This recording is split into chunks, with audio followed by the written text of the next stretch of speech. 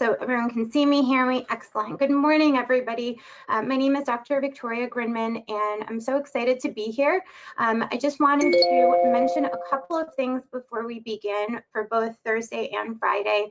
I am toggling two different screens. The one that I'm looking at is probably not the one I'll be looking at during the presentation. I'll be looking right over here because I have my notes and I have some things that I want to make sure I get through with you. And so if you do see my eyes going a little bit lower and forward, it's because I am toggling two different screens. Also, I will introduce myself, but I want to make sure that we also know that I would like everybody to have the function of being able to come on, unmute themselves and speak.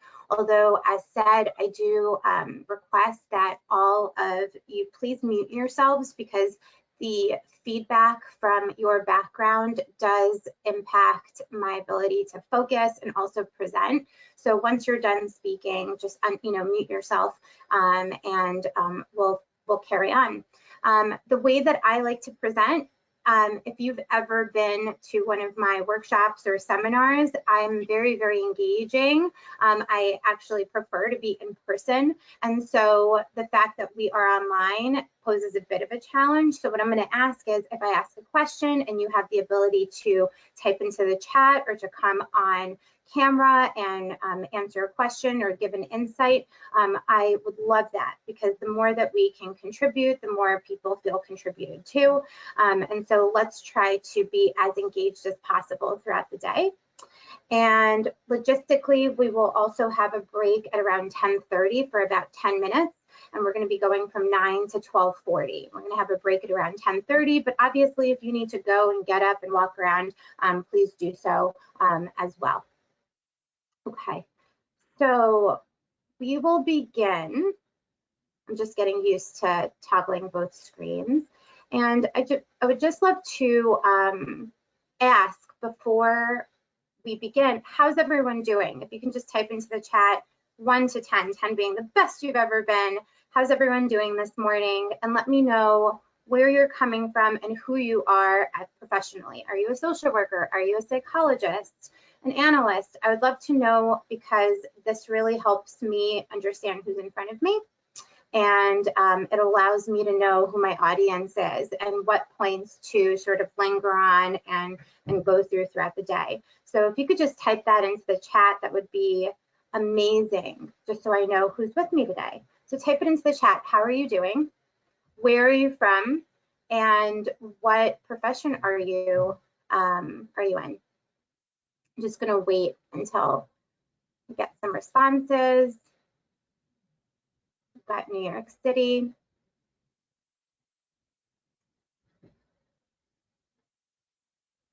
Josie, you're tired. Got it. Finally, you're a psychiatry resident. Amazing. Thank you so much for joining from Canada.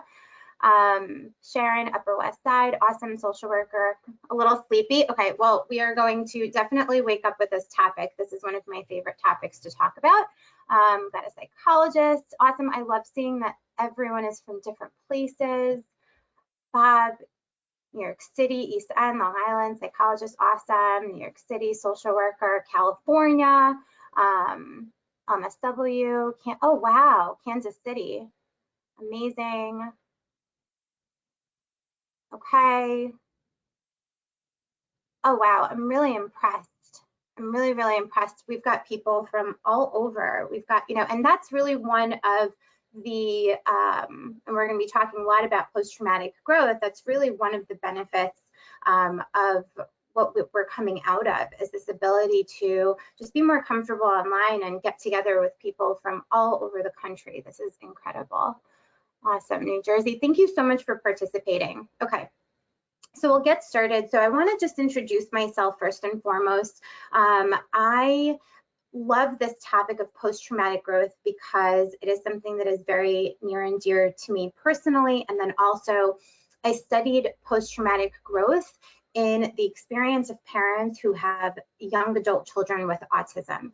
And that is a whole other story of why I became interested in that. But a long story short, I realized from a very, very young time in my career that there were parents who had children with autism that were thriving, and then there were parents that were not thriving, and it really impacted their own experience of parenthood as well as their children's outcomes. And so for many years, this was always something that was very intriguing to me. What makes one parent thrive while the other one is not? And this, of course, impacts so much of the outcomes we see in children, and so it's something that became, just kind of manifested in my own work and in my own research, and it became something that I ended up researching and studying for my doctoral journey. And so today we won't be talking too much about that specific research, although I'll give some examples, but I'm happy to answer questions. And really what we are going to be diving into is the concept, process, and journey of post-traumatic growth that is possible for a lot of the people that we work with. A little bit about me. I am a licensed clinical social worker. My doctoral degree is in social work. And for many years, I worked with young adults, children, teens, families in a premier school for kids with special needs. I also did a lot of coordination work for programs for people with disabilities. And then I went into private practice, and I've been in private practice for a few years now. I was an adjunct faculty member of Boston College and Columbia University and Adelphi University. And so those were things that I really enjoyed doing as well. And currently I have a private practice in Great Neck, New York, and from my living room, since during the pandemic, we did a lot of that. And I also am a speaker for obviously here with Object Relations Institute, and also for PESI. Some of you may have gone to different seminars with PESI, and so I'm a speaker for them as well, and look forward to starting and travel nationally doing this stuff again, because it's really wonderful meeting people like you all over the country and all over the world. Okay, so if anybody has any questions before we begin, please type it into the chat or unmute yourself. Anything that's lingering there before we begin about my background, about who I am, anything like that. And if we're good to go, we will start. Okay. Yes. Okay, somebody is unmuted. Is that Ina? No, that was a caller and I muted, so I will mute everybody, and if you're not muting yourself, so we have a good audio. Thank you. Awesome. Yeah, I can't toggle the audio, so if you could do that throughout, that would be great. Okay. So I'm just trying to see how I will be toggling this. Okay, so what I would love to know, and just do a temperature check with everybody, how much do you actually know about post-traumatic stress, about post-traumatic growth? We all know about post-traumatic stress. We've heard about it. We work with it, right? But how much do you know about post-traumatic growth? If you can answer in the chat, that would be great. That way I can just see what everyone is working with here.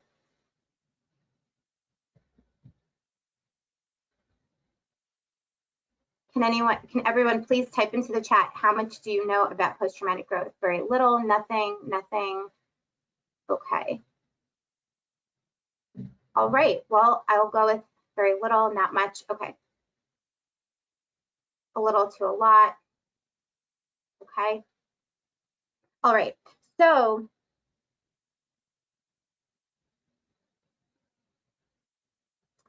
all of you in your packets received a document called Poetry Bazaar.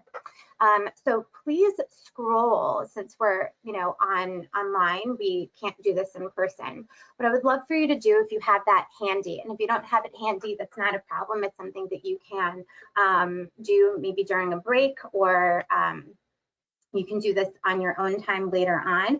What I would love for you to do is to scroll through this, what I would call virtual shop, right, for a poem or a saying or a phrase, any one that I have, placed on that sheet that grabs you. And what I mean by that is you're looking at it, you're reading it, and it's something that really just kind of sticks out to you. It grabs you. It, the quote or the poem or the saying really, speaks to you in some way. So if you could do that, that would be great.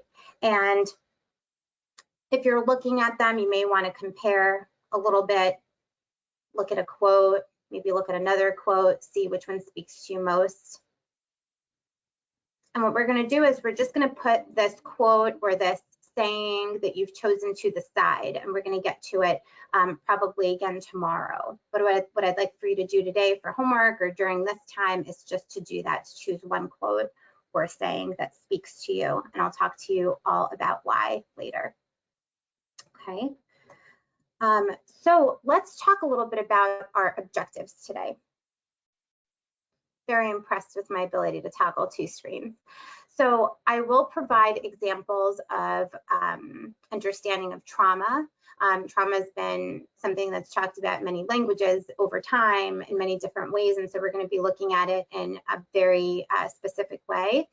Also, its impact on the physical and psychoneurological health of the clients that we have, and both the negative and the positive aspects of trauma and stress. I'll also explain the brain-mind mechanisms. So we're going to be talking a whole lot about, the neurological aspect of processing trauma, and also for supporting clients. And those are things like neuroplasticity, neurointegration, synaptic pruning, and all those other things related to the neurological aspects. We'll also analyze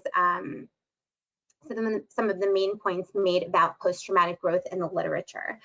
So I'll speak to you a little bit about what do we know about it and how has it been studied, and also the growing research, and also the most important thing as well, especially as we look at the diversity related to post-traumatic growth and how culture impacts assessment of both trauma and post-traumatic growth. That's very important as we connect about that.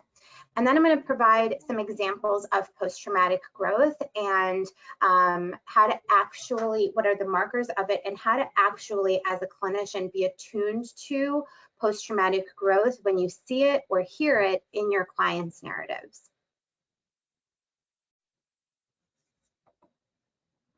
And then I'll also provide some examples of course, hands-on examples of how you can actually help foster and nurture post-traumatic growth inside of your relationships with clients as you're working with them. And then finally, I'll share some specific strategies, and it depends on how much time we have. I'll get into all of them or some of them, but I will give you all of them through presentation and PowerPoint, and we'll get into them hands-on as well tomorrow. Ways that you can actually help nurture and foster post-traumatic growth in your sessions. And post-traumatic growth has different aspects to it. So I will actually talk to you about all the different aspects, all the different domains of post-traumatic growth, and then how you can use different tools in your practice to help nurture different domains of post-traumatic growth inside of the narratives, the experiences of your clients. Okay. So let's get to the fun stuff. What I'm going to do actually is I'm going to see if I, of course that went away. I'm having some technical issues. Give me one moment. I have to bring up.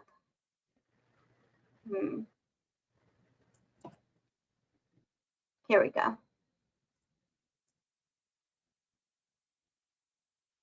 Play from start.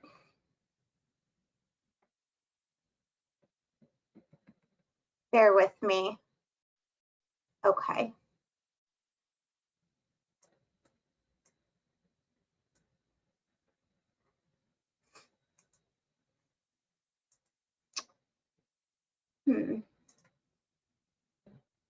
This is a little post-traumatic growth for you. Some trauma related to how we're doing. Okay. That is not where I want us to be.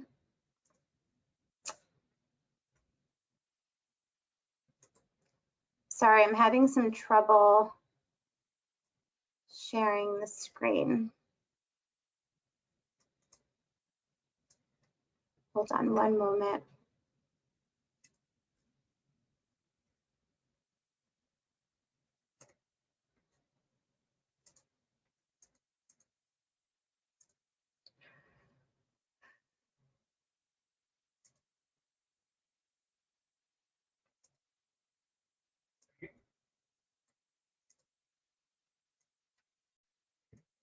Would you like me to share the screen?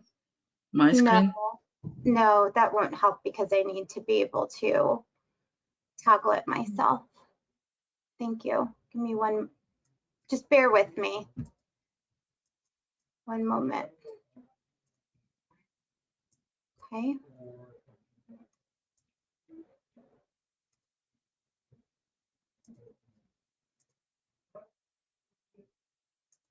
Okay.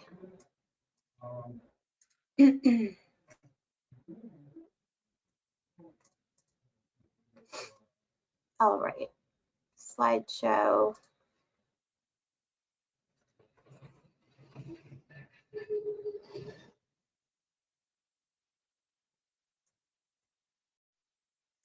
What I do need is to share it now. Okay.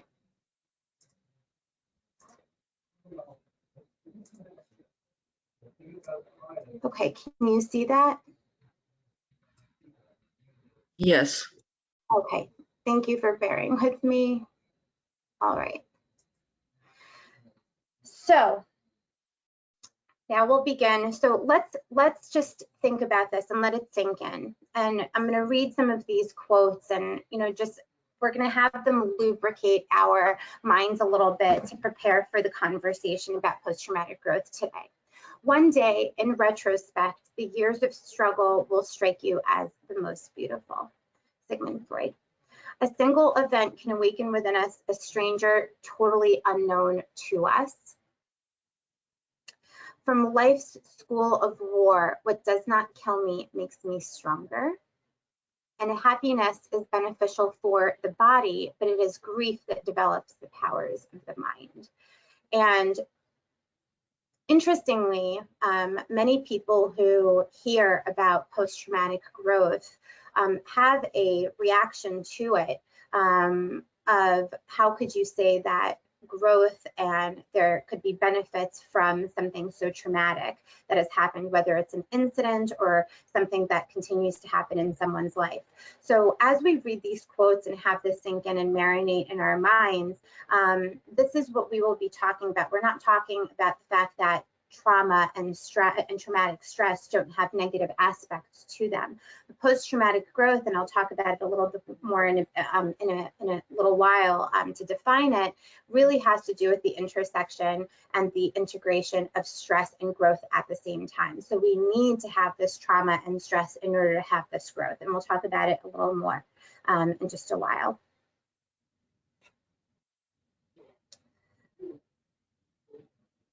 So let's discuss a little bit about the about what trauma is and what trauma is not. So trauma is in Greek means wound, and it's often the result of an overwhelming amount of stress, right, that exceeds a person's ability to cope, or is something that doesn't allow a person to integrate their emotions that are involved in the experience that they have. So psychological trauma is a type of damage to the psyche that occurs as a result of a very severely distressing event or something that happens over and over and over. And we talk about ACEs, adverse childhood experiences, those kinds of things. So traumatic events that we're talking about have to do with physical, sexual abuse,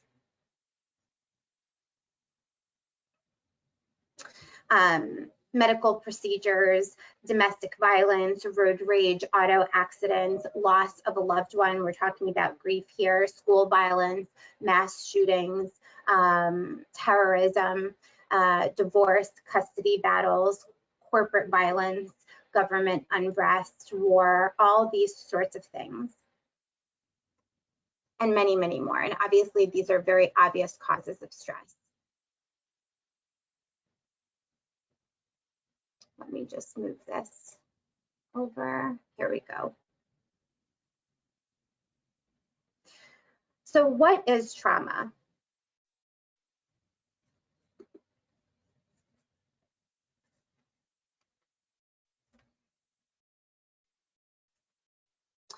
Trauma is unexpected, and it's also out of the ordinary, and it creates long-lasting problems and substantially interrupts personal narratives that a person has. And the reason it's important to recognize that trauma is often unexpected and very shocking is because the way that trauma, in order for it to elicit growth, it must be something that is big enough and severe enough that it actually creates some sort of disruption. And so many of the traumas that we're talking about are things that people never thought that they would experience, never thought that they would go through. And so let me just read the above. Trauma brings the scaffolding crashing down. The scaffolding of that we're talking about is the idea that we are invincible, that if we do well, that things that are good are going to happen. If we are good people, nothing bad will happen to us. All of these assumptions that we have, and we'll talk a little bit about it a little more later, all these assumptions that we have about life, when trauma happens, they get, they break, right? And we don't have this scaffolding anymore. So the scaffolding crashes down, exposing us to the stark reality of our existence, namely that we are frail and mortal, right? And this comes from Stephen Joseph's book, What Doesn't Kill Us, which is a very good book related to post-traumatic growth.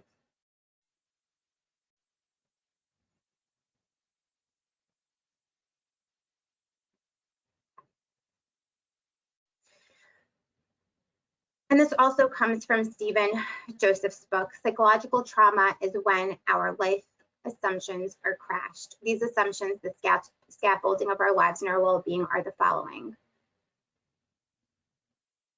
The world is benevolent. The world is meaningful, controllable, predictable, and just, and we are invulnerable. And we are worthy, decent, and good people who deserve the good happening to us. So again, to reiterate, we have these beliefs as adults. And when trauma happens, usually it happens when, and we start thinking, you know, why do bad things happen to good people? Why did this happen to me? I did everything possible for this not to happen, right? So when we have these assumptions and something happens that interrupts those assumptions, that's when we are shocked. That is when an event or a condition that we are living in becomes very traumatic to us. So in this next slide, let's look a little bit at the prevalence of trauma and other statistics. We're not going to go through the entire slide, but this is just a demonstration, a visualization of how much trauma is happening and how many people are impacted by it. So for example, an estimated 70% of adults just within the US have experienced a traumatic event at least once in their lives, and up to 20% of these people go on to develop what we would say is PTSD, right? So an estimated 5% of Americans, more than 13 million people, have PTSD at any given time. So this is just a demonstration of this idea that if we're working with people, I always have a view that it's always a trauma-informed view. When I'm working with people, I always think I'm working with a possible trauma survivor. And for those of you that are, you know, veterans in your field and you have been in the field for quite a while, as I have, you know that sometimes we don't even know all the facts of someone's life or all the things that have happened to them. Sometimes they don't even remember some of the things that have happened to them. So we sometimes don't know until much later on in our work with people whether or not they were a victim of some sort of violence or they have experienced some sort of trauma. So always looking at someone that we're working with as a possible trauma survivor is a good rule of thumb for me and something that I go by. So here we have the many faces of trauma. I really like this wheel. So let's go over it just a little bit. In addition to what you see here, so there are, can everyone see this? Yes, okay. So the wheel shows the very different things that could be happening that could be considered trauma. We've got gambling, pain addiction, hair pulling, religious addiction, relationship addictions, self-mutilation. So all these things that you see on the wheel could be different faces of trauma. In addition to this, trauma refers to very extreme unbearable stress. There's a threat to life or bodily integrity or sanity. So it's not something that just happens and, you know, somebody is stressed out. Trauma is something that actually interrupts, sometimes depending on the age of the person, the developing brain. Trauma is something that impacts somebody's complete life narrative and their ability to identify with themselves as they are. And trauma is something that really does create an interruption in an identity that someone has. And it is very subjective. It often results in feelings of being very vulnerable, helpless, and fearful. It interferes with relationships and it affects fundamental beliefs that people have about themselves and other people, as well as the world and their safety in the world. And it has many faces, as you can see on this wheel. And it causes people to really question themselves and their place in the world. And so we also talk about the fact that it interrupts self-agency and the ability for someone to feel that they have an impact on the world or on other people, or that people have an impact on them, or anything that happens in the world has an impact on them and their well-being. And it also interrupts the nervous system, which we'll talk about in a little bit, and how it is that the body responds to this traumatic stress. And trauma is when the peace of mind you deserve in the present is held hostage by the terror of your past. I often say to my clients, and I just said it to someone yesterday, that our past certainly does impact who we are today, but it doesn't have to necessarily define us. And for someone who has experienced, and I'm thinking of a specific client that I have, who's experienced something very, very traumatic from a very young age, maybe 8 to 13, she experienced molestation by a religious figure, and saying to her that her identity is not wrapped up in what's happened to her. She was ready to hear that in our work together, and we're moving towards, seeing nuggets of PTG, of post-traumatic growth within her narrative. It is like a light bulb that goes off for someone. They recognize that the trauma and what their body is doing, constantly defending and protecting them, does not have to be the way that it is today or moving forward. And so that's something that is very sometimes difficult for people to hear, as well as liberating for people to hear, and very empowering. And trauma is very universal. Let's talk about that. It happens regardless of someone's age, culture, gender, or class, and it's a life-shaping event. We've got acute trauma, which is a serious injury, or someone facing a serious threat or a violation of personal physical integrity to someone, or these experiences are very terrifying and horrifying, and people feel helpless. We also have chronic traumatic experiences. Those are exposures to traumatic experiences that are usually associated with very prolonged periods of time and intense anger and frustration and fear and loss of trust in others and decreased sense of personal safety, anger, guilt, shame, all of those things. And it does not affect everyone equally. And this is partially dependent on someone's age, their development, their gender, existing risks, their strengths, the kinds of protective factors that they have in their life, as well as social supports. So how trauma is processed, how trauma impacts someone, and how trauma is experienced by someone are all very, very unique to the person experiencing it. When we hear about someone's experience, it is their experience. It is not a general experience of someone experiencing that. So for example, a person who is going through their journey of breast cancer is going to have a very different experience than another person going through their journey of breast cancer.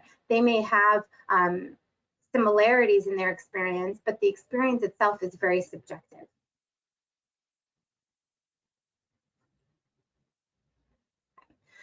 And trauma is a spectrum. And so people experience different things, from the world that is shattered to the new one that has a new meaning and is worth living, right? And so people experience all sorts of things: shame and self-hatred, panic attacks, emotional overwhelm. People are experiencing self-destructive behaviors, chronic pain, loss of interest in doing certain things, irritability. And you can see that a lot of these symptoms of trauma are actually symptoms of a lot of the diagnoses that we see in the work that we do, whether it's depression or anxiety. So people who are experiencing different symptoms could be survivors of trauma, and it's manifesting in all of these different ways.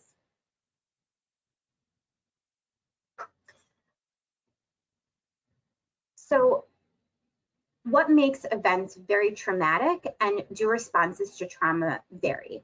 So traumatic experiences are sudden. Usually they are sudden, they're unexpected, and they're unusual. They're not something that people think is going to happen to them.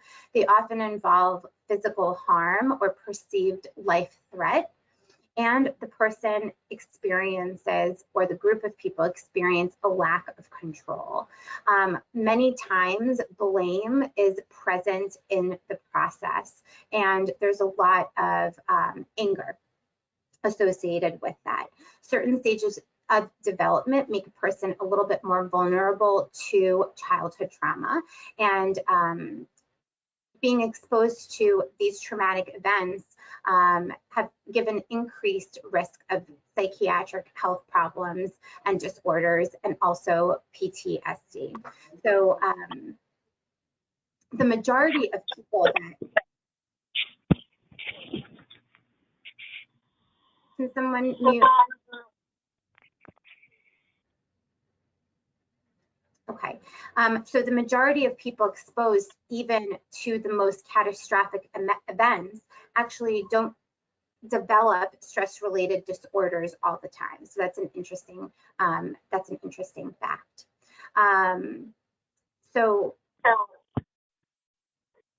can you please mute whoever is unmuted?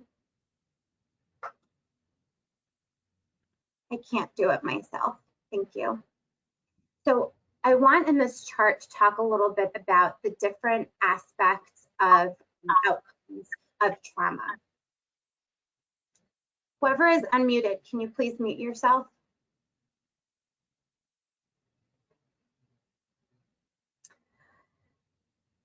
So as you can see on this chart, you have level of functioning on one side, and then you have overtime on the other. So if you imagine somebody is living their life and they're having a normative life experience, yes, things are happening from day to day, some stressful, some not, some good, some bad, and then they experience an adverse event, a traumatic event, whether it's a car accident or an event that's happened interpersonally.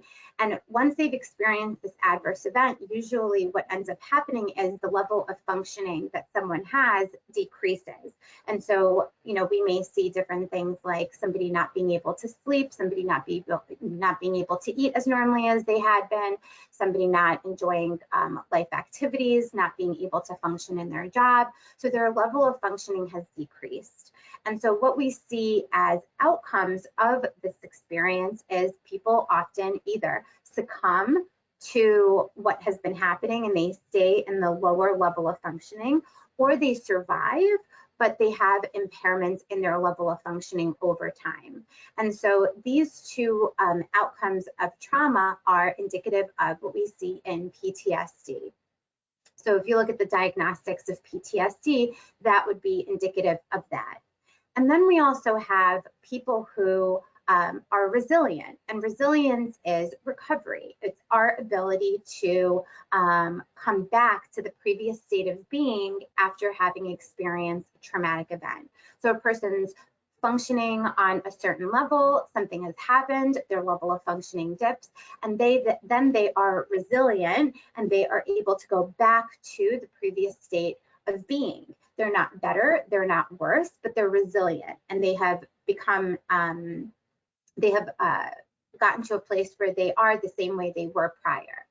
And then, as you can see, we also have thriving. Thriving, you'll see, is above the line of resilience, and thriving is indicative of what we talk about in post-traumatic growth.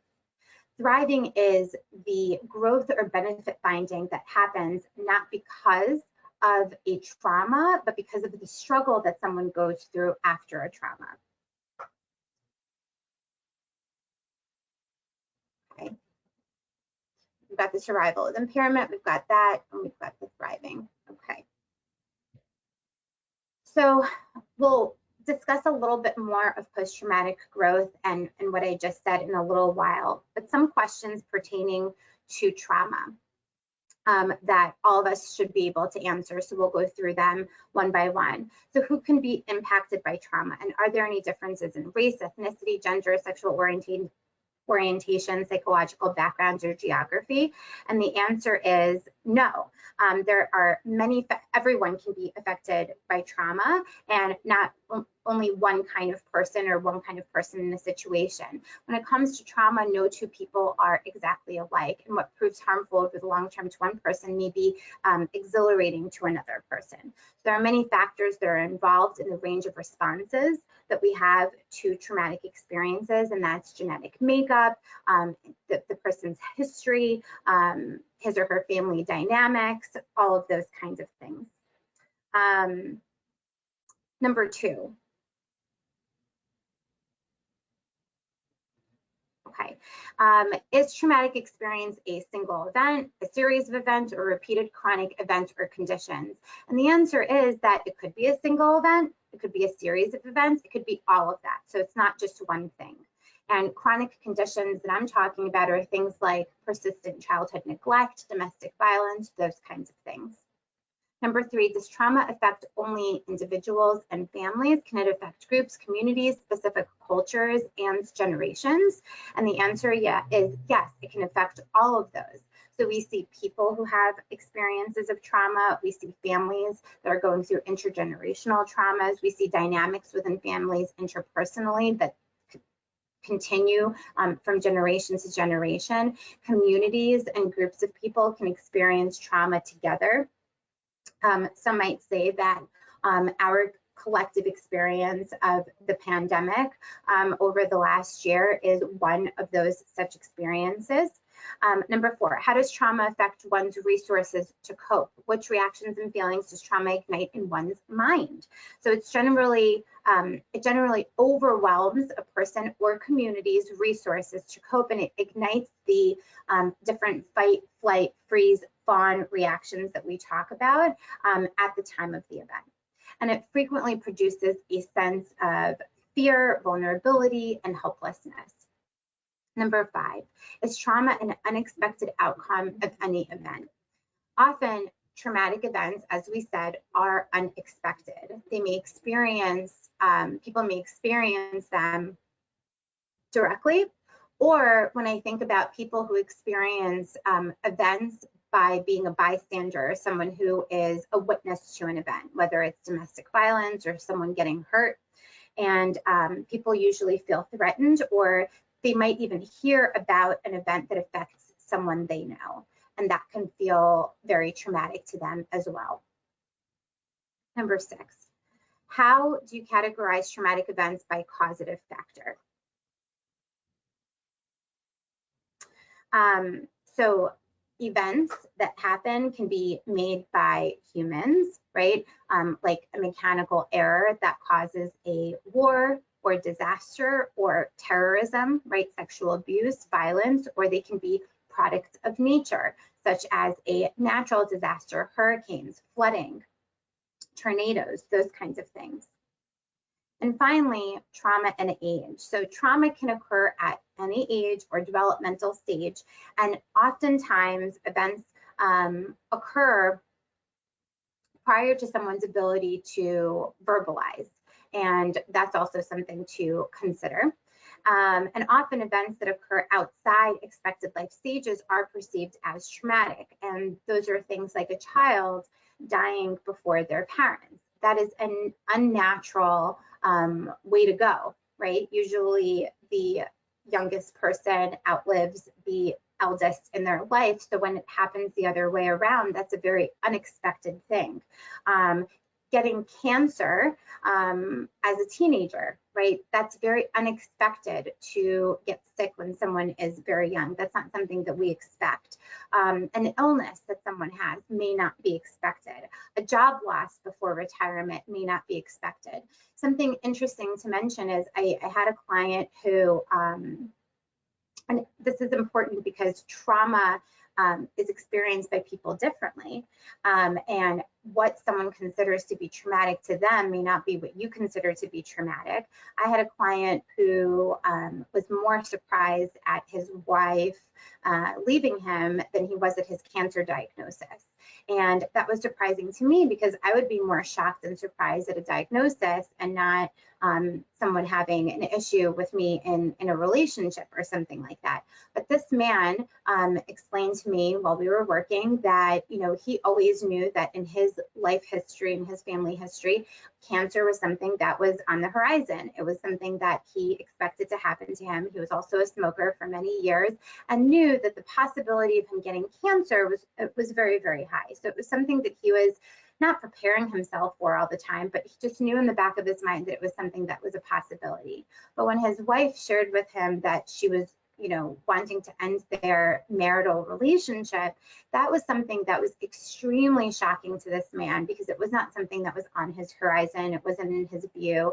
He had shared with me that he always thought that they were going to be together, that marriage was forever. He grew up in a generation where he was very traditional. And so that was more shocking to him than the cancer diagnosis he received that was terminal. And so it's important to not assume what is traumatic to someone and what is not. It's always good to ask and explore and take on a lens of curiosity. And that's actually something as a expert companion, which you are, which I'll talk about in a little bit, that's something that we do is that we take on a role of curiosity with the people that we work with rather than a position of assumption of what might be going on for them.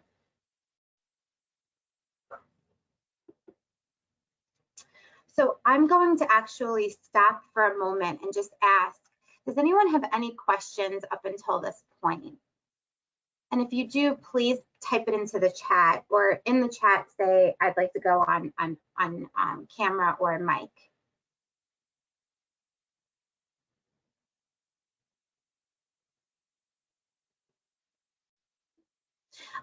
So Mike has a question, where does denial and so I will also say whatever questions you ask, I will try to answer to the best of my ability.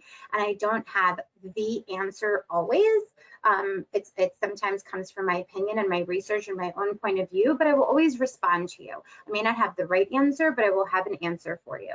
So Mike asks, where does denial and repression come in? Are they a response to trauma or a coping mechanism? And I would say, in my experience and just thinking about it, it can be both, right? So when we are experiencing something that overwhelms our ability to cope in our own bodies and also the way that we think about things and the meaning that we have about things and the meaning of them in the world, our ability to do that is overwhelmed. We're not always able to do that well when we're experiencing trauma. And so when we're repressing and we're denying, denial is a low level energy of dissociation. And dissociation, we know, is a protective mechanism that we go into when we're experiencing something so terrifying that our body is overwhelmed and can't handle it in the moment. It dissociates, right? It's a mechanism that happens without us even having to think about it, and our body just gets into this mode of doing it. So I would say that it is a response to trauma, so to speak, but also something that happens as a way to help protect us and to cope with what's going on. Because sometimes it is so overwhelming that it's impossible to kind of grapple with all at the same time. I hope that answer helped. Okay. Any other questions? No other questions for now. I have a question. Okay. Just so you know, on my screen, it's very hard for me to see people's faces. I don't see anybody just because I'm so. Sorry, I've got to turn my camera on. I'm having trouble with that. Yeah, I'm on now. Hi. Oh, great. Okay. I'm just trying to move so I can see some of your faces. Okay. Yes.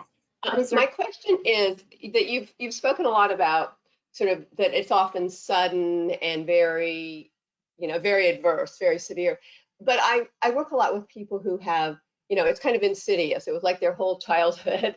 And so it's not, and also about the collapsing of the scaffolding. There kind of never was any scaffolding if you've been abused, basically from the get-go. And I don't know, I just wanted to, could you just comment on that? What is the question? The question is, I just keep feeling a little like that's sort of getting, I guess I feel like that's getting neglected or something, that it seems like that's a different, you didn't have any scaffold to begin with, if that's true for somebody.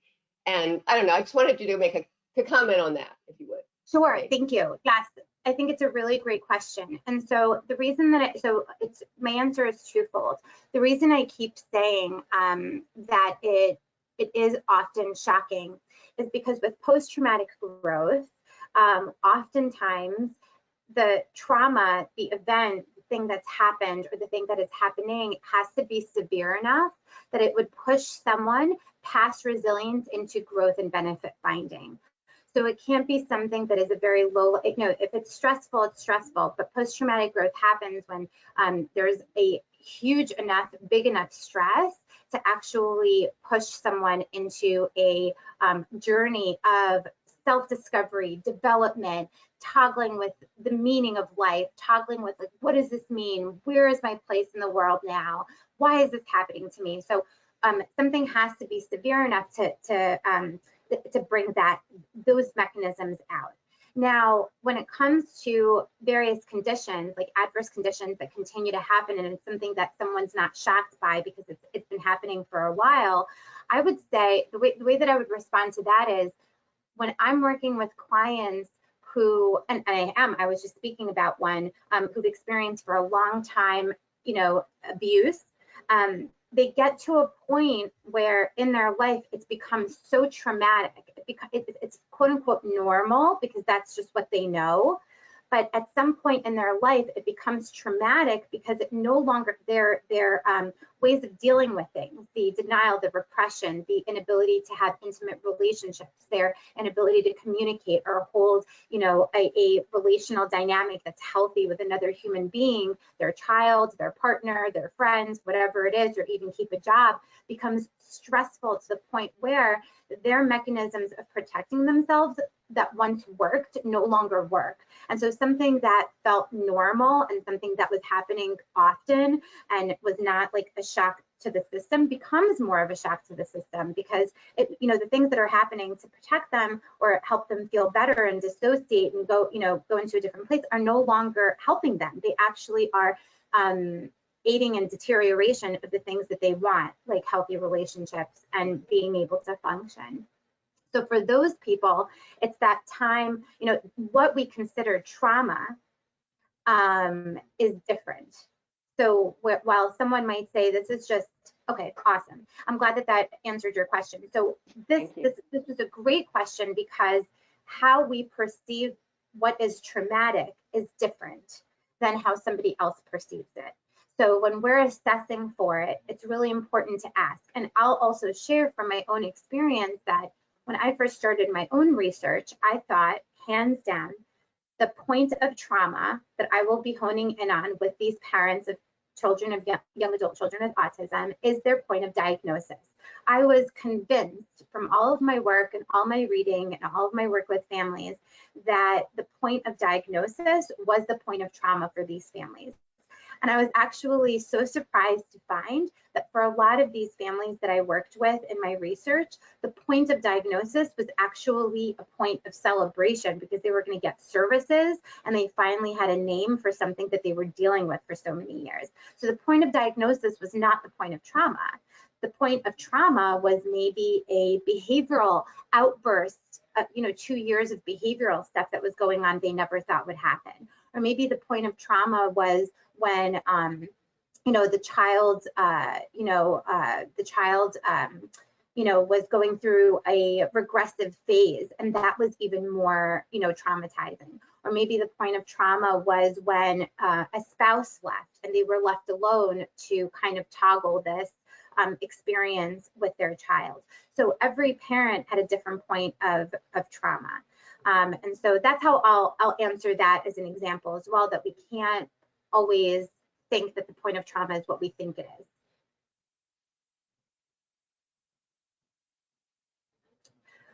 Another example, they keep flooding my mind, is when I was in Boston and I worked with a client who was sex trafficked by her own father for many, many years. And it was a very, very political thing as well. And for her, the point of trauma was actually getting out of the situation with her father, and not so much that it was happening day in and day out, because she was experiencing this way of life, as she called it, for many years. And so it was very normative to her. But the trauma came from the experience of actually getting out of and trying to leave the situation that she was in. So that's just another example of that, where it's shocking, but something else that we think would be shocking, more shocking, was not for her.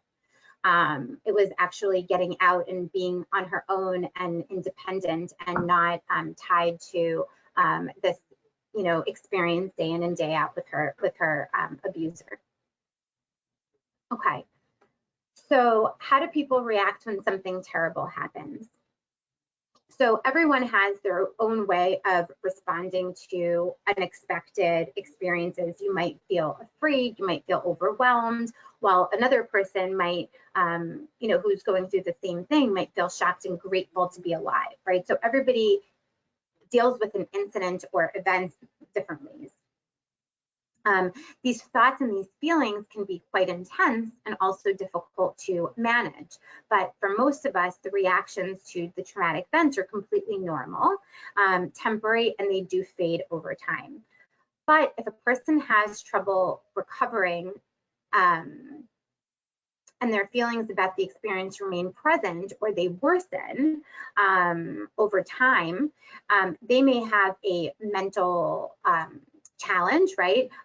Mental health challenge that we would consider to be post-traumatic stress disorder or any sort of post-traumatic stress experience in their body. So post-traumatic stress disorder is an extreme reaction to trauma that can change how a person thinks and feels, how they behave, and how they react to what is happening for them. And it causes them considerable distress or affects their ability to function. So when a person, when a trauma, leads to what we would say is PTSD, damage may involve things like damage in the brain itself, to the nervous system, the chemistry in the brain, which can change a person's overall response to other stresses and other stressful events and traumatic events that happen. So how are things supposed to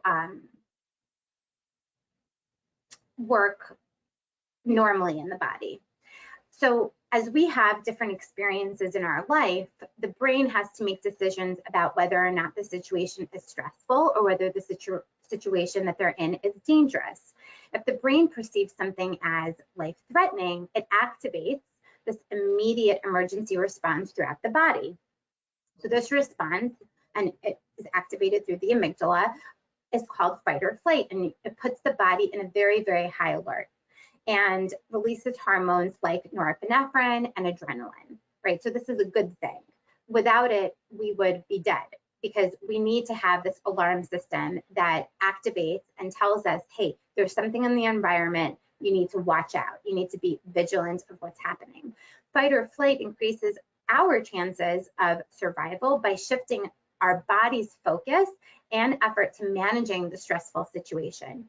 When your safety isn't at risk anymore and the threat is gone, then the brain shuts down the stress responses and you're able to return to a normal state of being. But what happens when things actually go wrong? Because that's how the body reacts normally and in a healthy way. But what happens when things actually go wrong? Sometimes when you have an experience that's extremely terrifying or chronically stressful, the brain overestimates how much danger you're in and your stress systems malfunction. That's what we mean by the body becoming overwhelmed, and the ability for us to deal with these things becomes overwhelmed. Instead of returning to normal over time, the body stays on high alert and keeps releasing stress hormones. And when this happens, different areas of your brain start to make mistakes because they interpret the world around them and tell the rest of the body how to respond.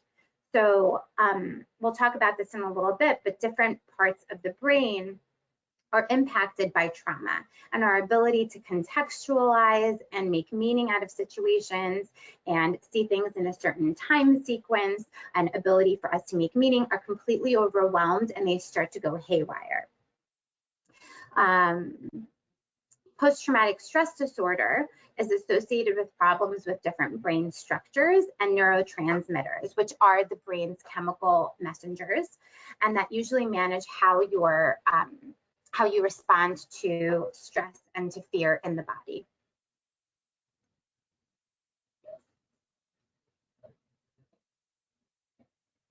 Okay. So let's talk a little bit about normal perception processing and PTSD malfunctions in the brain. So if we look at, I know that it's a little bit hard to read, but I'm going to actually, let me see it. Okay, I'm going to actually read what is on this chart. So the amygdala. When the amygdala, which is a part of the brain that's responsible for the fight or flight mechanisms, fight, flight, freeze, fawning, it's our stress response. When it fires normally, it sets off the fight and flight response to danger. In a person who's experiencing post-traumatic stress, for example, it sets off fight and flight response to memories or thoughts about the danger. So a person might not be experiencing the thing in the moment, but they are experiencing it as if it was happening in the moment because the amygdala is working that way. The other part of the brain, the hippocampus, when the hippocampus is working normally, it transfers and stores information into memories. It's our memory center. In a person who's experiencing post-traumatic stress disorder, it stores memories incorrectly and affects memories retrieval. So a lot of our clients may not remember what happened to them. They may not remember when it happened to them.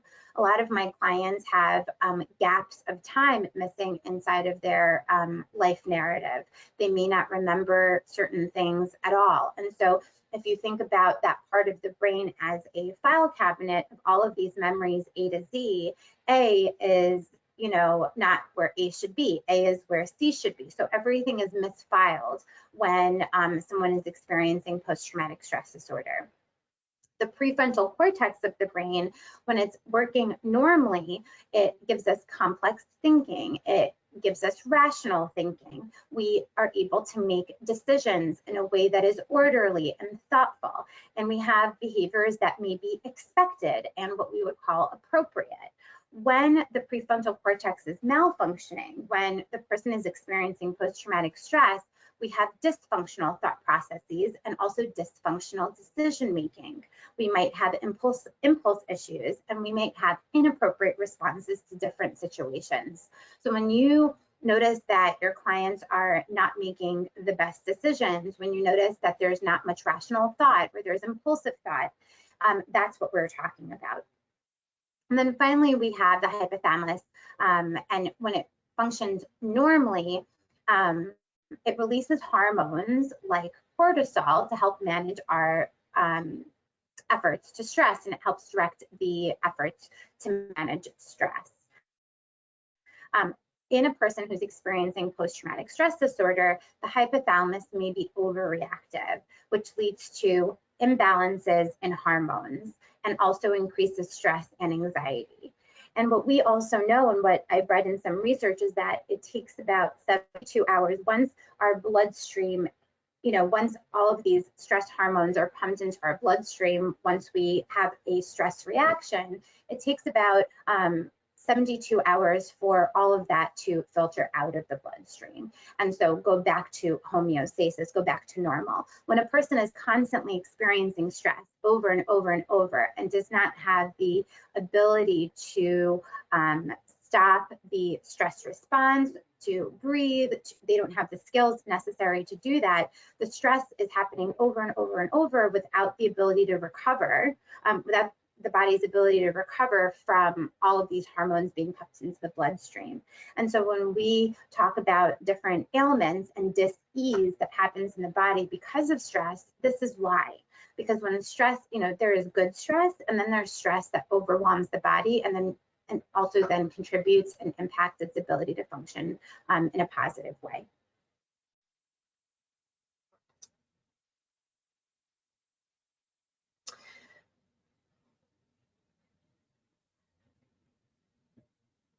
Okay, so let's just go over some, I'm just toggling two screens, so bear with me. Okay, so let's just talk a little bit about the symptoms of PTSD and reactions of one's mind and body. So the four main symptoms of PTSD that last at least 1 month.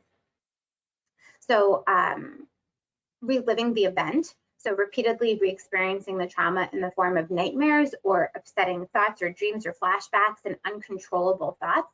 When this happens, the body often reacts by activating the stress response, the fight or flight, freeze or fawning. Then we have avoidance. A person might avoid anything related to the trauma or the event that's happened, and this includes avoiding situations that could potentially trigger flashbacks or uncontrollable thoughts. People might avoid places or people or different activities that remind them of what happened, and they suppress feelings or thoughts about the trauma. People might experience hyperarousal. So hyperarousal being having a heightened physiological arousal and increased reactivity to different stress and trauma. And people with hyperarousal may actually be jittery and are startled easily. They often have problems with concentrating, being able to finish a task, being able to manage different things day to day, because they're constantly on high alert and looking for danger or looking for something to react to. Notice that a lot of the people that we work with might be very impulsive to react. They might be what I would call walking reactions to everything that happens to them, because it's almost a preemptive response to something that's happened before that they know will happen again. And so it's like a broken record that keeps happening, where they keep responding to perceived stress. And hyperarousal often leads to irritability and also trouble sleeping, which of course then affects us physiologically, psychologically, in all of the ways. And then finally, people are having changes in thoughts, feelings, and beliefs. For example, they feel sad, they feel anxious. People might be afraid most of the time. They become emotionally numb. They lose interest in activities and relationships, thinking of themselves as mad or as if they're a very guilty person, believing that the world might be scary, a dangerous place, and that other people cannot be trusted.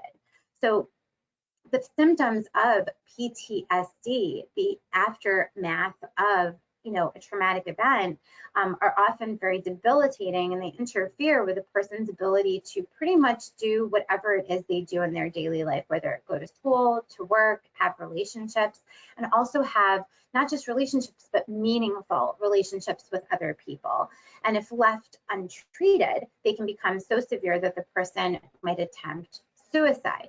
I go back to a person I'm working with currently who does not, has attempted suicide in the past and does not want to die. But she also says that while she does not want to die, and she has tried to kill herself and it wasn't successful because she doesn't feel she really wanted to die, she doesn't know how to continue living her life being part of an identity that was abused for so many years.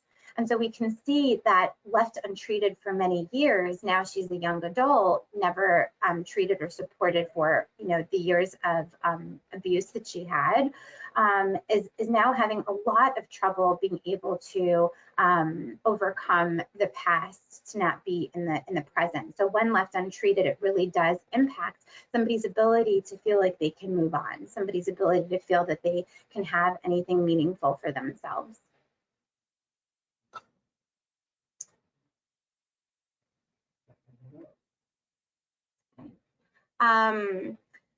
Let's talk about this. I love this quote by Maya Angelou. People will forget what you said, people will forget what you did, but people will never forget how you made them feel, right? So when we work with trauma, we work with emotions. So here you have two pictures. The left picture is a schematic of how our internal emotional world works. And the right side is a computerized brain image that shows these connections. The left picture only partially shows the parts of the brain involved with emotions. So we talked about some of them just now. The hippocampus is part of the brain that processes and lays down the memory. It's kind of like a seahorn structure that's deep inside the brain on both sides. We have the sensory cortex, which is in the higher functioning part of the brain that connects all the information from everywhere. So from our internal organs, from the outside of the person, all that information is analyzed there. Then we have the thalamus. The thalamus is the main hub for sensory information about where we are, how we feel, our joints, for example, internal organs, and all of those things. We've got the hypothalamus, which sits underneath the thalamus and is the manager or the CEO of the endocrine system and also stress hormones. We have the septum that's involved with emotional regulation. We have the prefrontal cortex, which is the analyzer and the decision maker. We've got the brain stem, which is the lower part closer to the neck of our brain, and it connects the brain with the spinal cord with the body, and it's included in the autonomic center from breathing to our heartbeat, and it gives that autonomic work. And what do we mean by autonomic? It means it just happens automatically. It's not something that we have to think about. Our autonomic nervous system happens without us even having to think about it or to blink or to do anything. It just happens on its own. And it's beautiful. It's a beautiful thing.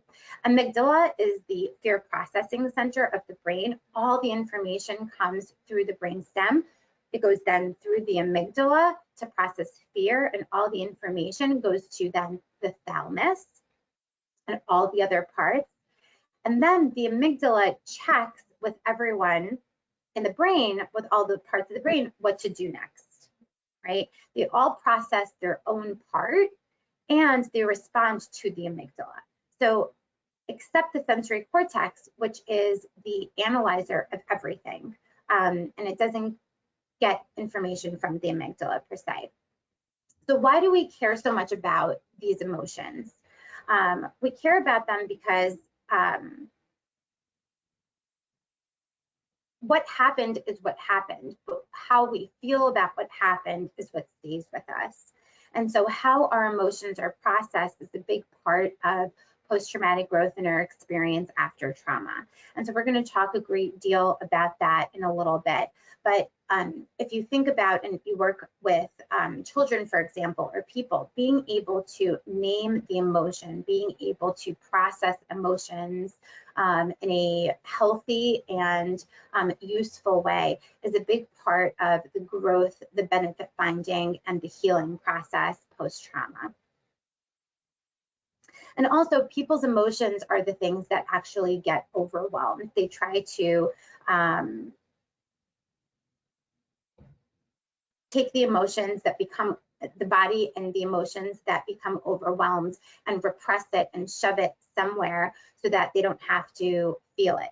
And so emotions are a very, very big part that we need to explore, because that's the thing that people have the most trouble with post-trauma, is actually processing what happened, processing their emotions. Instead, they tend to kind of sweep it under the rug, or shove it down, or we start to see different things like addictions come up because people are trying to either drink or eat or drug their emotions away.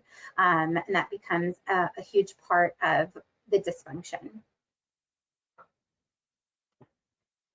Okay.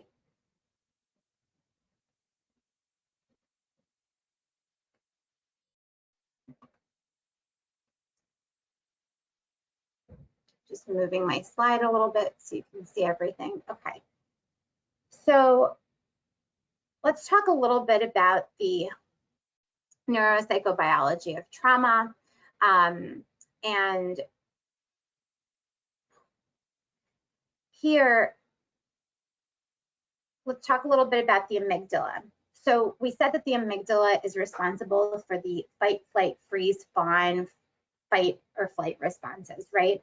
And it's a paired almond-shaped collection of nuclei in the temporal area of the human brain that's considered the place for processing fear. And why is fear so important when we talk about trauma? Because fear is the primary emotion of trauma. So although the amygdala is well known for its role in fear responses, the most recent research has found that it's active not only when one is experiencing something aversive, but also during positive experiences. So this has led researchers to really expand the role of the amygdala to include assigning positive value to stimuli in the environment, as well as aiding in all of the consolidation of memories that have come that have some strong emotional components. So when that component is positive or negative. So our understanding of the function of the amygdala is still very much evolving, and we likely have much more to learn about it. And here you have another picture. The fear memory. The fear memory changes our orientation reflex, so our ability to recognize danger in a timely way, and our protective reflex, the ability to respond appropriately to danger, which is a big deal in our survival and our ability to run away and survive. Okay. This slide here is also a great one, and it's depicting the traumatic event and the continuum of the experience. So here we can see that the relaxation response is altered. So in the continuum of experience, there's a traumatic event, and the trauma bubble is walled off from cohesive narrative of self. So whatever it is that happens actually interrupts our ability to have a cohesive narrative of ourself. This goes back to the example of the client that I'm talking about that is disintegrated. She does not feel that she has an integrated or cohesive understanding of herself. And then you can see the curve, the assessment of danger, and then the relaxation response. So if you notice an animal, so an animal assesses their environment, there's a heightened response to it, right? It's going up, and then normally there's a relaxation response. Once the animal notices that something is not, going on, that they're okay, then then the response kind of comes down and there's a relaxation response. But traumatic events cause a disruption in our ability to then relax. It causes that break in the orienting response.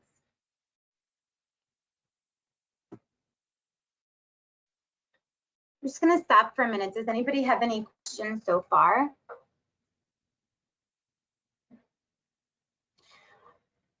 Mike, you've got some great questions.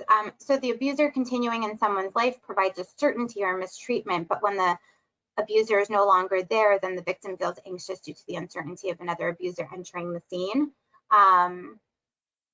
So my response my response to that was more about, it's not that the victim feels anxious due to the uncertainty of another abuser entering the scene, but when the person that I was talking about, who is a victim of sexual trafficking, she was more anxious about not having that part of her life. There was a lot of identification with her abuser and a lot of identification with what she was doing and the place that she had in the world in her life.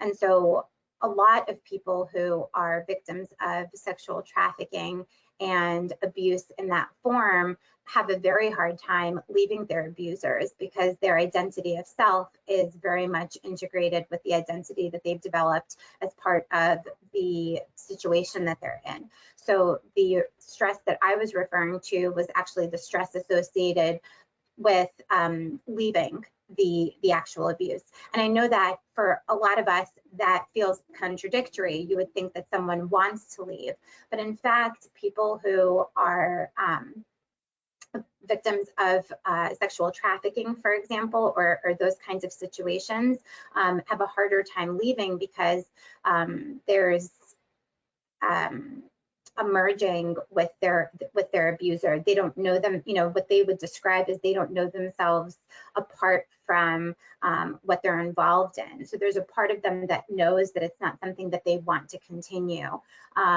doing or being or experiencing, and at the same time they have a hard time leaving as well. So that's really what I was referring to. The shock and the trauma was really about not being part of it, not knowing where she belongs. And also being afraid that if she leaves, that something will actually happen to her. For a lot of people who are sexually trafficked, the safest place for them is actually with the abuser, because they need to be alive. They need to stay alive in order to carry out the function. And so very often we're not so concerned about people, you know, being killed in those situations so much as being perpetually inside of those situations. I hope that answers that question.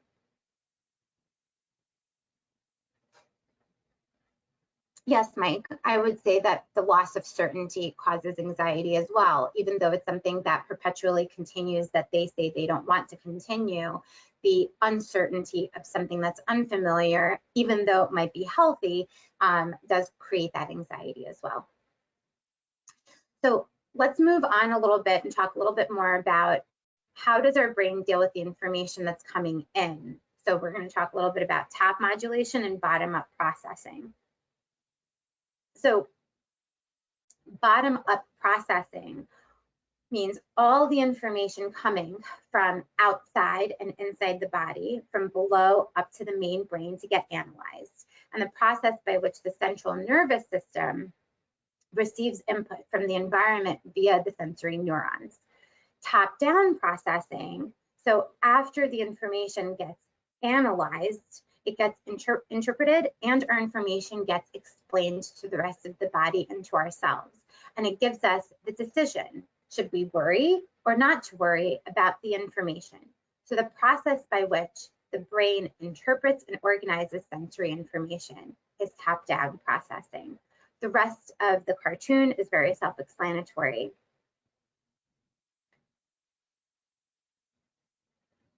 Okay, this is very similar to what I showed before. We have the hyperarousal and hypoarousal. Hyperarousal, there's a lot of re-experiencing of the trauma. The hypoarousal, there's a lot of depersonalization, derealization, and emotional numbing. If you're familiar with the window of tolerance image, where we have a window of tolerance, and above the window of tolerance, our ability to tolerate a stressful situation, we have hypoarousal, hypervigilance, a lot of movement, you know, really being on and re-experiencing. And then people might actually, when they're out of their window of tolerance, be in hypoarousal, which also is symptomatic of traumatic response, which, you know, a lot of dissociation, depersonalization, numbing, low tone, slowness, and sort of daydreaming, and you know, it looks very different than hyperarousal, but still is a response to a traumatic event that might have happened or experiences that a person is having. So why does our body, why does our body react to trauma? Because our brain has an extension to the body through what we call the autonomic nervous system branches. We have the sympathetic and the parasympathetic nervous system. And it exists in every major organ, performing often opposite functions. So the parasympathetic system helps us rest and digest, and it's responsible for the cool, calm, collected part of our being. And the sympathetic nervous system is responsible for the fight or flight reactions. And both are very, very important. If someone was always in sympathetic mode, they would constantly be reacting and in a fight or flight mode of reactivity. If somebody was always in parasympathetic mode, they would be, you know, maybe not having much initiative, or they would, you know, maybe be defecating everywhere, or not being able to really, you know, or having IBS symptomology, right? So in order for our nervous system to behave well, to behave in a healthy way, both parts of the nervous system, both wings, have to work together in an integrative way. That's the goal. So why do we have to actually involve neurobiology in this conversation? When trauma symptoms and different behaviors are viewed from a neurobiological lens, it highlights the human nervous system, how it's wired to respond to threat and also fear. And the use of negative labels decreases, and the focus is on finding ways to bring the nervous system back into balance.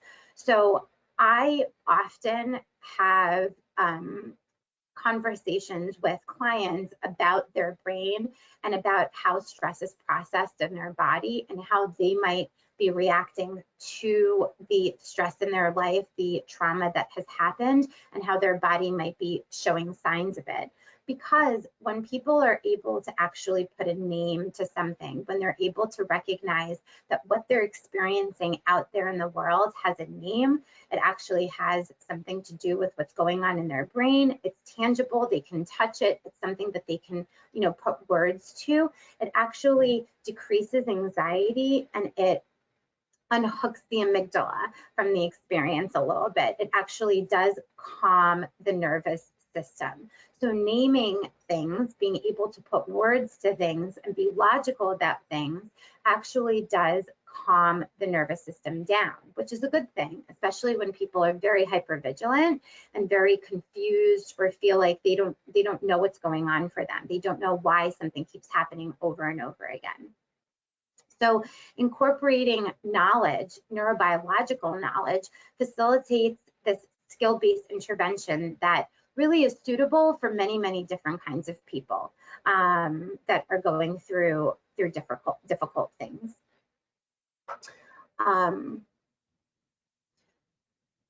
Here, this is a really great chart. Stress is biological. Trauma is psychological. So there is good stress, and then we have bad stress. So this is very self-explanatory, this graph, and it shows the chronic stress response of any person that experiences trauma and how the autonomic nervous system is involved in this process.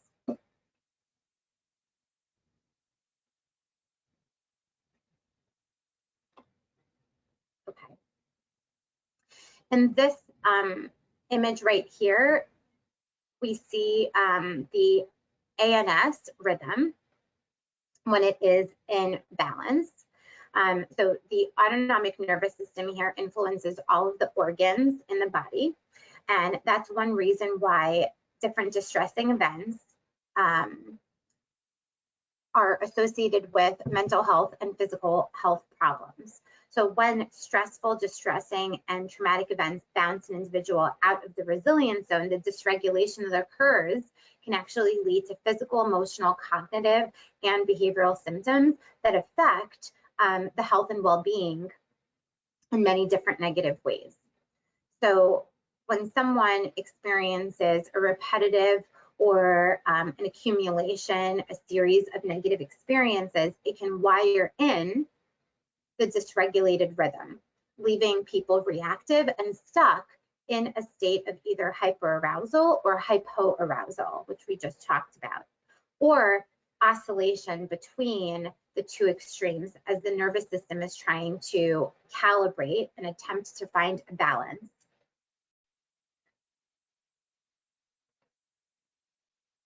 And this is figure number 2.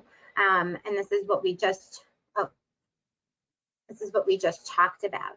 So as you can see, within the resilient zone, you have a distressing event or trigger that happens, and then people, go from hyperarousal to hypoarousal, and the nervous system is trying to find a way to balance and to react in a way that is within the resilient zone, or what we would call the window of tolerance.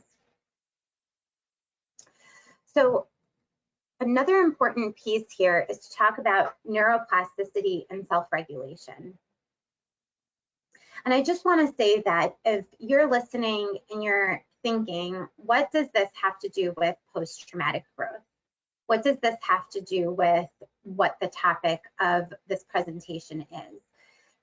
It's important to understand the way that our bodies and the way that our brains and the way that our mind processes these very, very traumatic experiences.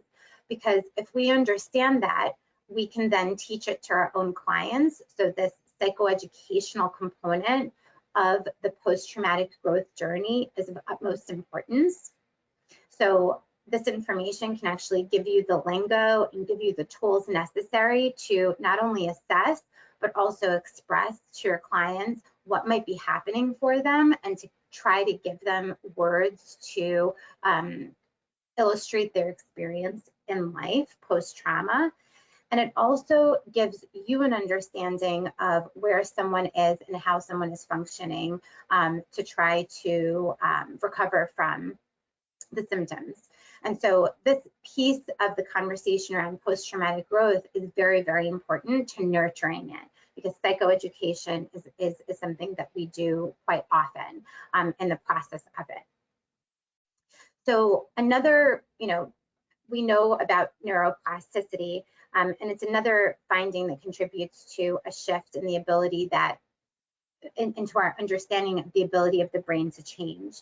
So in the past, the belief was that the brain was fully developed by early adulthood, and it's now broadly recognized that the brain's able to change over the lifespan, for better or for worse. And what neuroscience has actually shown, and it makes the difference in whether the plasticity change is beneficial or not, is how and what we pay attention to.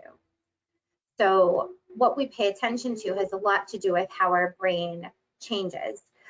Neuroplasticity can be enlisted in building pro-social behavior as well as emotional and physical well-being by skills that teach self-directed attention. So new neurons are generated and reinforced, neuroplasticity, during learning and practice. And a key element of learning comes from attention. So self-directed attention practices, which we'll actually be talking about in the second portion of this seminar, include but are not limited to meditation, mindfulness-based practices, and they've been found in hundreds of studies to promote improved health, improved compassion, improved self-compassion, improved self-esteem, confidence, improved relationships with others, collaboration, and all those other things. So when we are talking later on about ways to shift the narrative, because post-traumatic growth has a lot to do with shifting the meaning and the story around what happened. Neuroplasticity has a lot to do with that. It's our brain's ability to change. So an example of that, if anyone here works with people around parts work, whether you are familiar with schema therapy or IFS, internal family systems, or you just, do a lot of inner child work, how someone is thinking about themselves, how someone is thinking about the world, how someone is feeling about themselves and the world and others, has so much to do with the things that they tell themselves, the things that they choose to focus on over time. And the things that they tell themselves and focus on accumulates over time to build certain patterns in our brain and certain ways of being. And so part of the post-traumatic growth journey is actually shifting the brain and the mind. It shifts the way the person shifts the way that they think, the way that they do things, the way that they function. And neuroplasticity has everything to do with that. Anything that we do contributes and aids to neuroplasticity in our brain. So later in the seminar, I'll be sharing some ways that we can intentionally help people to shift things in their life, in their brain, in their mind, in the way they think and the way they do things. And a lot of it has to do with intentional practice.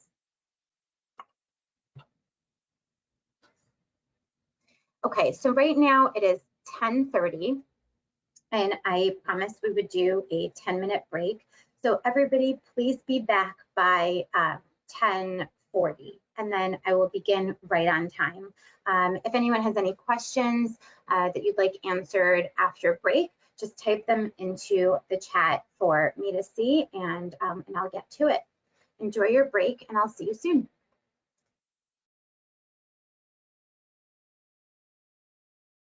Okay, so we will have a break until 10:40.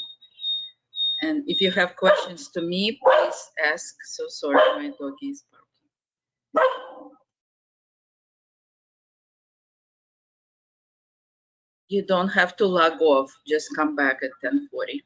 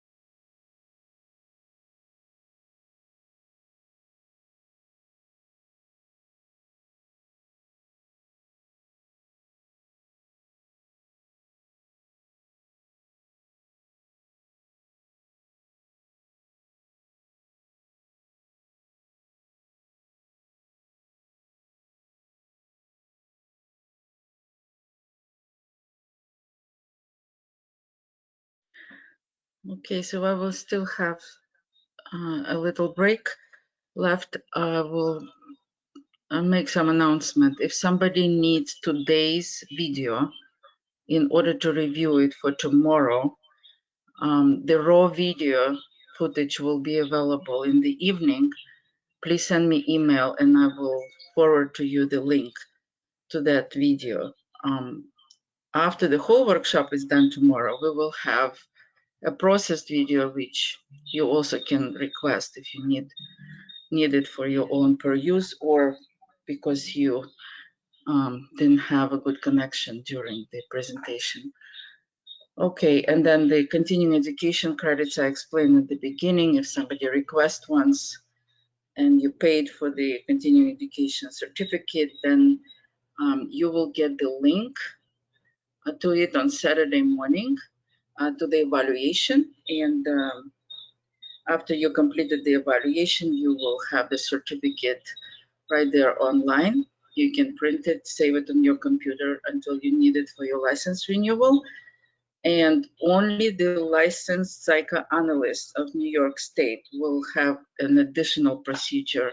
You will need to contact me with your certificate that you get online so I can present it to NAAP, who is your provider for CEs, and then they will issue the official certificate for you for licensed psychoanalyst. Okay, thank you. And if you have any questions, please email me, just administrative questions. If you have questions about the workshop today, then please put it in the chat. You also can text the questions to me at 646-522-1056 if you have trouble finding chat or using your phone and cannot use the chat. Thank you.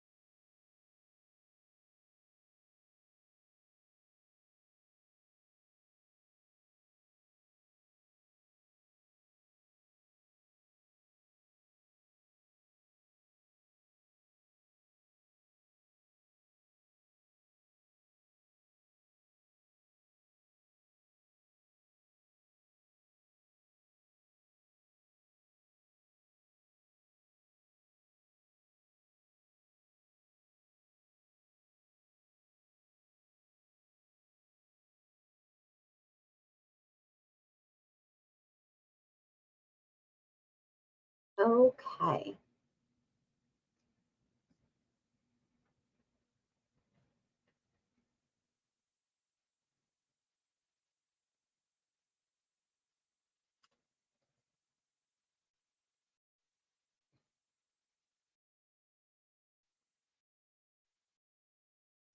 All right, so it's nearing around 10:40.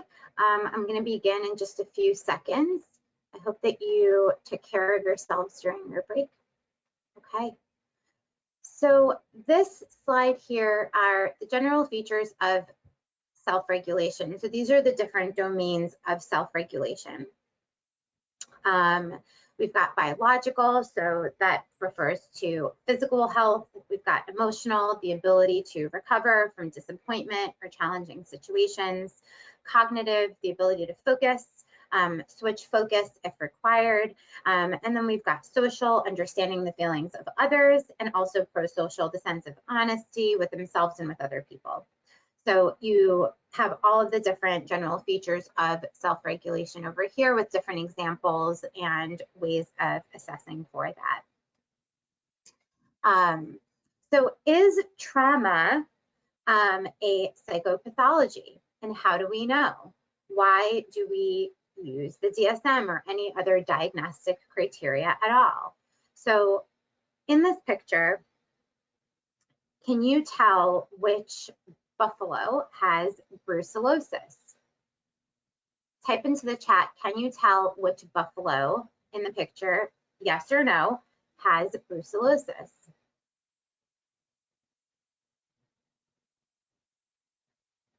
Type it into the chat, people. This is interactive.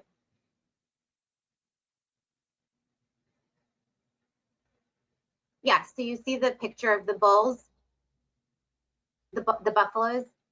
Okay, people are saying no, you can't tell. So, and since you cannot tell, you can also not tell which person in the below picture suffers from PTSD just by looking at them, right? So you can't just tell by looking at someone,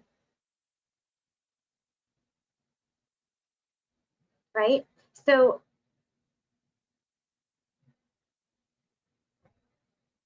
here, Pierre Genet revolutionized the trauma field by doing investigations into the mental processes that transform traumatic experiences into psychopathology. So he was the first to systematically study dissociation as the crucial psychological process with which the organism reacts to overwhelming experiences and shows that traumatic memories may be expressed as sensory perceptions, affect states, and behavioral reenactments. So the DSM is a diagnostic tool that we use, obviously, to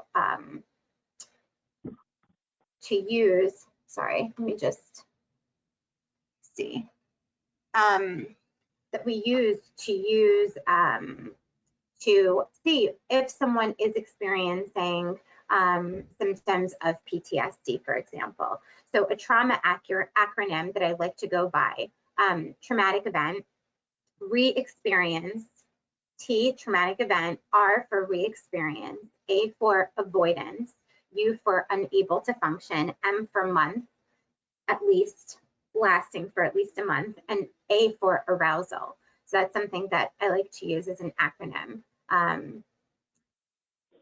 These next slides are really self-explanatory. We're not going to really go over them, but these are slides for the DSM symptomology of PTSD, something that we should all know. I also want to say that somebody who's unmuted, please mute yourself.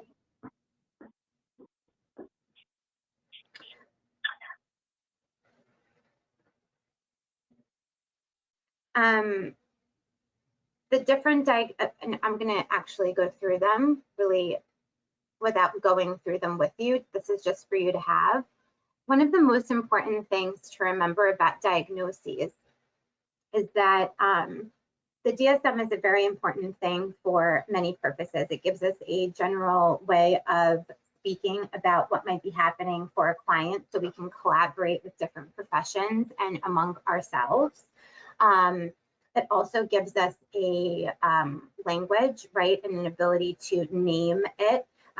People obtain services through having a diagnosis and get the kind of treatment that is required for whatever it is that they're experiencing, right? So the diagnosis is very important. At the same time, it's important to recognize that a diagnosis does not more than partially describe what might be happening for a person. So if a person is, diagnosed with OCD, for example, yes, it talks about the various symptoms associated with obsessions and compulsions and the integration of them, but it doesn't necessarily talk about the depression or the excruciating paranoia that sometimes comes with that experience. And, if someone is diagnosed with autism, it may not be describing the anxiety, depression, shame, or, sense of isolation that's experienced by someone with that diagnosis. So there is not one diagnosis that explains all of the different ways that someone might be feeling or experiencing the aftermath of trauma.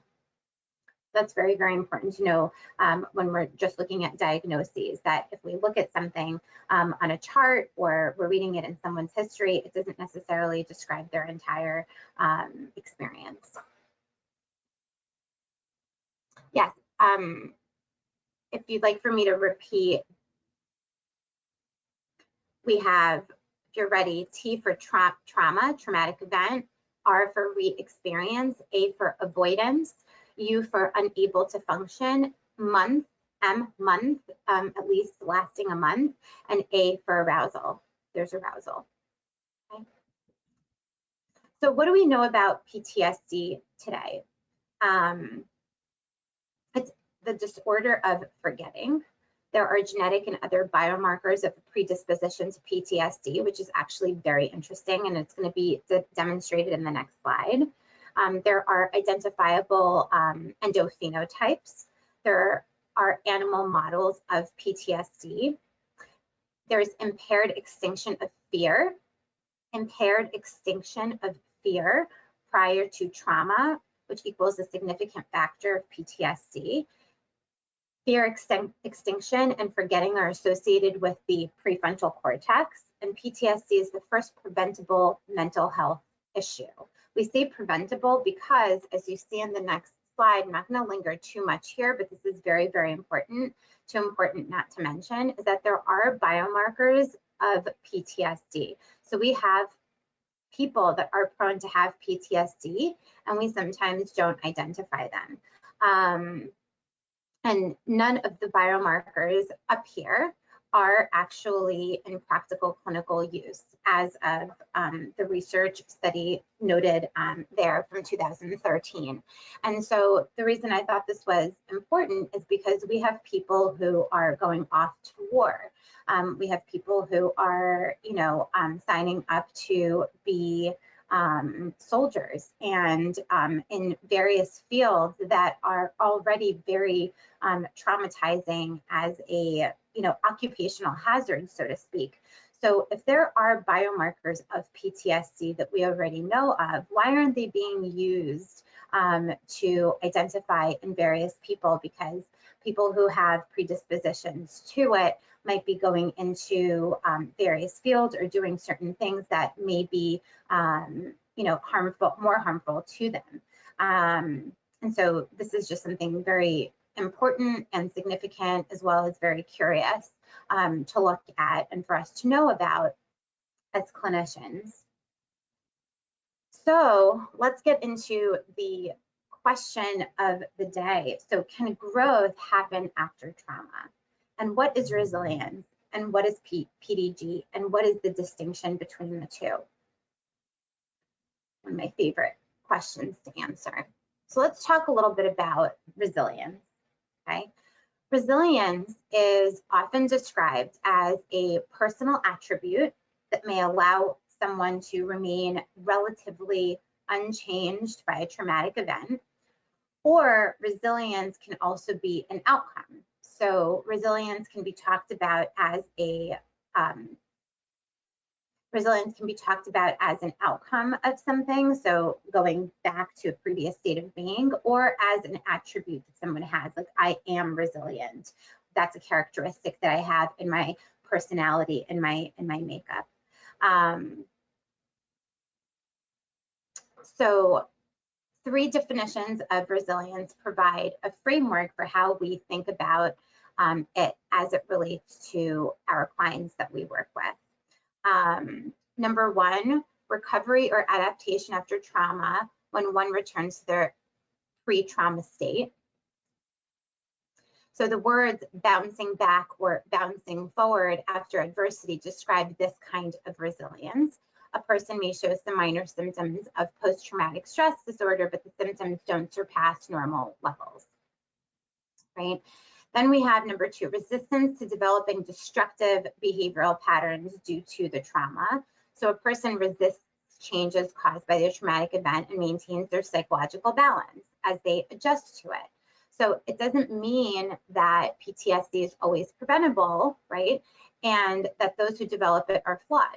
It is meant to show that some personality types are better situated to resist trauma, which we know just anecdotally, living life, and also we see that within our clients.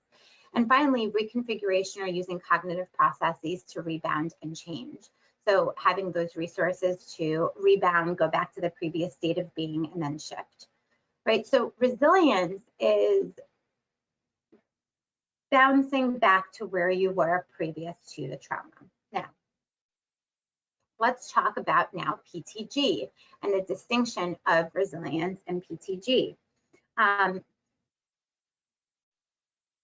I would love to mention that the graphics in the middle, as you can see, the tree that is, sort of broken down and then, growing and then beautiful. Those images were also actually created by Dr. Ina Rosensvit, who's actually moderating this seminar, and I just wanted to give that credit. And it's a beautiful illustration of what post-traumatic growth actually looks like. So what is PTG? PTG stands for post-traumatic growth. And post-traumatic growth was pioneered by Tedeschi and Calhoun, these two guys who are actually professors, and they were working with veterans. And they found that veterans were, while they were also talking about PTSD and all of the post-traumatic stress symptoms that they were experiencing, they were also simultaneously talking about their experiences of growth and benefits that they have experienced after experiencing the trauma that they had. And so that's where post-traumatic growth was coined and born as a concept and as an experience to talk about. So it's the reconstruction of your belief system into a new system that did not even exist in any substantial form in the past. And so with this process comes a more resilient person, more capable of managing the traumas of the future. So it's not unlike seeing a city rebuilt to higher standards through understanding of how earthquakes and other potential disasters can affect its structures. So one of the interesting things about this is that it has an inverse relationship with resilience. And so if a person has less resilience pre-trauma, they have more potential to experience post-traumatic growth after trauma. So what that means is post-traumatic growth is not growth or benefit finding that happens because of breast cancer, because of the Holocaust, because of the molestation or domestic violence. It's not because of the trauma that someone grows and finds benefits from it. But when a person experiences a traumatic event, they then struggle. Now, does everybody struggle? No, but there are some people that after they experience a traumatic event, everybody suffers, right? People suffer after experiencing a traumatic event, but there are people who suffer and then they struggle. And the struggle is where the benefits and the growth come from. So PTG is the benefits or growth finding, the benefit finding or growth that happens not because of the trauma, because of the struggle through which someone goes through after a trauma. And the reason it has this inverse experience relationship with resilience is because people who are resilient will bounce back after something has happened and they don't need to struggle as much. So think of people in your life who they push stuff away, or they push something under, they sweep something under a rug, or they say, I'm fine, I'm good, everything's fine, not a problem, I got over it, it's okay. Their family member died and they're good and fine the next day. Like people who don't necessarily struggle so much, but they bounce back. They are resilient. There are people who are not as resilient though, and they struggle. A lot of our clients come to us, they're struggling with the meaning making, with the experience that happened. They are, trying to understand why it happened to them. They're struggling with the meaning of it. They're recognizing that their entire identity or what they thought about the world has completely shifted, right? It completely shatters the scaffolding of their life, so to speak. Those are the people who are struggling. And through the process of struggling with the aftermath of trauma, they have the potential to experience PTG later on. Let me know if you have any questions about that.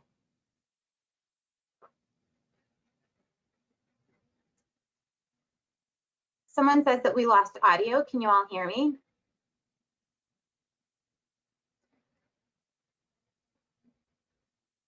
We can hear. Yes. Okay, great. Thank you. I can't see anyone, so you gotta you gotta come and let me know.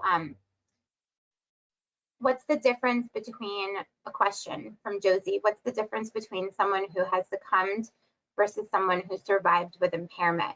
I would say that both are indicative of PTSD, and succumbed meaning they've, just succumbed and they're in a state of impairment.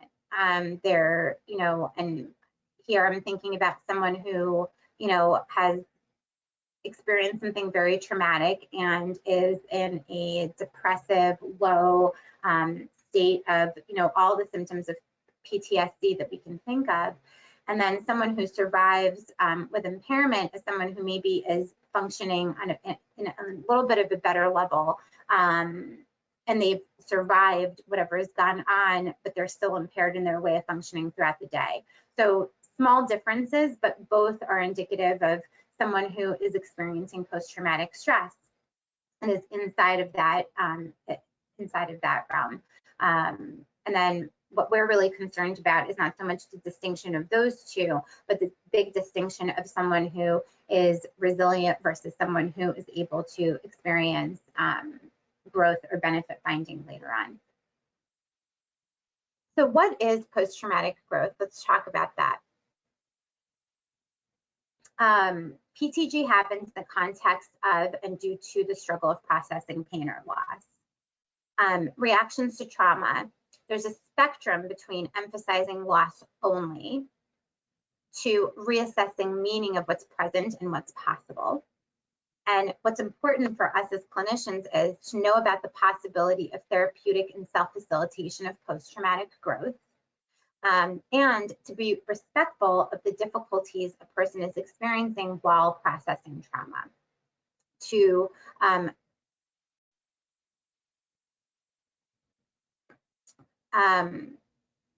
there's a typo, to have expectations of PTG in every traumatized individual. So when I'm working with people, I guess the first tip I will give and how to listen for post-traumatic growth is always be listening for nuggets of growth inside of clients' narratives. There are many times where our clients will see things to us that oftentimes, if we're not aware of post-traumatic growth as a possible outcome, which by the way, it's not something that's experienced by everybody, so that's important for us to know as well.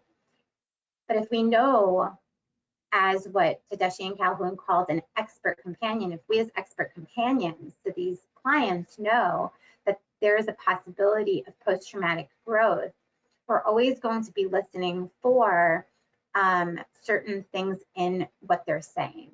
An example of that might be, I woke up this morning, Victoria, and I felt a little bit better.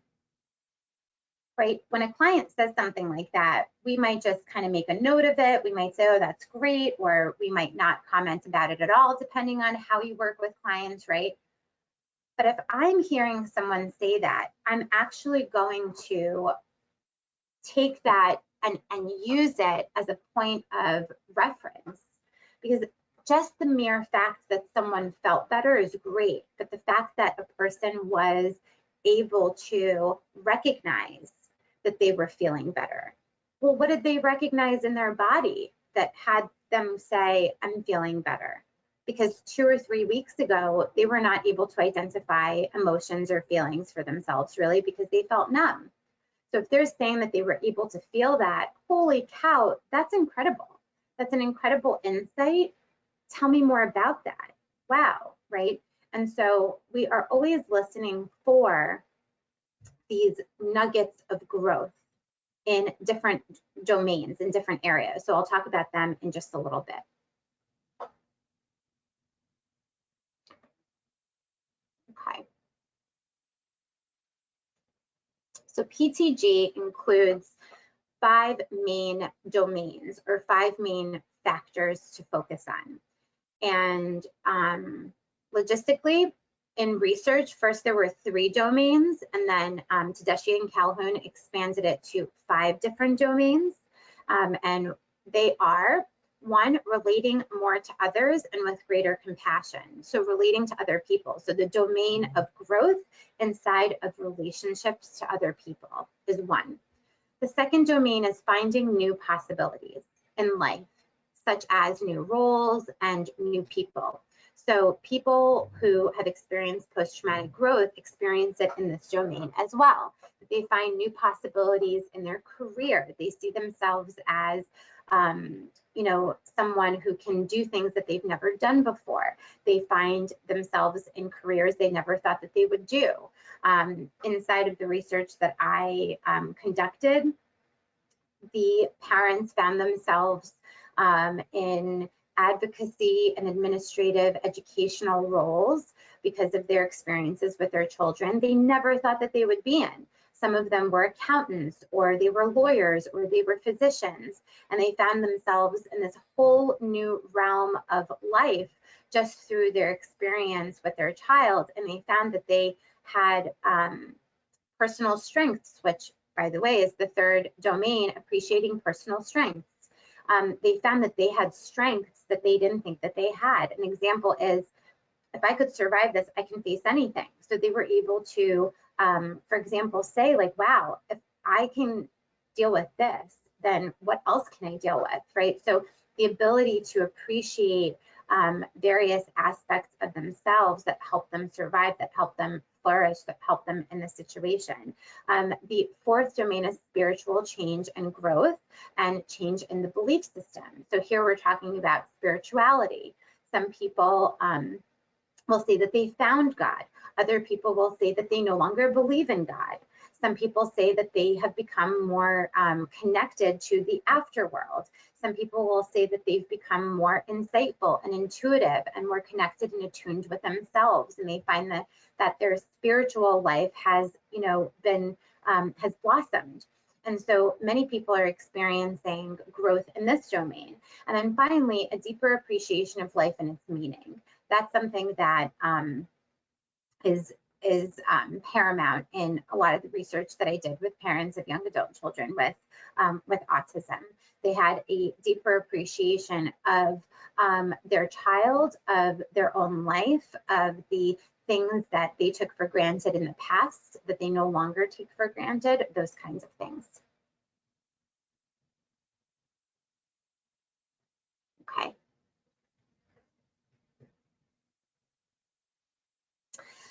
Post-traumatic growth is measurable. So Tedeschi and Calhoun present to us the post-traumatic growth inventory called the PTGI. And it assesses the post-trauma growth and self-improvement that a person undergoes after struggling with a trauma. This PTGI is a 21-item scale built on 5-factor model that we just talked about by Tedeschi. And this inventory is one of the most valid and reliable resources for evaluating personal growth that follows a stressful encounter. So the statements included in the inventory are related to the 5 domains of growth, relating to others, new possibilities, personal strength, spiritual enhancement, and appreciation. And each of the 21 items falls under one of the 5 factors and are scored accordingly. So a summation of the scores then indicates the level of post-traumatic growth that a person has. The advantage of this scale is that the categorization of all of the scores according to the 5 factors are suggestive of which area of self-development is predominant in us and which area might be a little bit behind. So for example, a high total score implies that the person has undergone a positive transformation overall. But a closer look at all of the scores of each section would provide a more in-depth insight into what was changed significantly and what aspects of the self may still need some improvement for that specific person. So the PTGI was developed initially to measure favorable outcomes of a stressful life event. But with time, it became more popular as a test that actually provides direction to participants about their future, their actions, and suggests different ways of self-improving. the PTGI is also made for children. So there's a scale for children as well, not just adults. And I do believe that later on, I'll be sharing with everybody a little bit about the cultural aspects of PTG and the importance of them. So we will definitely get to that. So with post-traumatic growth, what do we listen for? We listen for perceived changes in the self. So what do when I'm saying this now as clinicians, as analysts, whatever it is that you do, however it is that you practice, I want you to know that this fits into any modality. So this isn't something that is just for psychologists, just for social workers, just for occupational therapists, just for speech and language pathologists, just an analyst, just a CBT. No, this is a lens that you can apply to anybody that is working with others. So when you're listening to the client's narratives, you are listening for various things when it pertains to post-traumatic growth. And those things are perceived changes in self. Like, is someone talking about ways that they've changed or ways that they notice they've shifted? Or maybe they're mentioning that they've done something new that they don't normally do, or they've tried something new. Or maybe they're mentioning to you that they are thinking about something that, you know, hasn't come across their minds in a very, very long time. And they're, you know, giving thought to a new way of being or something new in their life that they're paying attention to. Very small nuggets of perceptions of changes in themselves. We're also listening for improvement in relationships.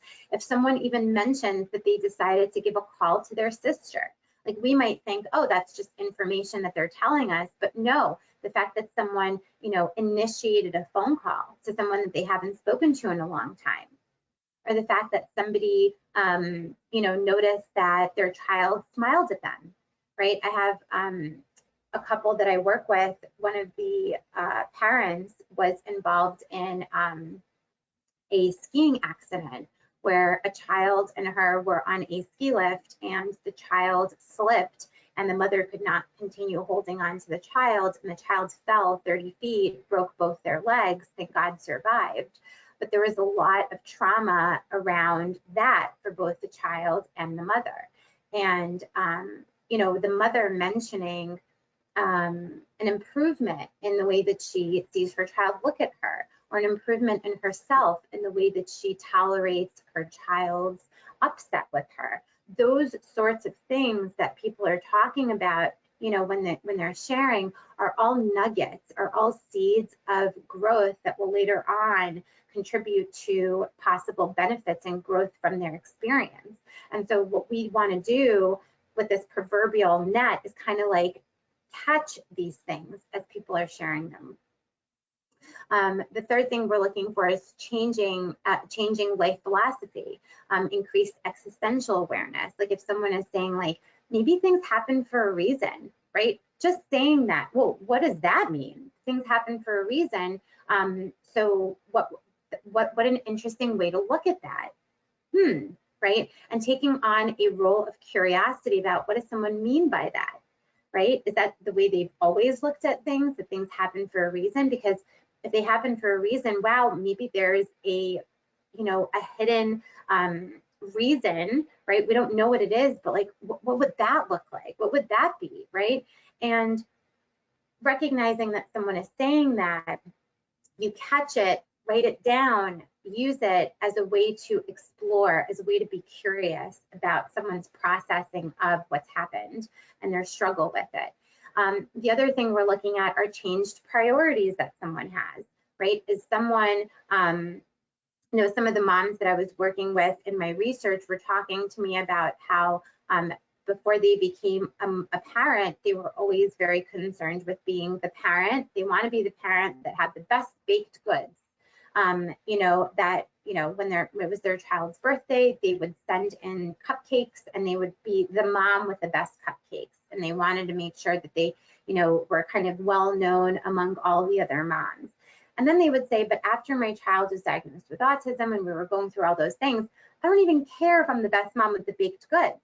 I just care that I'm the mom that gets my kid there on time, right? So their priorities of what was important to them as a role of a parent, for example, shifted completely. Their priorities, kind of did a jumble. They jumbled them up, and, they no longer prioritize being seen a certain way by other parents. They just prioritize, how does my kid see me? How do I see myself? And am I, providing the best care for my kid? Am I getting them to school on time? I don't even care about the other stuff or how I'm perceived, right? So their priorities changed. So when we hear people talking about that, it's not just something that they're saying, it's everything, right? So we want to catch it, and we want to, explore it. We want to be curious about it. We want to bring it up to our client as a point of insight. Like, what a great insight. Tell me more about that, right? Let's explore that, look at that. And finally, enhance spiritual beliefs. Again, people have very different ways of relating to the existential realm, the spiritual, religious realm after traumatic experiences. And we want to capture that and also utilize that inside of our work with clients.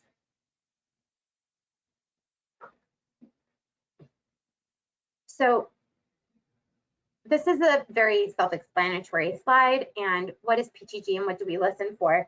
This is just some examples of all of these things. So perceived change in self, becoming stronger, feeling more alive, being more mature, more humble, right? Somebody who is experiencing improvement in their relationships might talk about a closeness with people that they haven't had in a while. They might say that they now know who their true friends are based on how people have been reacting to them after their trauma. People are finding, support groups and creating communities around themselves that they didn't have before. People, are creating families out of community members, right? And building their networks. And that is an incredible sign of strength and improvement in relationships. When people are talking about changed philosophies of life, they might talk about morality, right? And their meaning and purpose in this world. I'm working with a couple who is working on their relationship, but in working one-on-one with one of the members of the couple to, distinguish some things that are coming up in our couple work together, he mentioned that, through some trauma, lots of changes in the way he sees his purpose in the world is shifting. And that is a huge part of some of the ways that their relationship is functioning. It's his own need to have purpose in the world that may be different from the past, because his trauma was related to the dissolution of his marriage, and he has children. So, somebody talking about the meaning and purpose of life and their role in it, we don't want to just pass that by. As an example, that man who I was working with said, wow, I'm so glad that we talked about my purpose in life, because I didn't think that this is where our session was going to go, but it is exactly what I needed to talk about, because it has everything to do with how I feel I can or can't move forward in my relationship with my girlfriend. So this person, mentioned to me, this client mentioned to me about, not feeling like he has purpose anymore. And instead of just letting that go, because it quote unquote doesn't have to do with his relationship stuff, it had everything to do with his relationship, because he couldn't see himself committing to a situation, committing to another person without finding himself, he says, first. And so, when we hear these things, we want to make sure that we catch them and that they stick rather than letting them go.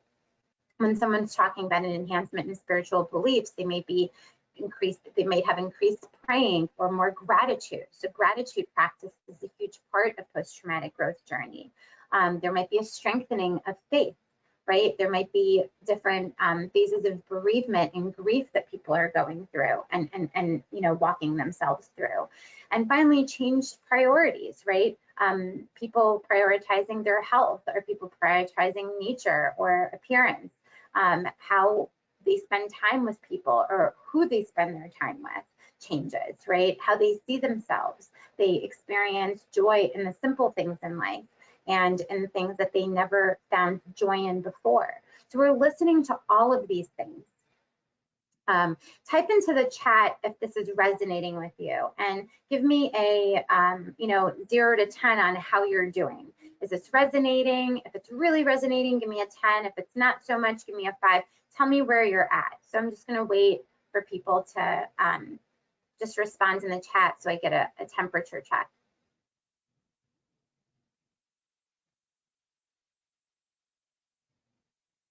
The question is, how are you doing? Is this resonating? Okay, great. Thank you. Thank you for responding. Okay, so far it's resonating with people. Excellent. Good. Okay. Oops. Oops, oops, oops.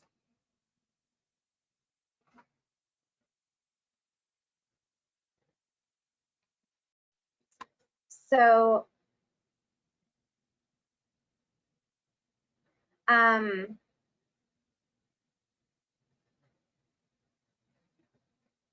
so there are several key concepts that are really significant when it comes to PTG. So the first focuses on the challenge to somebody's beliefs about the world after a traumatic event. And this challenge can result in opportunities for both stress and for growth, right? So when we say two sides of the same coin, shadow and light are two sides of the same coin.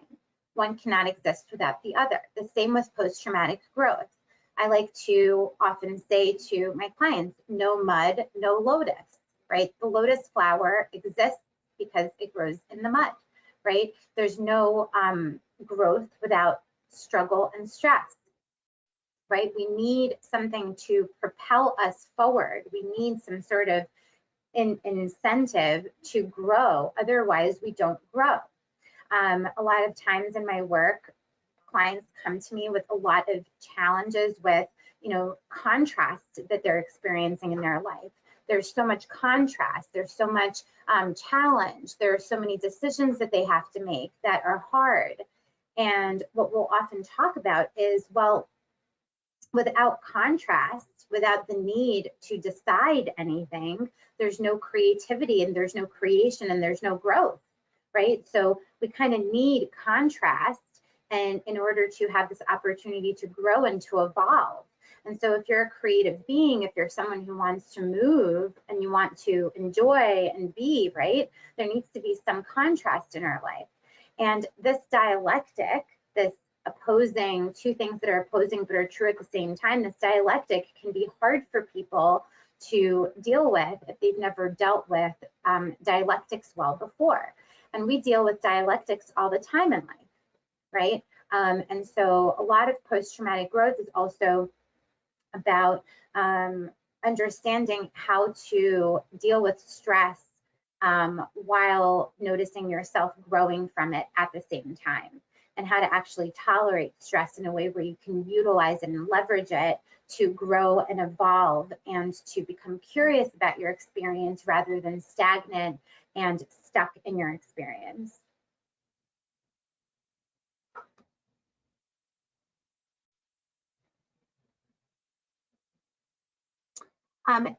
If somebody just wrote me privately, if you want everybody to see your, and that was a really great comment. If you would like everybody to see it, please don't message me privately, but share it with the entire group. Awesome, thank you so much. I don't know who B is, but thank you for sharing that with everybody. Okay. This next slide is a comprehensive model of post-traumatic growth.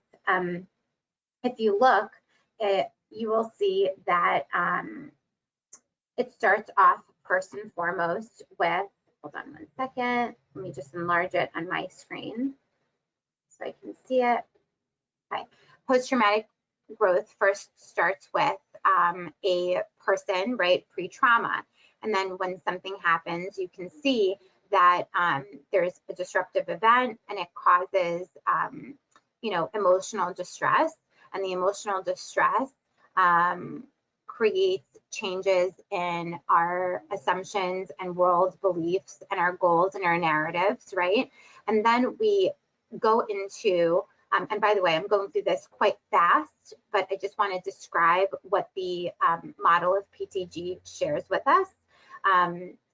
Then the person goes through what we call rumination. Rumination is first automatic. So automatic rumination is the thoughts and the beliefs that come to us directly after something has happened, like, I can't believe this happened to me. Am I ever going to be the same? Oh my gosh, what am I going to do? All of these automatic ruminating thoughts that flood us after we have experienced something traumatic.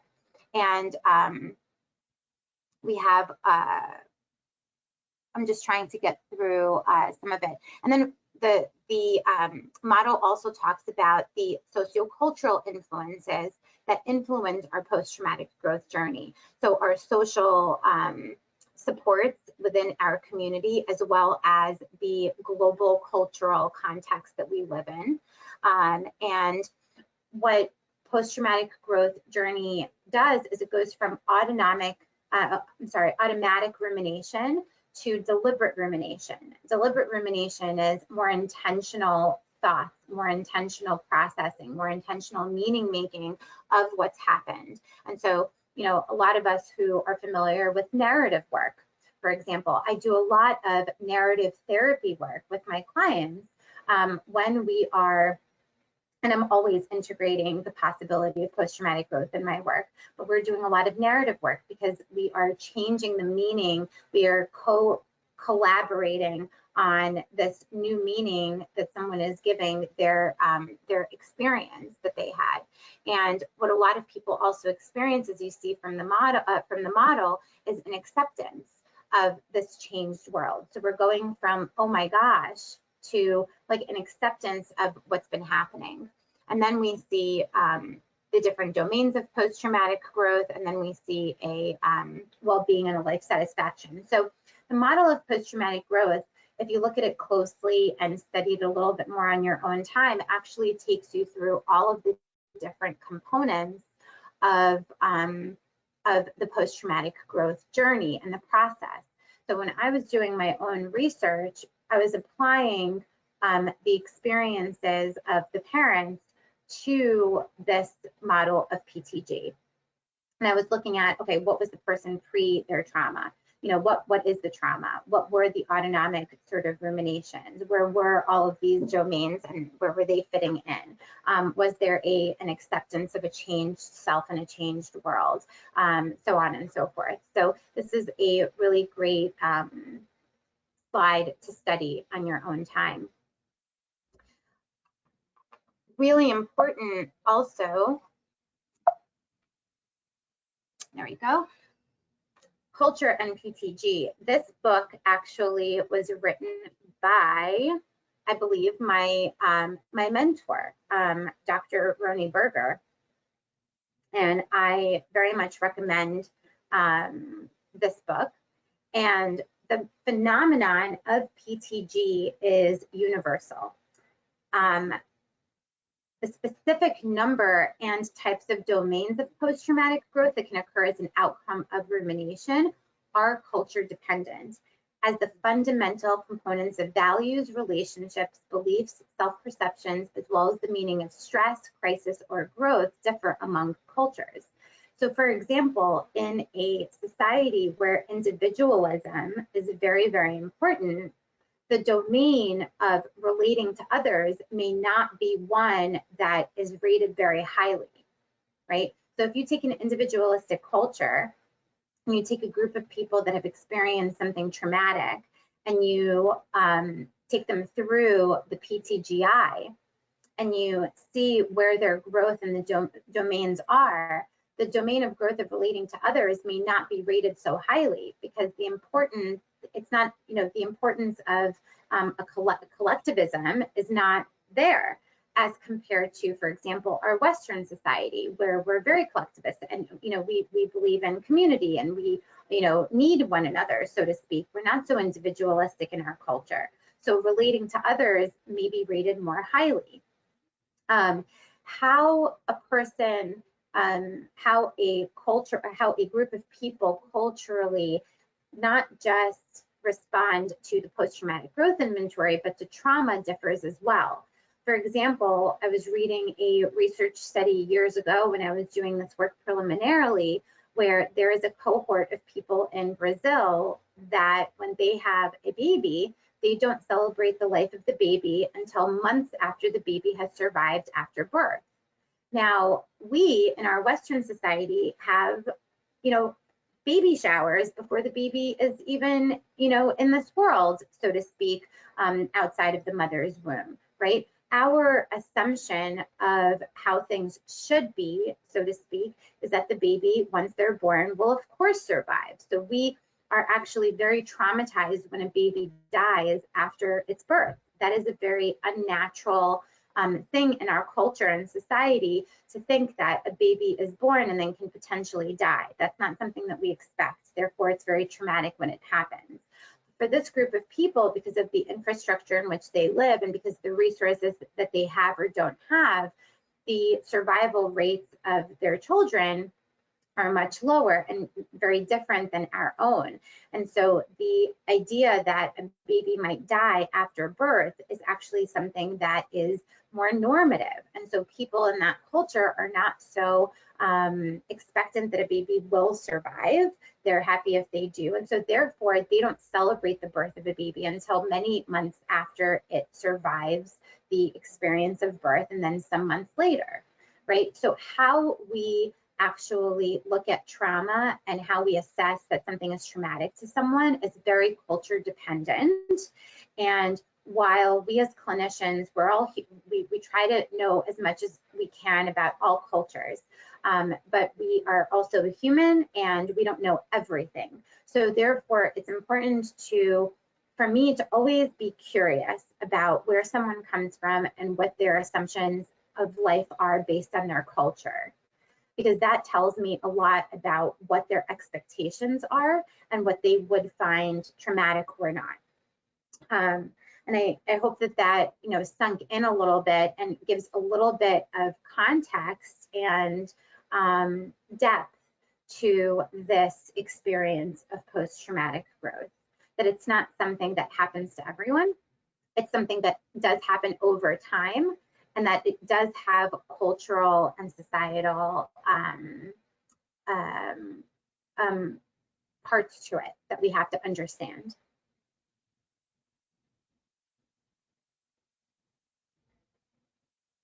Okay.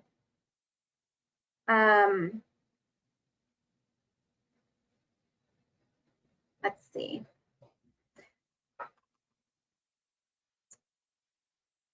So the PTGI has been translated into various languages. Sorry, I had a brain fart. Has been interpreted into different languages, and also has been studied in different populations and also diverse cultures.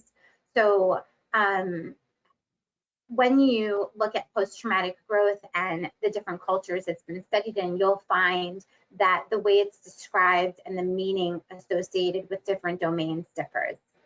So the accepted measure of PTG, the PTGI, is available in all of these different languages, and it's translated. The measures are translated and indicate the growth that's reported by the people that we do research with.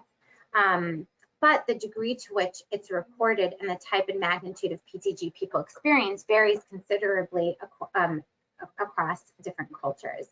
So another example, Japanese people are less likely to acknowledge a greater degree of personal strength following trauma compared to Americans. People in Colombia and Chile report more post-traumatic growth than Spanish people do. It's unclear why these differences exist, but researchers speculate that cultural norms shape the positive value a society and the individuals inside of the society places on change in the aftermath of difficult life experiences. So, for example, an important aspect of Japanese culture is interdependence. And this is in stark contrast to the highly valued trait of individualism or independence seen within our American culture. So Japanese people do not value individual strength as much as Americans do. As a result, compared to Americans, they may be less likely to see themselves changing in terms of personal strength. Another example can be seen when we consider people from Colombia or Chile, right? Compared to people from Spain or from Colombia or Chile, they tend to be more religious, which may be why they're more likely to report PTG in the spiritual area of life. It's important, though, to emphasize that at least some people in all cultures report PTG. Okay? We find that everywhere, that some people report PTG and others do not. It's likely that this is partially determined by how life experiences create fertile ground for PTG in some people more than others. And within the cultures, there can also be key individual differences in life experience, and therefore the outlook of various people in the culture. So these differences reflect in part that culture is not simply nationality or simply ethnicity. Culture also has its very particular aspects and various subcultures that make up the whole. We can say that culture exists at the level of parts of countries and geographical specifics down to the level of neighborhoods. So the bottom line here is that PTG cannot be understood without understanding the proper cultural context. So the culture that we grew up in allows us to see life in a certain way. It can also restrict our vision. So traumatic events force us to somehow reconsider what we have been taught and what we have learned simply by being part of our community or part of our cultural context. Okay.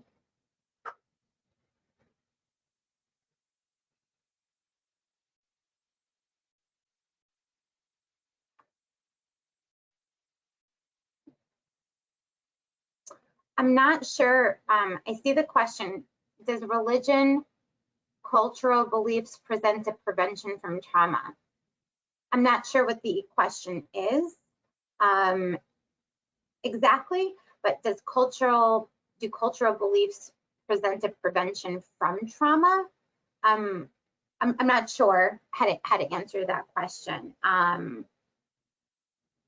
If I understand the question correctly, certain beliefs that we have, certain mantras, certain affirmations that we hold based on cultural experience and religion may present as a tool to deal and cope with the aftermath of trauma. Yes. That's what I say as of now. Yeah, okay, thank you. Okay, so what makes someone more susceptible to achieve growth in the aftermath of trauma? So the personality, so this is coming from research. So the personality traits that are most associated with PTG are positive affect, someone's ability to experience positive emotions, okay? What do I mean by that? There are some people that we know or that we've worked with, right? So anecdotally, you can kind of like look into your life or, you know, look at your clients that you work with who are predisposed to positive emotions. They like feeling happy. They enjoy feeling good. They are experiencing and have the ability to experience goodness in life. There are others who have other kinds of thinking. Maybe they are, you know, more pessimistic, right? So here, the people who have a positive affect and have the ability to experience good and positive emotions,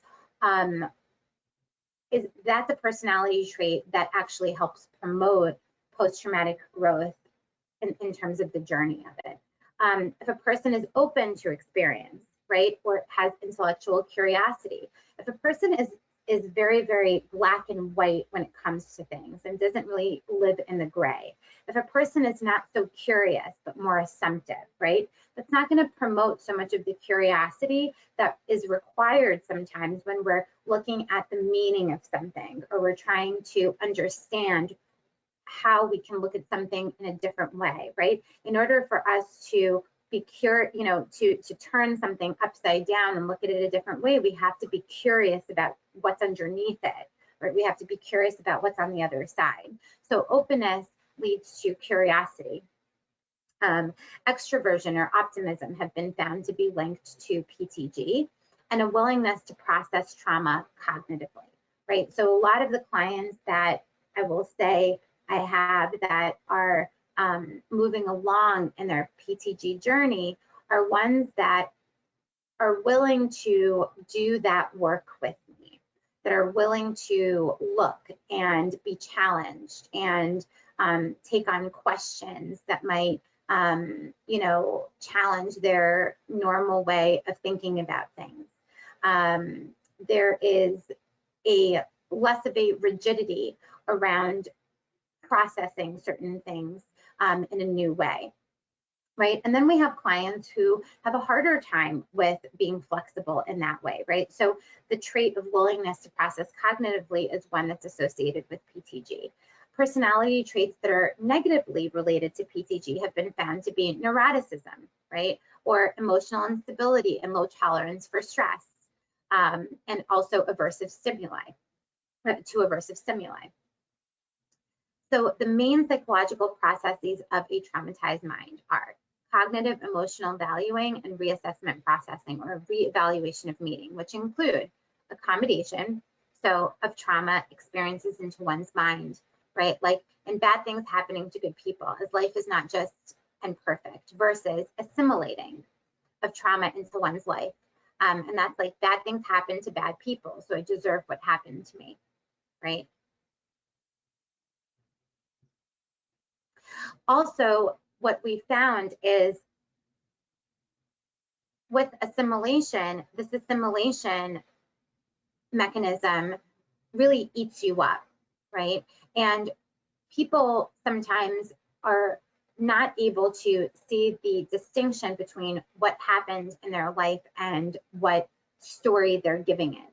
And people who are along in their, post-traumatic growth journey are often working to see what happened as an event that happened separate from the story that they've created about it, and the story that they've created about what it means about people, themselves, the world, or their future.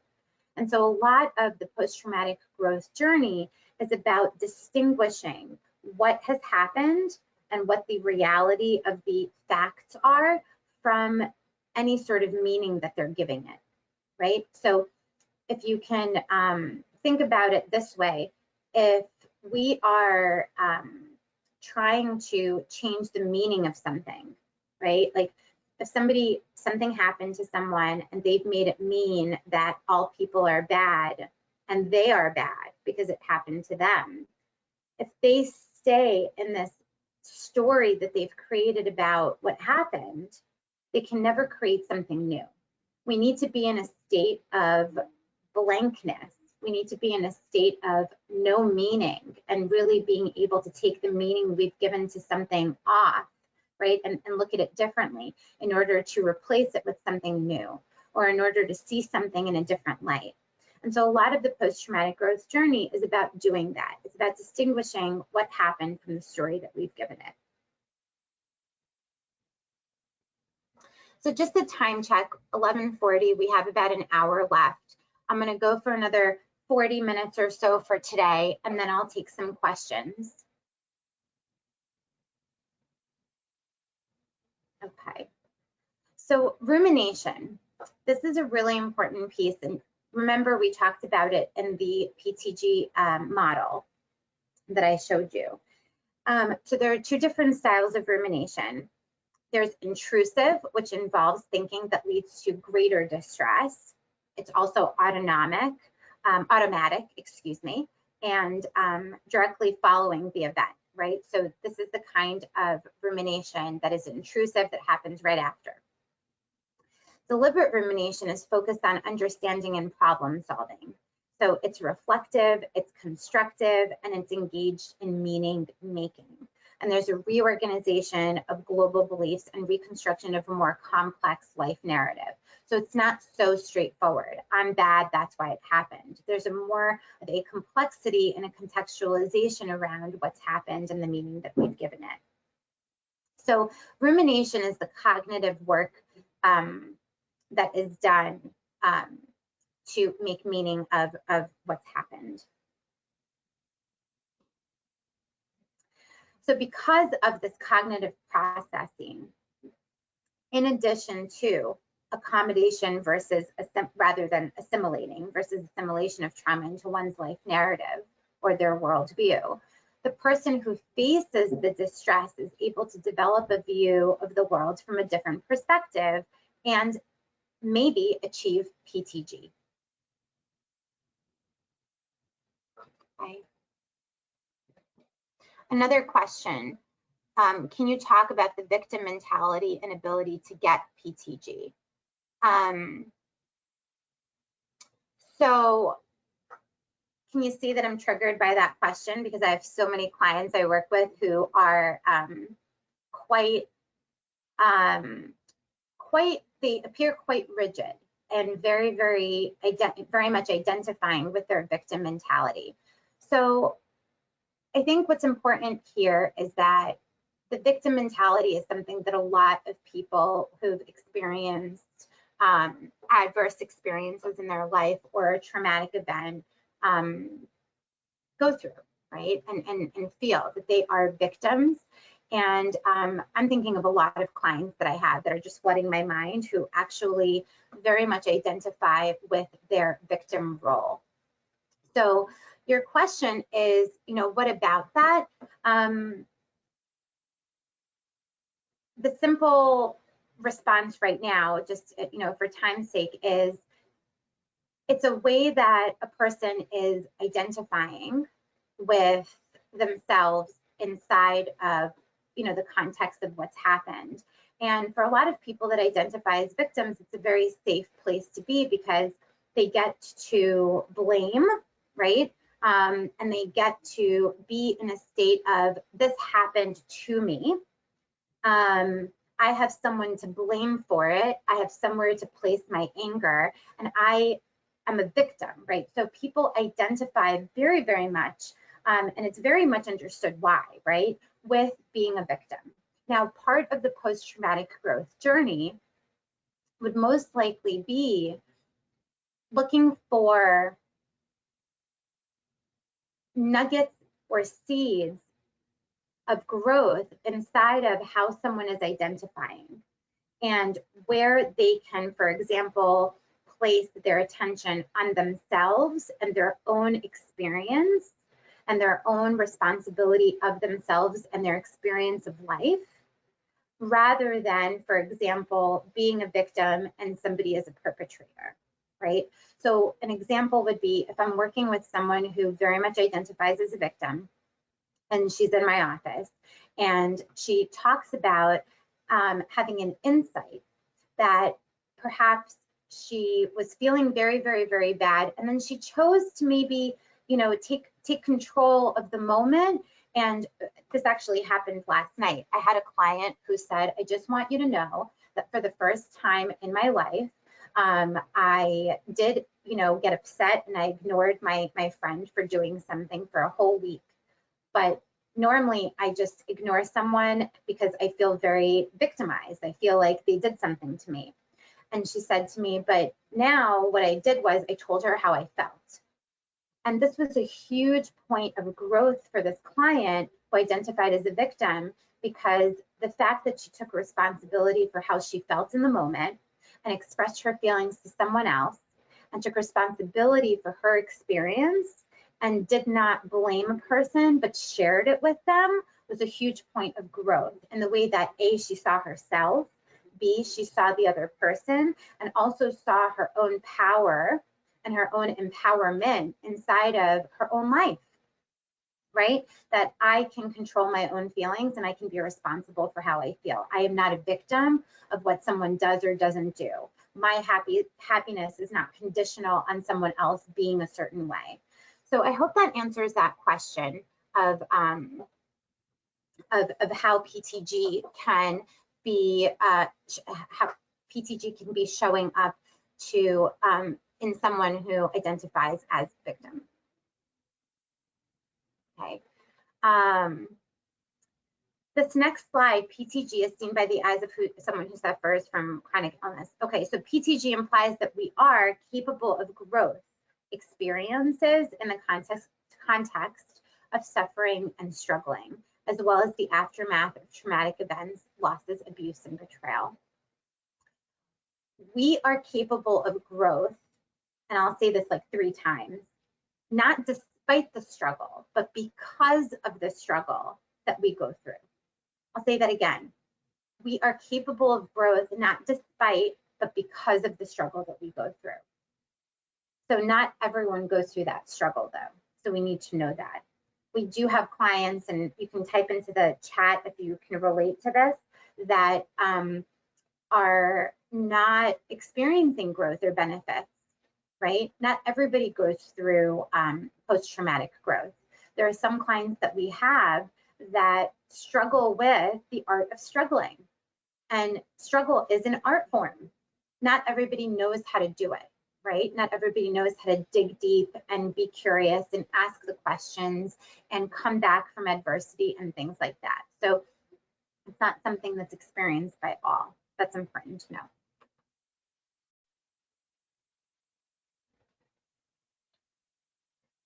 We talked about that before, the inverse relationship. Okay.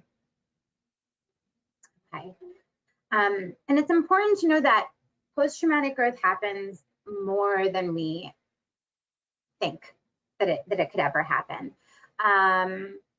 Some people have shared their post-traumatic growth stories, and you might have seen them on TED Talks and different, documentaries.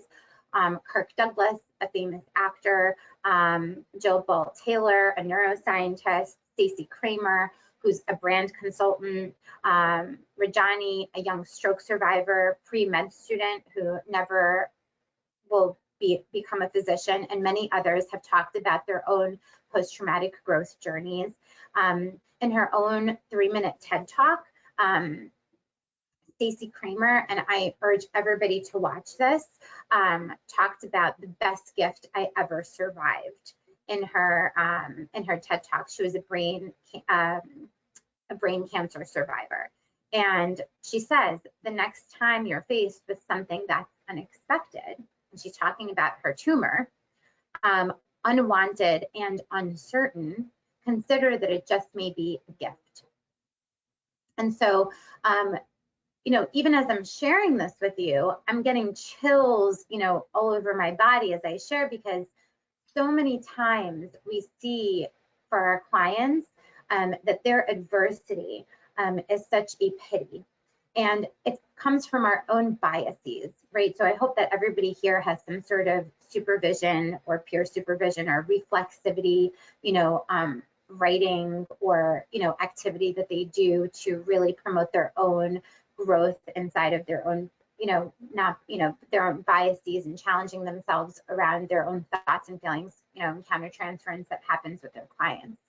But I also know that our view of post-traumatic growth and our own biases associated with trauma as clinicians have so much to do with what we see and what we help our clients nurture within themselves.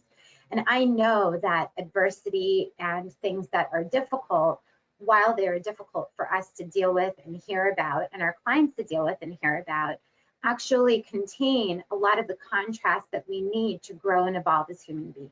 And we don't always see that at face value. So just knowing that and hearing Stacey Kramer talk about it and hear so many others discuss it really does let that concept and that experience deepen. So I encourage everyone to look for stories like that.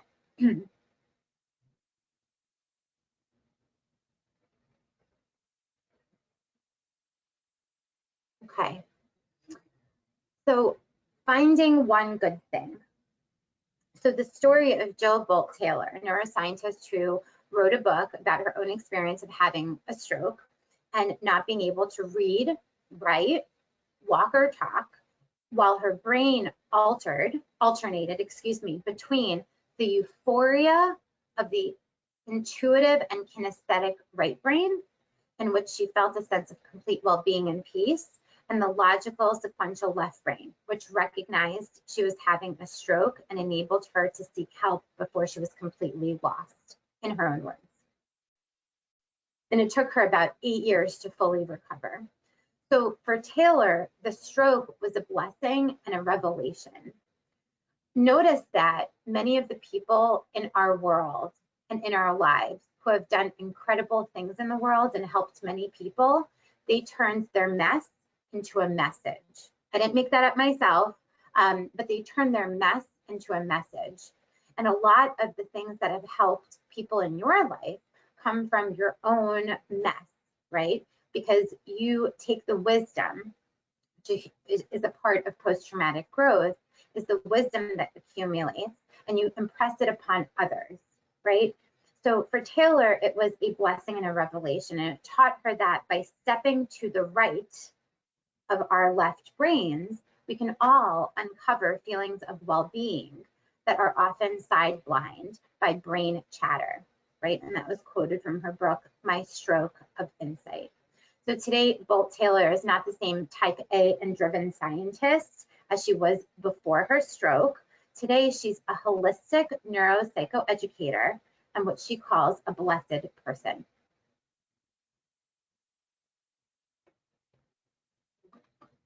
Okay.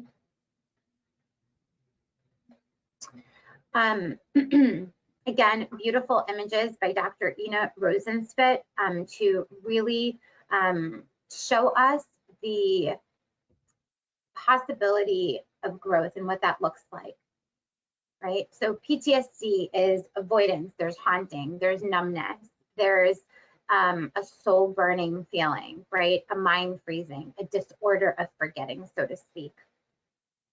And then there's the aftermath of trauma and the possibility of never forgetting, but liberating, healing, burning, connecting, and inspiring, PTG, right? So there's these different ways that we can experience the aftermath of trauma. So why neurobiology?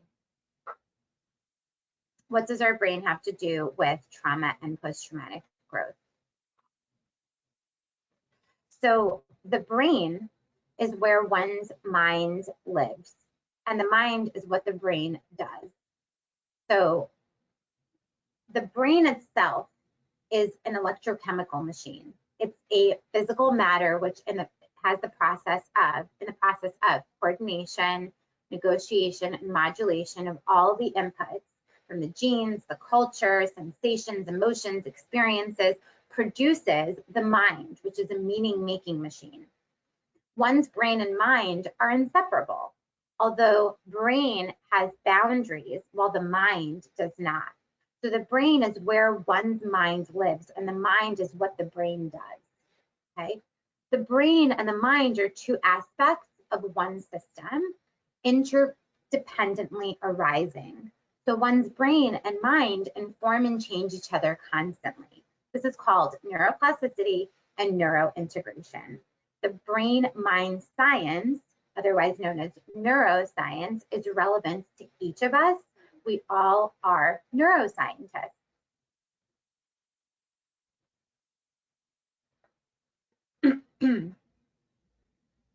I will share with you that since having the concept and experience of post-traumatic growth in mind and working with my clients, I have confidently utilized various aspects of what I know about the brain to help clients in some of the most distressing moments that they're having.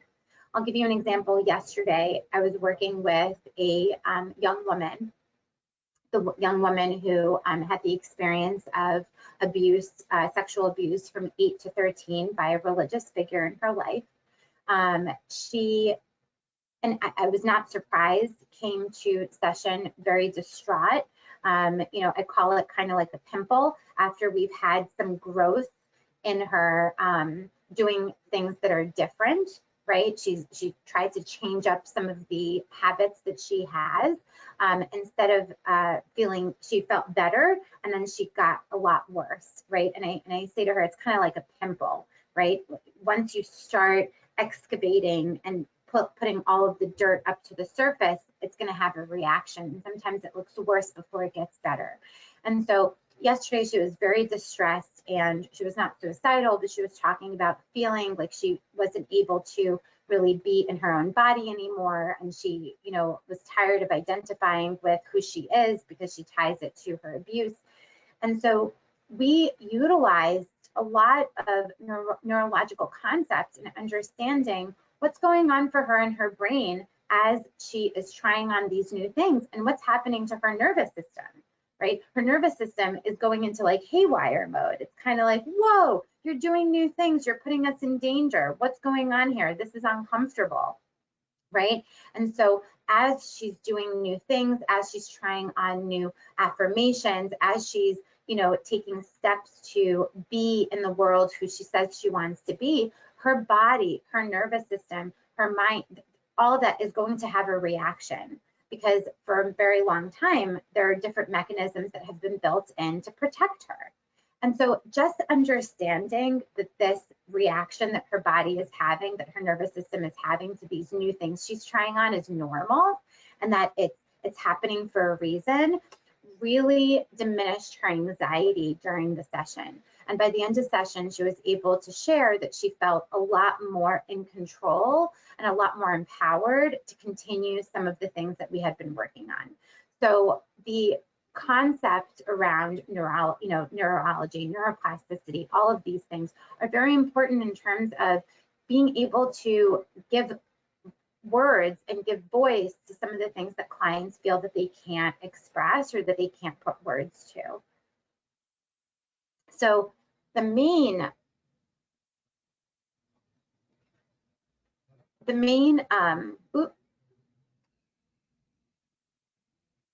here we go. So the main concepts of neurobiology that are relevant to us as psychotherapists are neuroplasticity. And I'll go through each of these. Neuroplasticity is our ability to change based on growing and pruning. A lot of gardening concepts in neurology of the synapses, right, in our brain. So if you don't use it, you lose it. If you've ever heard of that phenomenon, right? If I stop playing the piano, I will most likely not be as good at it, you know, if I'm not practicing it every day. If you have ever read the book Brainstorm by Daniel Siegel years ago wrote a book for teenagers about their brain. And in the book Brainstorm, he talks about, you know, if you want to keep being good at, you know, if you want to keep playing video games and be really good at video games, keep doing it, right? But if you want to be good at math and also be good at science and also be good at this, you can't just play video games, because your mind, right, your brain, excuse me, if you don't use certain neurons, right, if you don't use it, you'll lose it. So those connections get lost, they get pruned. And so that's why it's important to keep our brains active, right? It's why, you know, people who are experiencing Alzheimer's or dementia, or, you know, preventative measures for people who have a predisposition to such conditions could be brain puzzles and mind games, right? To keep the mind and brain active and constantly being in use. So that's neuroplasticity and the importance of understanding it. Neural integration is another concept that's different than neuroplasticity. Neurointegration is the integration of the mind and the body, reason and emotions, left brain and right brain interactions, inner and outer world. And it's based on the wire together, fire together principle, laterality, principle, and connectomes organization in the brain. We have neural circuitry and connectomes, like the way of electrochemical operation of the brain-mind system.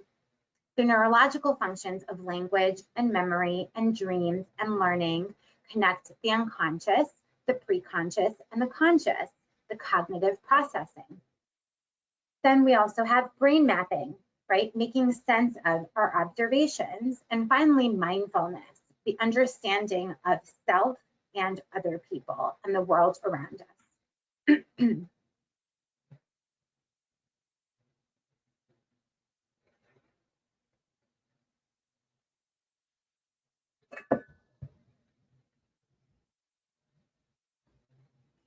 I'm just going to stop for a moment. Anybody have any questions or thoughts? Everyone doing good? Yes, no, type it into the chat. Let me know. There's a pulse check here.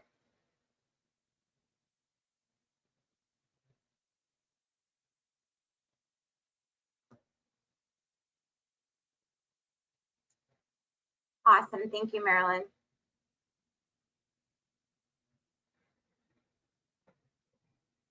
All is good, awesome, great. Okay, so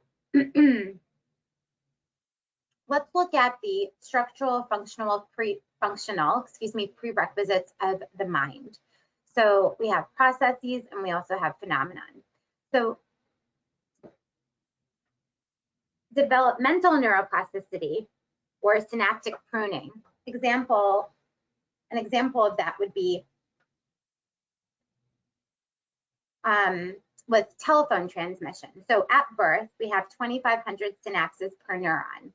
At age 3, we have 15,000. And at our adult age, we have half of that, right? And this happens via pruning. Then we have neuroplasticity of learning and memory, right? The change in the internal structure of the neurons and the increase in the number of synapses.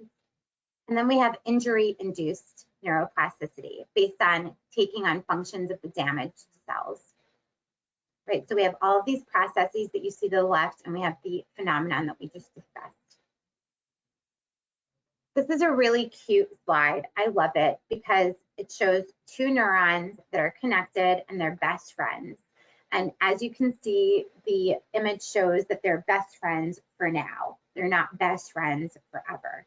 And what that means is the more we work on something, the more connections it builds.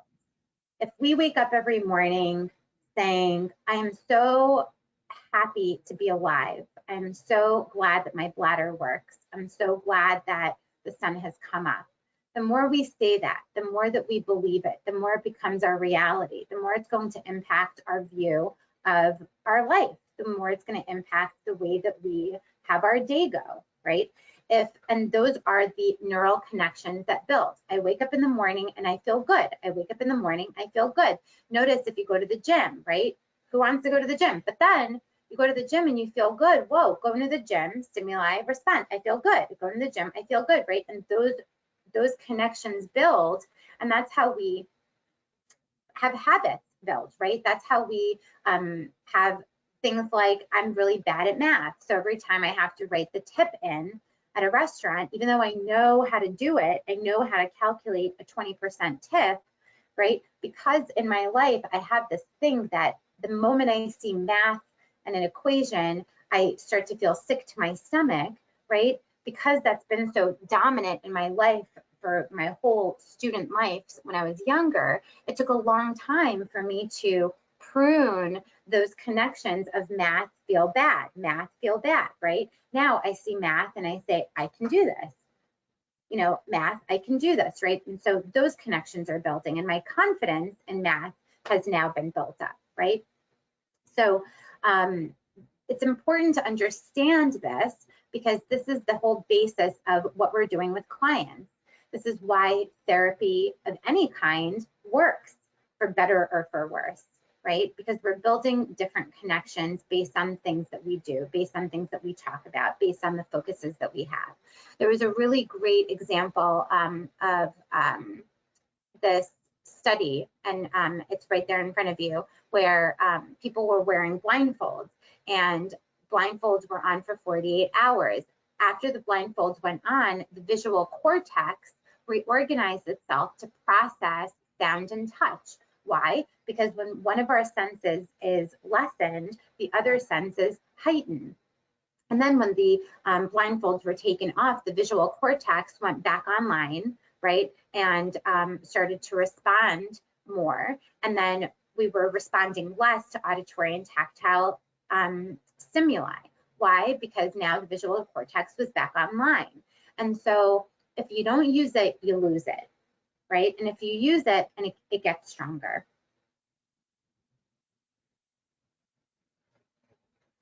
The author of Brainstorm is Daniel Siegel.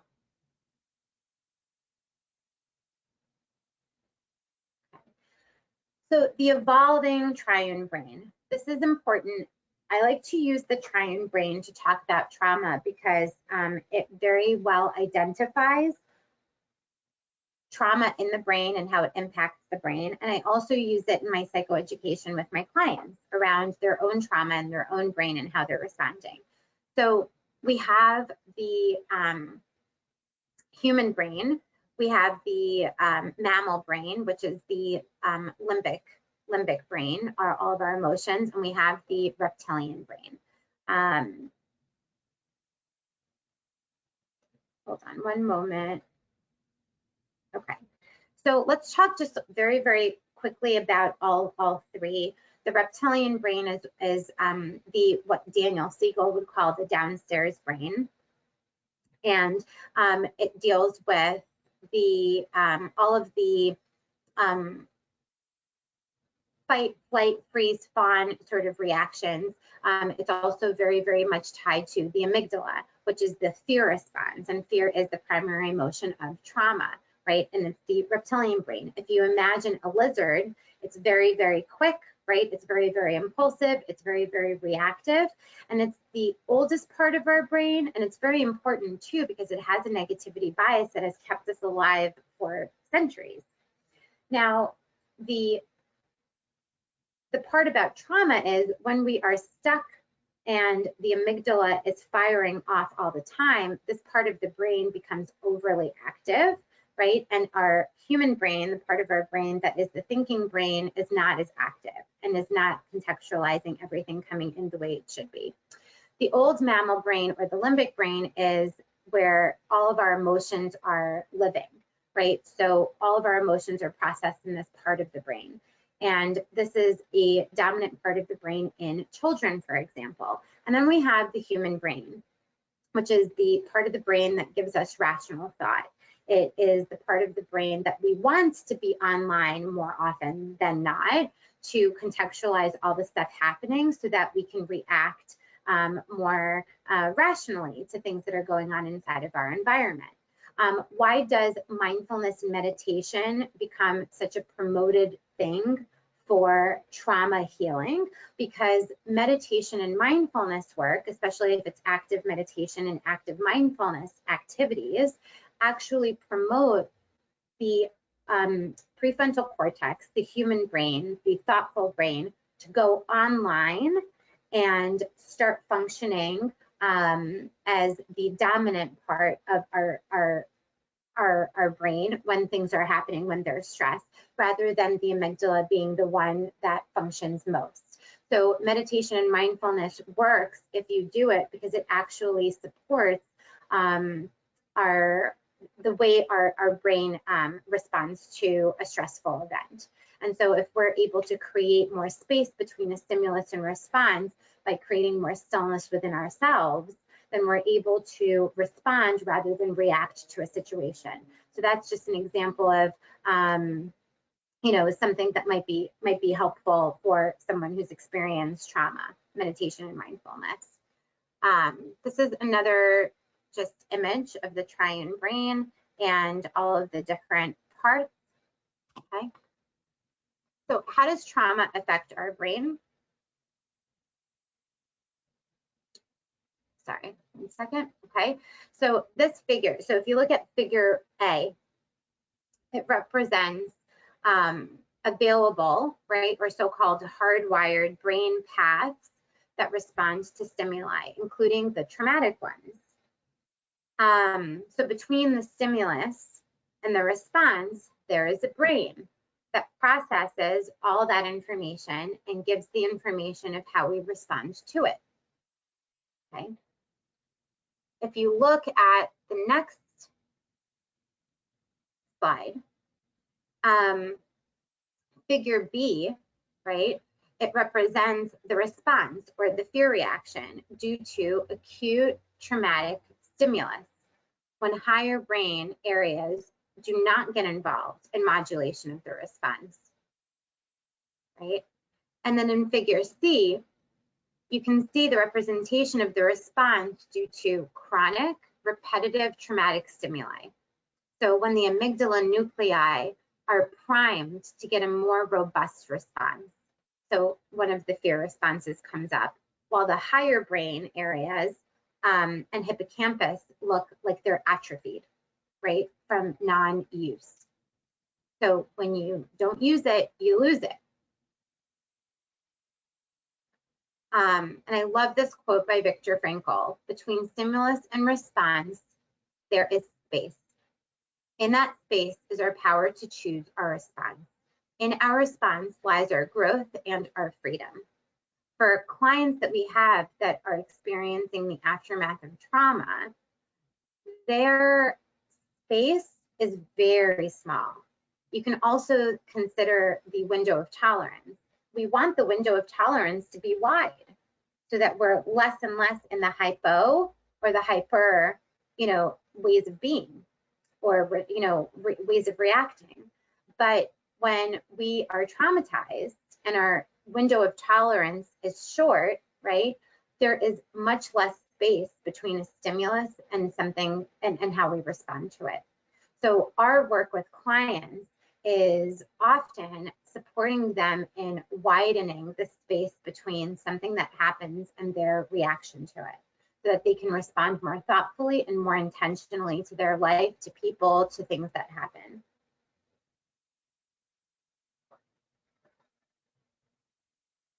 And again, I'm going to keep saying, why neuropsychoeducation? Why neuropsychoeducation? Because the knowledge of neurobiology and mechanisms of action allow us to understand people from the inside out, right? So we use neuropsychoeducation, also allows clinicians, the use of psychoeducation also allows clinicians, let me just load these,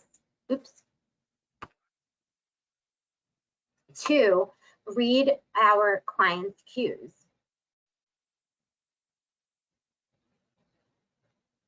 It should say assess, not access, sorry about that. To assess, to understand, and to assist our clients. So when my information changes, I alter my conclusions. What do you do, sir? Right? Keen's quote is incredible. So when our information about things changes, so does the way we look at it, right? And so that's why neuropsychoeducation is such an important piece of this work with post-traumatic growth. So let's talk about our aims of therapeutic work, working with trauma and facilitating and fostering post-traumatic growth. I am of the belief, and I would say that a lot of professionals who are in the PTG field would say, that we cannot make anyone experience PTG. This is not something that we can just impress upon someone. However, if we know what to listen for, and we know how to cultivate and help foster and help sort of nurture the seeds that are there, then things are more possible, right? Then we can catch things and we can help them grow into something of an insight or a growth or a benefit. And regardless of what kind of profession you're in, you can utilize these concepts quite readily. So this doesn't, interfere with your understanding of the human mind or your understanding of how to work with someone. Some of us come from competing ways of working with people, right? Some of us come from integrative ways of working with people. So this does not interfere with it. It just adds a lens to the way that you may see your work with clients. So what do, I'm gonna switch, there we go. What do practitioners need to know about trauma and post-traumatic growth? So trauma responds as a precursor to PTG. right? So there must be a trauma response. There's a shattered belief. The shattered beliefs form the foundation for later PTG. And basic physiological and psychological responses are normal in trauma. So this is all very normal and typical to happen in the aftermath. Second is emotional regulation enhancement. Managing dysregulated sympathetic nervous system responses and intrusive thinking, responses that are adaptive for survival, but in trauma, they can provoke long-term maladaptive functioning. Jitteriness, hypervigilance, sleep disruption, appetite suppression, or not, geared up appetite. Encouraging reflective rumination in contrast to brooding. So brooding means, having the same thought over and over, negative thought over and over, and brooding over it, versus reflecting intentionally on the things that you're thinking about. There's also constructive disclosure, constructive self-disclosure, your own self-disclosure as a clinician. So again, a lot of us have ways that we're trained around disclosure. Some of us believe that it is very constructive, others believe it is not constructive. Here, as it relates to PTG, there could be a constructive self-disclosure with your clients, and it allows emotional support, coherent trauma narrative, and models for healthy trauma response or post-traumatic growth. So telling the story of the trauma, especially the experience of the aftermath of trauma, and learning how to use social connections and establish new ones, continuing bonds. So sometimes it's encouraged that you self-disclose, and I don't mean self-disclose all of your, your life experiences, but oftentimes people are looking to have something to connect to have an example of. So whether it's a disclosure of their own or something that you would like to share with them is often very helpful when working with deconstructing a narrative and constructing a new one. A trauma narrative with PTG domains. A coherent narrative with a trauma as a catalyst or a turning point. So appreciate the paradox, loss and gain, support and individual strength, control and lack of control, grief and gratitude, vulnerability and strength, right? And we refer to the 5 domains of post-traumatic growth. So a lot of the work in PTG is working inside of dialectics.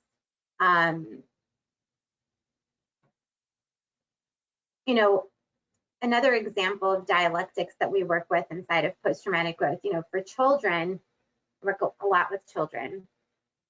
They deal with dialectics all the time.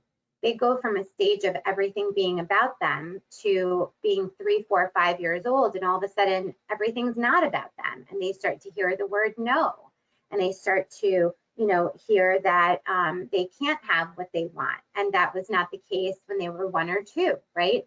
Their experience of life is that everything surrounds and revolves around them. So in many ways, developmentally, children are going through these dialectics and traumatic sort of experiences all the time, right? They're not traumatic, but they're stressful experiences all the time. And so the reason I bring that up is because we're constantly in our work helping people deal with dialectics, right? Something is not all about you, and I love you anyway, right? I love you and I have to say no to you, right? Those two things oppose one another, but they're true at the same time. When we're working with trauma survivors, the dialectics that we're dealing with them is you were mistreated by someone who's supposed to love you and care about you very much, right? Well, how is someone who loves and cares about me very much also mistreating me? That's a dialectic. Two things that are true at the same time, but oppose one another. And so we're constantly helping people deal with these dialectics, and then also integrate some of these paradoxes into their life story, that I've lost and that loss has also had me gain. I need support from other people. I can't do this on my own, and that's also a sign of strength. In order for me to be strong, I need to also be vulnerable at the same time. There's no strength or courage without vulnerability. And we see a lot of that in the work of Brené Brown and her research on vulnerability and courage.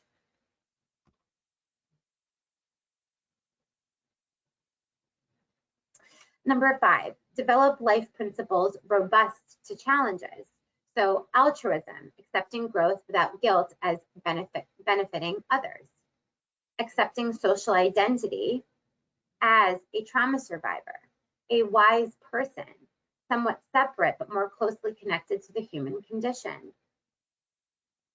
Concept of the hero as an ordinary person who survives the extraordinary, returns to express important truth about life. So a lot of people who experience PTG also experience this wisdom that has placed them, or they've now identified as someone who is wise and who can teach others and who can impress upon others life principles and stories that will help them grow. And so that is something that is very indicative of someone who is, really going through their post-traumatic growth journey and evolving. So some key points about when working with growth. And this is, I guess, some guidelines for you. Focus on listening without trying to solve. So here, we're not interrupting or disturbing the telling of someone's story. A quiet presence is very helpful. So if someone is sharing, we're really listening and taking on a curious lens to what they're talking about. Notice growth if the client approaches it. So the possibility of PTG is revealed primarily verbally, but not exclusively. So listen for themes of growth and bring them into focus when they become present. So it's in the struggle to understand the traumatic circumstances and then reconcile them with the core beliefs that have been raised or challenged that growth may be most likely to be seen. I'll say that one more time because it was so significant. It's in the struggle to understand the traumatic circumstance or what's happened, and then trying to reconcile what's happened with the core beliefs that have been challenged or raised that growth may most likely be seen. So that's what I mean by struggling. When our clients are struggling with the meaning and trying to understand all of that, that's where we can hear and listen for most of the nuggets, most of the seeds of growth that they may be presenting. Label it if growth is there. So this must be done with a lot of tact and sensitivity. I don't just jump at labeling growth for my clients. Many times, excuse me.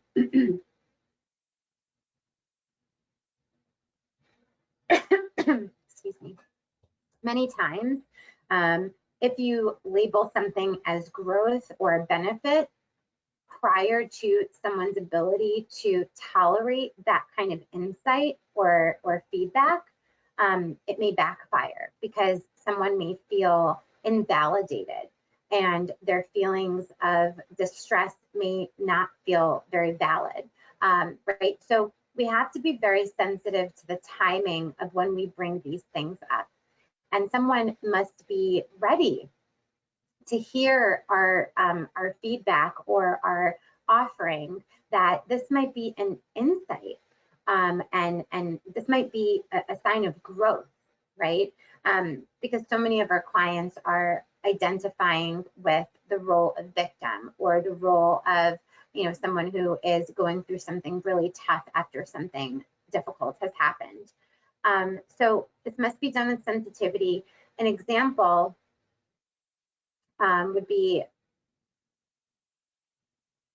and this comes from a book that I would really recommend, A Husband's Condition, that he was experiencing brought him and his wife closer after he realized that she was supportive. Whereas in the beginning of his treatment, he wanted a divorce from his wife. So we must be careful not to offer insensitive platitudes about what wonderful opportunities crises can offer us, right? Like we have to be very, very careful not to do that. But, you know, for this client who was going through something really difficult, he wanted a divorce from his wife, but he noticed that she was trying to be supportive. And this support that she was giving him, he, you know, realized he wanted to be closer to her. Now, this to me speaks to the domain of relating to other people. And so if a client is bringing this up to me, that his wife is being supportive, I would grab that and say, wow, you noticed she's trying to be supportive. And what is that experience like for you? And how does that feel in your body? And what does that have you, you know, think about? And what side of her are you seeing when she's being supportive? And how is that different than how things used to be? And what might this mean, right? So just saying that his wife is being supportive, right, can elicit all of these different questions and curiosities and exploration about what that means about his relationship with his wife, or what's possible for them together, right? Because post-traumatic growth lives in possibility. What's possible? Inquire about the possibility. At an appropriate time, some people have said that they've changed in some sort of positive ways by being forced by life to face very difficult, sometimes traumatic situations.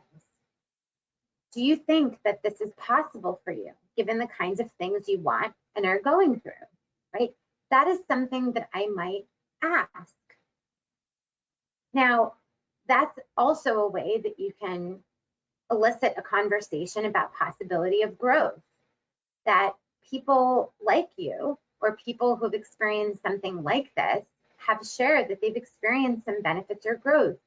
Is that possible for you to think? Do you think? What do you think about that, right?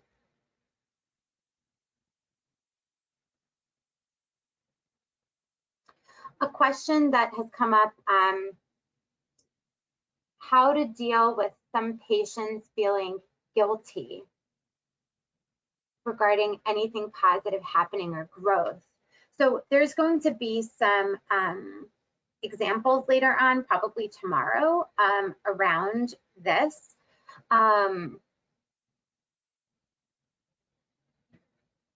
So what's important to remember is guilt for feeling positive things is a very, very normal thing, especially when we're dealing with people who are, you know, experiencing many different things. Like if somebody's experiencing survival guilt, or somebody's experiencing, you know, joy after, you know, someone's death or following an event that was very, you know, horrible. I think, again, this is working with people around the dialectics, right? So you can, like I, for example, work at a grief camp every summer. I'm a clinician for a grief camp called Experience Camps. And we work with children who have lost a loved one quite often, where we talk, you know, we talk about and we actually practice. One moment we could be, you know, talking about, you know, missing someone that they love very much because they've died of cancer. So if a child has a mom that has passed of cancer that year, and then the next minute we're playing basketball and having fun and doing color work, right? And this comes up quite often, like how could I be having fun and enjoying life knowing that this person has died, or that this person, you know, I've survived and they didn't live, right? So this is a stage that people go through and is very, very normal and typical to feel. And so what I would do here is we validate how people are feeling, right? And we validate this guilt because it's there and it's real and we process it. And we also work with people to understand that, could we feel this way and this way at the same time? Could we feel, you know, this guilt and process it while also allowing ourselves to experience joy, right? And if people sometimes do bring up that they've, I've wanted to go out to dinner, but I decided not to. And I feel guilty to enjoy a meal, or I feel guilty to go out with my friends, or I feel, right? And so, well, what would that have been like? What do you think would have opened up for you? So I would work with that. There's no barrier to it. Just because someone is feeling guilty doesn't mean there's a barrier to post-traumatic growth, but there is something inside of client narratives that can have us be curious about what would happen if we experience this and this at the same time, right? Sorry, I had okay. And so I hope that answered that question. And that's how I would work with it. I wouldn't say that it's a barrier, but an opportunity to explore more. And then finally, the last point is choosing the right words is really important when we're working with the post-traumatic growth journey. So semantics weigh very heavily, and it needs to be placed on the struggle, not the event that not the event itself. So when I'm working with people, I'm not necessarily talking to them about their trauma or the event that happened at all. It's most of the focus is placed on their struggle with the meaning of it. And so, as we know, a lot of the clients that come to me with like, for example, the woman I was talking to all about who experienced sexual abuse in her early years of life, her and I have yet actually to explore the specifics of that incident, that first incident, or any any other incidents that happened after that. In fact, a lot of our focus, until she is ready, she has not been ready to talk about the specifics, have been on her struggle with the aftermath, right? And if you notice, a lot of the people that we work with mostly struggle with the aftermath. It's not so much the incident itself. It's what the meaning is of it. It's how it's left them. It's the aftermath. So that's where a lot of the focus is. So choosing the right words around that is very, very important as well when you're working with PTG. Okay. So who needs help the most? People who are isolated without respite from work, family, and social demands, who have additional family or financial stressors and burdens, who have few secure and reliable outlets for unburdening their experiences, receive little or no validation following their trauma, right? So this is important to know, because if you've got people you're working with that fall into these categories, those are the people that are going to need the most support in really struggling in the aftermath of their trauma. They may not have that art of struggling, built in. They may need more support inside of this process and journey. So some standard trauma interventions include education about PTSD and reactions, training in different coping skills, exposure therapy, medications, maybe family counseling. So let's have an example. Traffic accident survivors in this particular study were randomly assigned to treatment or waiting list control conditions. Individual CBT with imaginal exposure, cognitive restructuring, traffic-related in vivo exposure homework, and progressive muscle relaxation training were performed. The therapy program did not explicitly address personal growth. The PTGI measured before, after, and several months post-treatment, and at the end of successful treatment, PTG was predicted only by openness to experience and PTSD severity at the beginning of treatment.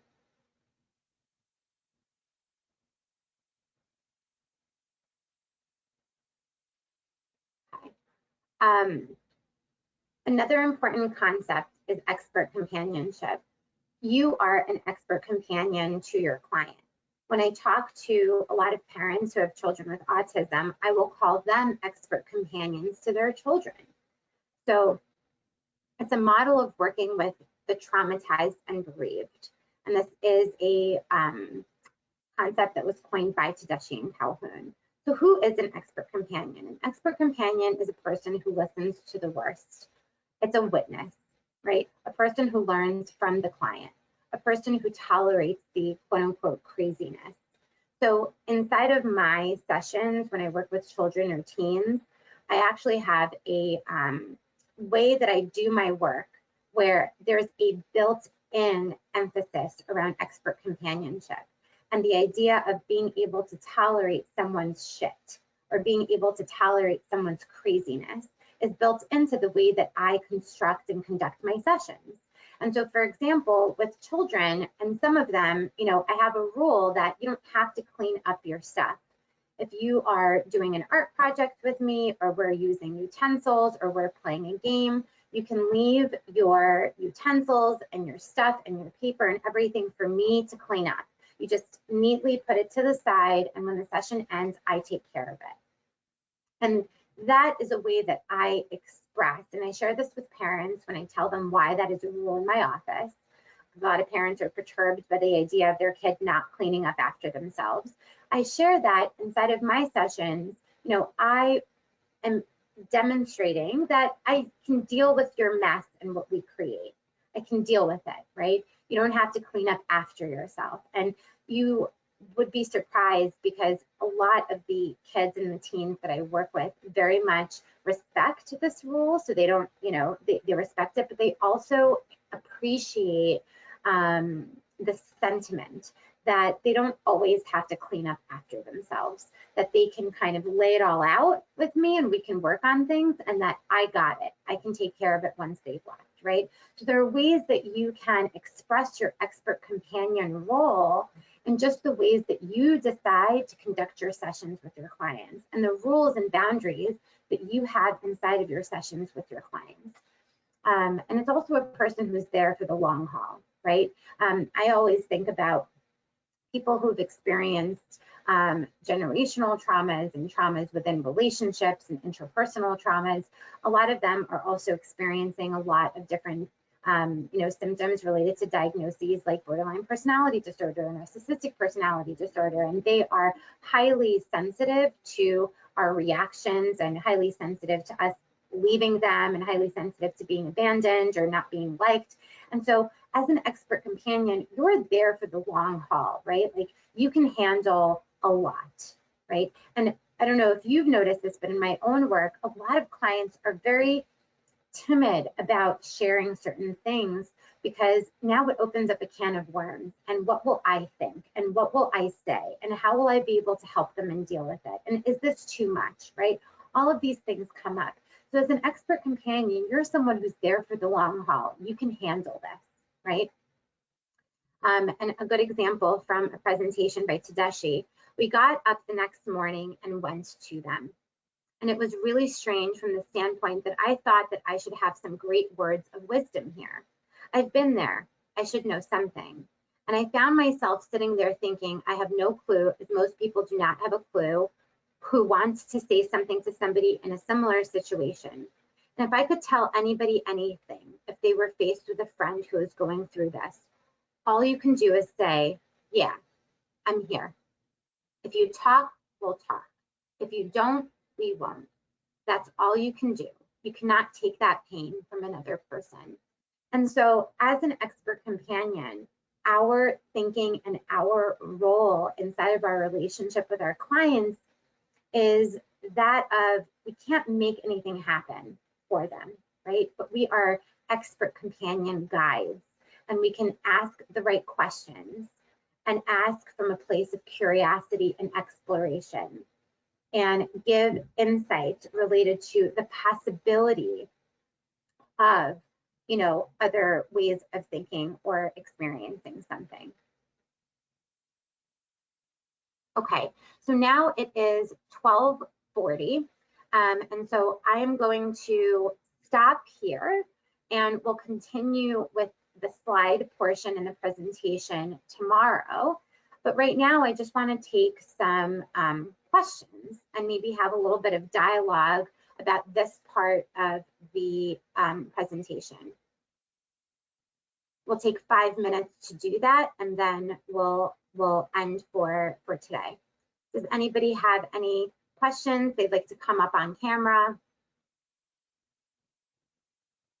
Mike, your question above, what was it?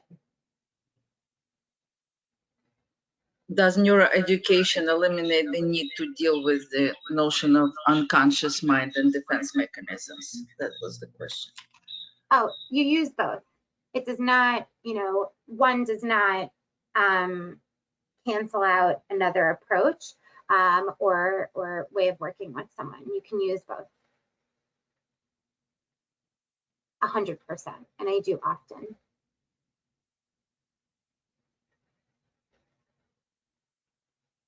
Anyone else? I have a suggestion because people were counting on 12:40 to be the end and they have to go to work.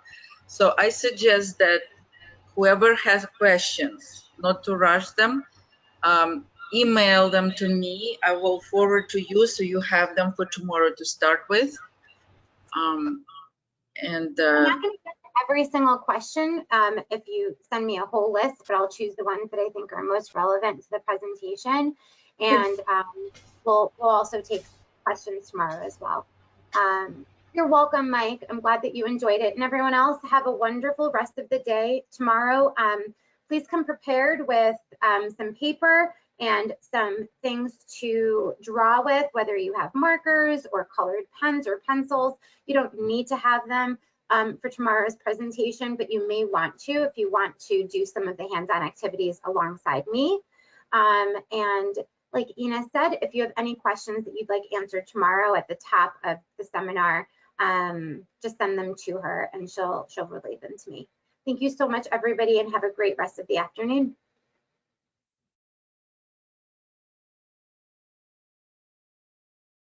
Good morning, everybody. I hope that you had a restful night. Just a couple of things before we begin. I would love for you, whoever's with me today in person, to just type into the chat, say hello, how are you doing today? Again, 0 to 10, 10 being the best ever, and just, you know, how's your morning been? So just type into the chat as a check-in. Let me know that you're with me. And as you're doing that, I just have a couple of things. Whatever was said, maybe you can type it into the chat, Ina. Good morning, everybody. Amazing, you're awake. Awesome. Just so you know, I have my four-legged friend. She's in my lap with me today. And the reason is it's raining and I left her at home yesterday, but I have some clients that I'll be seeing in the office later. So she's with me today. She won't disturb us, but if she starts to bark or something, just so you know, that's the pandemic way we've been living, bringing our animals to work and not being able to leave them. So I just wanted to let you all know that. Oh, so good to see everybody. Okay, so I'm so glad to be doing part 2 of the post-traumatic growth workshop, and so happy to be here with you today. This part today is a little bit more, you know, yesterday we got into trauma and how it impacts a person and how trauma, when it's significant enough, it's you know, significant enough to not only stress someone out, but the stress is traumatic stress that's associated with the kind of stress that actually does promote growth in some people and groups, right? So it was important to just unpack a little bit about how we know about, see, perceive trauma and its impact on a person's body, mind, and ability to function. And then we also started to get into what is post-traumatic growth. And today we're going to continue talking about post-traumatic growth, more specifically, the ways that we can tangibly start to apply not just the concept, but start nurturing and facilitating, helping to facilitate this kind of growth and benefit finding in the clients that we're working with.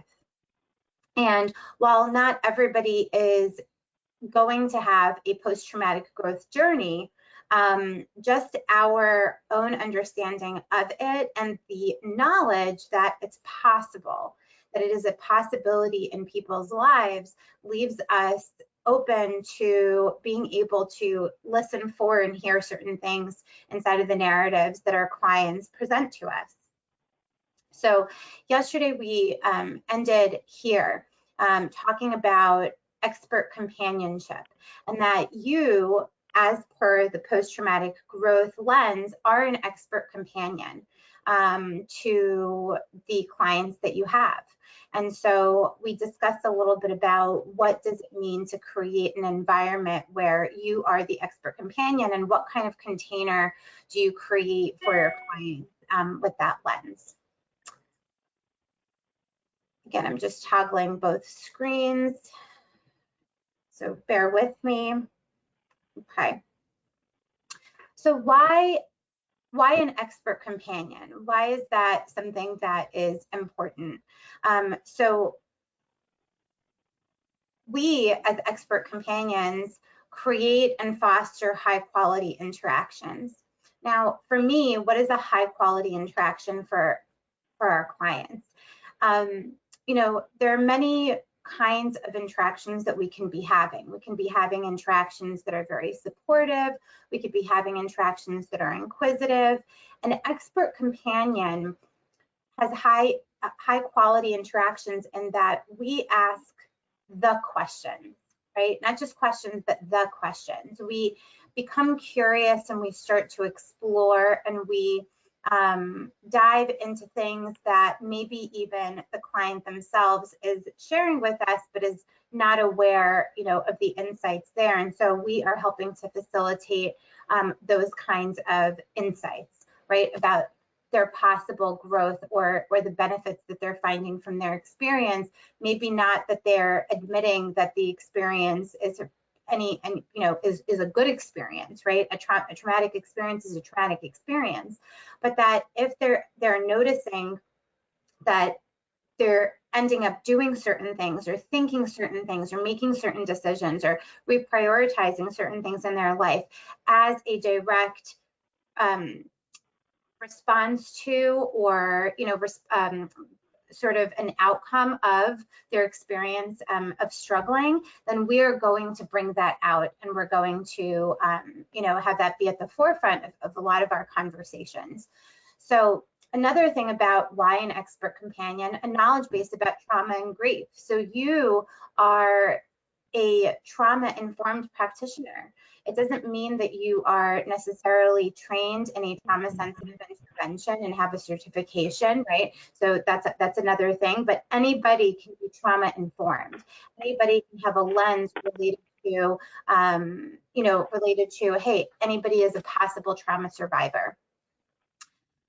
Realizes he or she or they don't have many answers. So that is something else that is very important. Even in the beginning of our conversation yesterday, I said, if you have any questions, I may have a response for you. I may not have the right answers, right? So we don't have the right answers. We don't know the client better than they know themselves. And we're very skilled and intuitive, but we're guides, right? And so taking a stance of not having all the answers and being quite inquisitive and curious and very mindful, because mindfulness is really kindness and curiosity in the present moment. So if we can nurture this ability for ourselves to be mindful, right? No platitudes, right? Others may not be there for the long haul, and pass on what's been learned by others, right? So We're also practicing humility and a new way of listening when we are expert companions. We're listening for certain things, and we're listening to what is being said in between and reading in between the lines of certain things, right? A lot of things that people share when it comes to post-traumatic growth is sort of blanketed or, comes along with a lot of feelings of guilt or shame or a lot of negation or denial. For example, somebody might be sharing that they're experiencing something very positive or that they've done something new, and then they might follow up with, but it's not that big a deal, right? Or deny the magnitude or significance of what's going on for them. And so we're listening for certain things and not trying to solve it, right? Not trying to solve certain issues or problems, but just listening for and being able to reflect back so that insight around benefits and growth are gained.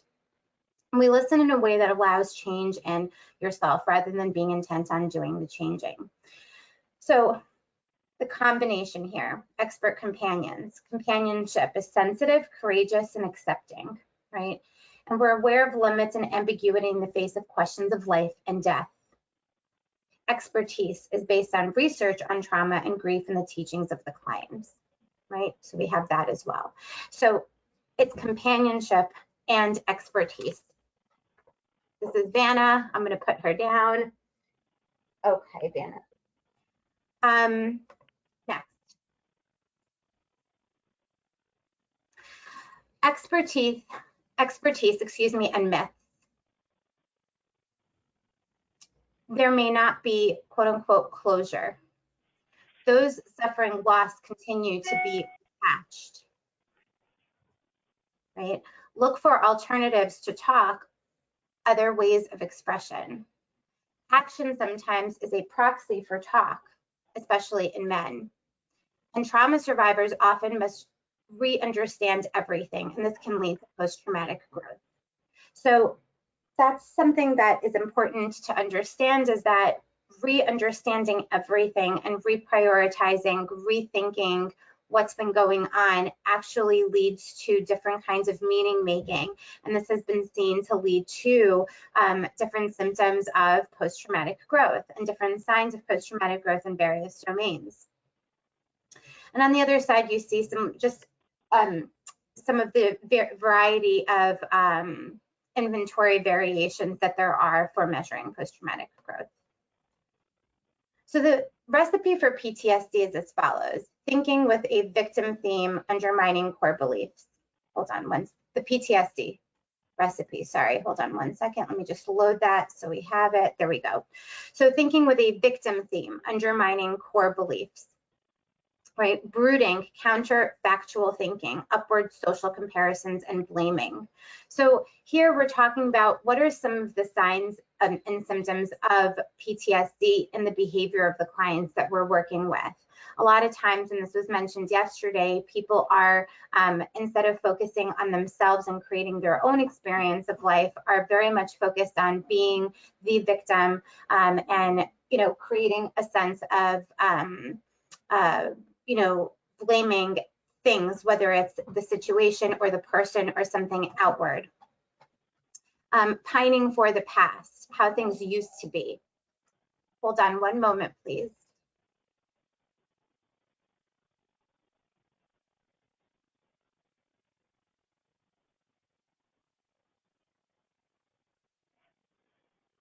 Okay. Pining for the past and how things used to be. Searching for meaning with why questions and absence of any resolution. So these are things like, why did this have to happen to me, right? Or why did God allow something like this to occur? I was such a good person, or they were such a good person, right? So things that don't necessarily have an answer, but are really still saturated in victim mentality around what's happened. Avoidant and safety behaviors, delaying help seeking and failing to share, right? So there are behaviors and ways of being that are actually delaying growth and continuing and perpetuating things that are persisting, that are unwanted, right? And finally, a story that is fragmented and poorly elaborated. So again, with trauma, there's a disintegration. So the story is not integrated, right? And it's not expressed in a very elaborate manner, in a way that makes sense. It's very fragmented.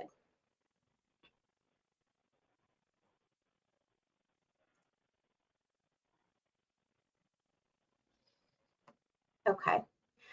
PTG facilitation recipe or therapy orientation. It's constructivist, narrative, cognitive, existentialist, and integrative approach, right?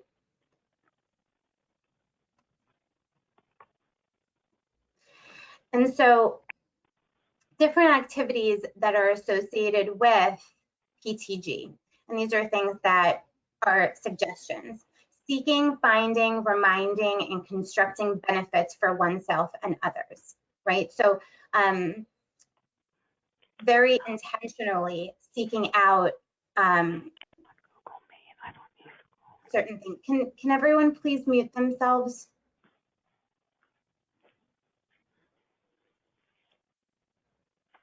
One moment.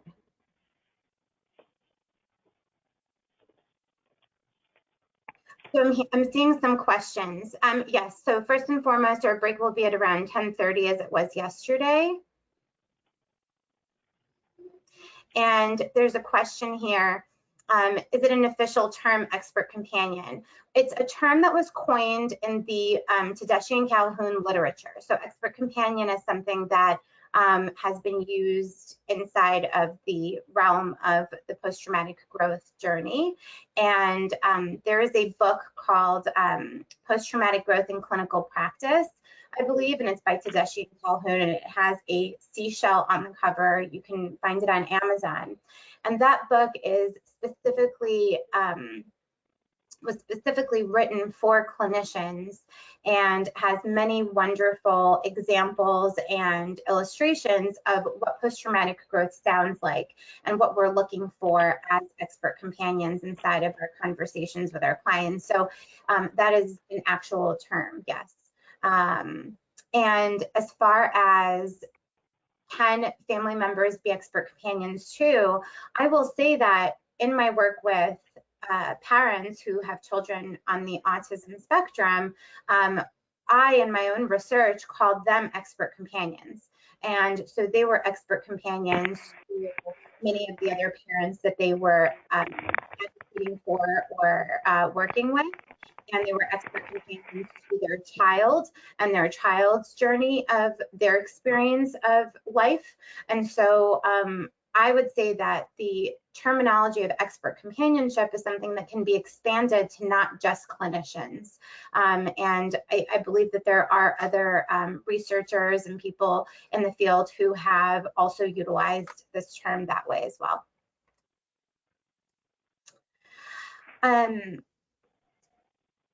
Number 3, constructing meaning, right? So here we are actually very concerned with making meaning.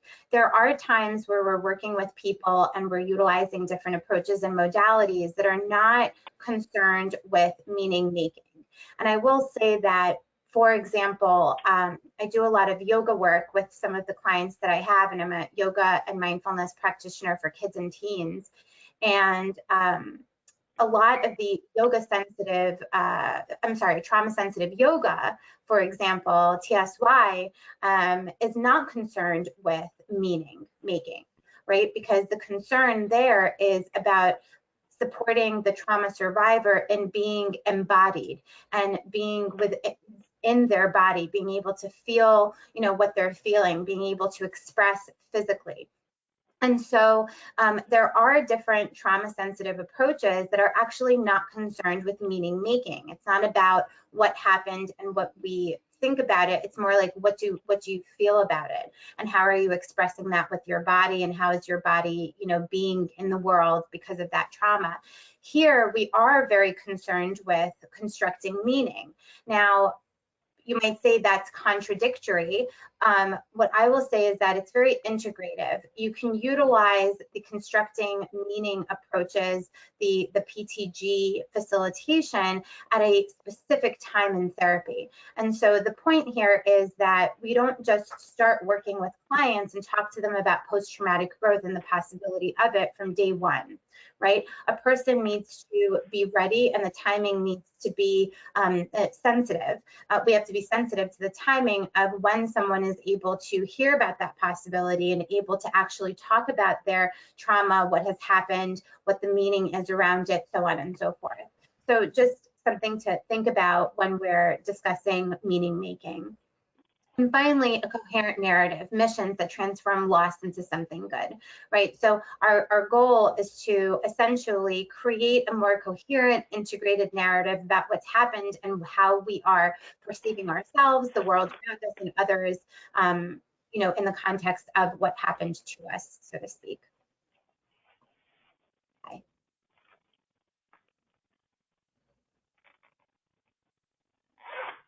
So another question, aren't people's brains the meaning-making machines? If so, number 3, constructing meaning would mean reconstructing narratives. Number 3, constructing meaning would mean reconstructing narratives. Yes, so constructing meaning would mean reconstructing narratives, but also there are many times where people don't have any sort of idea of what to make or, you know, create meaning out of. In other words, the meaning that they have is created from the automatic ruminations that come up, the automatic thoughts that are coming up right after something shocking or disturbing has happened that has, you know, has created traumatic stress. So it could either mean reconstructing a narrative or it could mean actually constructing a narrative and meaning around what's occurred. So yes.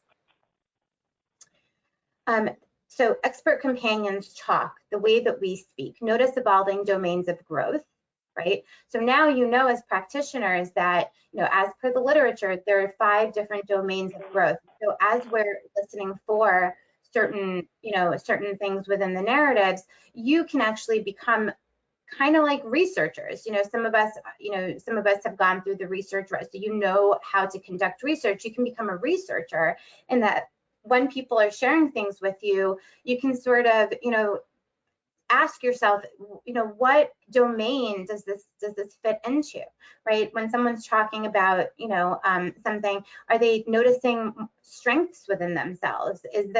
Are they noticing or appreciating something about their life or about their child? Are they talking a little bit more existentially about their spiritual life and, you know, what they've been noticing for themselves, you know, for their future? Or are they talking about, you know, how they're relating differently to the world around them? So you can really start looking for all the different nuggets and seeds within different domains.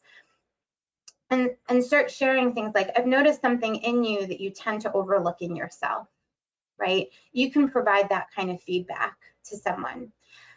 Past crises may illustrate strengths. Is it possible for the future to be better in any way, right?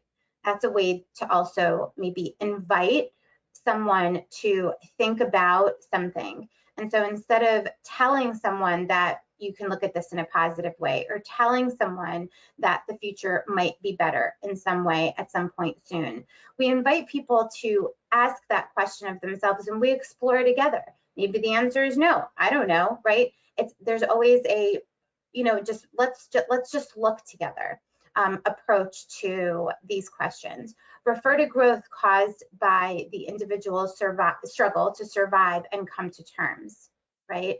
So relate through the survivor's worldview, accept apparent illusions, right, as useful.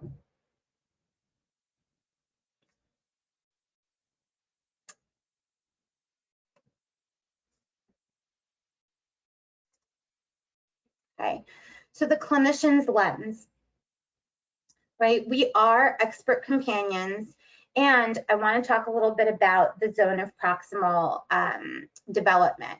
So this all got me to think a little bit more about Vygotsky, who was a Russian psychologist who used to be quoted quite a bit. And he coined this notion of the zone of proximal development. And he was talking about ordinary child development, right? And he said that there are those things that we could do on our own, those things that we really need someone else to help us do, and those things that we're just about able to do on our own, right? So we're just about working those out. And so that exists in quite obvious ways in terms of solving math problems, right? Or stacking blocks or riding a bicycle when a child is young.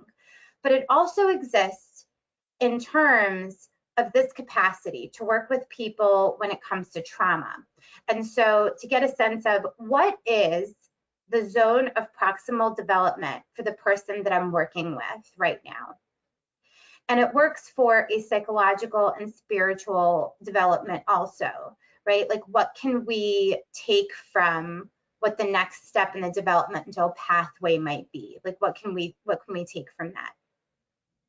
So once we identify the zone of proximal development, we can see all of the different robbed opportunities for growth that come from not entering that zone, from being afraid to move into and grapple with the next challenge, but also the problems that come from what are often called spiritual bypasses.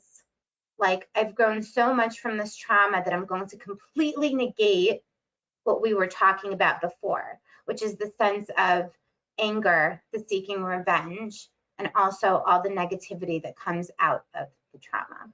So the zone of proximal problem solution is a solution-focused look towards the solutions that come from oneself rather than being told or imposed by other knowledgeable people, so to speak. So the person's capable to use future perspective and their internal strengths that come from within to come to the solution that's happening. So this is something that I also think about, like where is this person right now, and where am I in their journey of being able to see the growth or the benefits that they might experience through the struggle with their trauma. So some encounters with PTG, clinicians must remember that this is possible and listen for it. So I wanted to, sorry, give me one moment. Oops.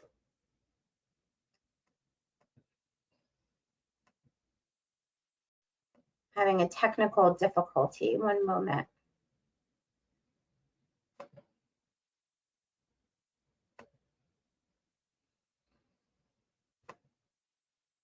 Oops. Oh.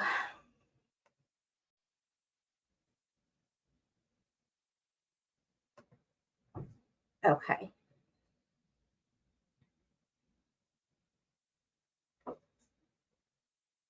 So sorry, my other screen just collapsed. Okay. So this is an example. Clinicians must remember that this is possible and listen for it. So a woman who became a nurse after her teenage son died. So I want to also say that in giving this specific talk, many times people who have listened to some of these examples that have come from various literature related to post-traumatic growth have shared that they themselves, while listening to this workshop, were often reflective, and it triggered them in some ways to think about their own life or think about some of the clients that they have. So I just want to give a disclaimer that we are going to be sharing some examples related to people's traumatic experiences. And I hope that you take care of yourself throughout the presentation in just keeping yourself grounded and nourished and relaxed and comfortable. And if you have any, concerns or thoughts that are related to some of these examples, reach out if there's a concern, or, just take care of yourself to, maybe you know, speak to someone afterwards and process it if you have to. I know that sometimes this work can be very triggering for us as well. So a woman who became a nurse after her teenage son died. I've become very empathic towards anybody in pain and anybody in any kind of grief. I think that's one reason why I went into oncology nursing, was because I felt so comfortable around grief. I would rather be around someone who was in pain rather than someone who wasn't. And I felt very comfortable around death and dying because I've learned so much about it and love talking about it, right?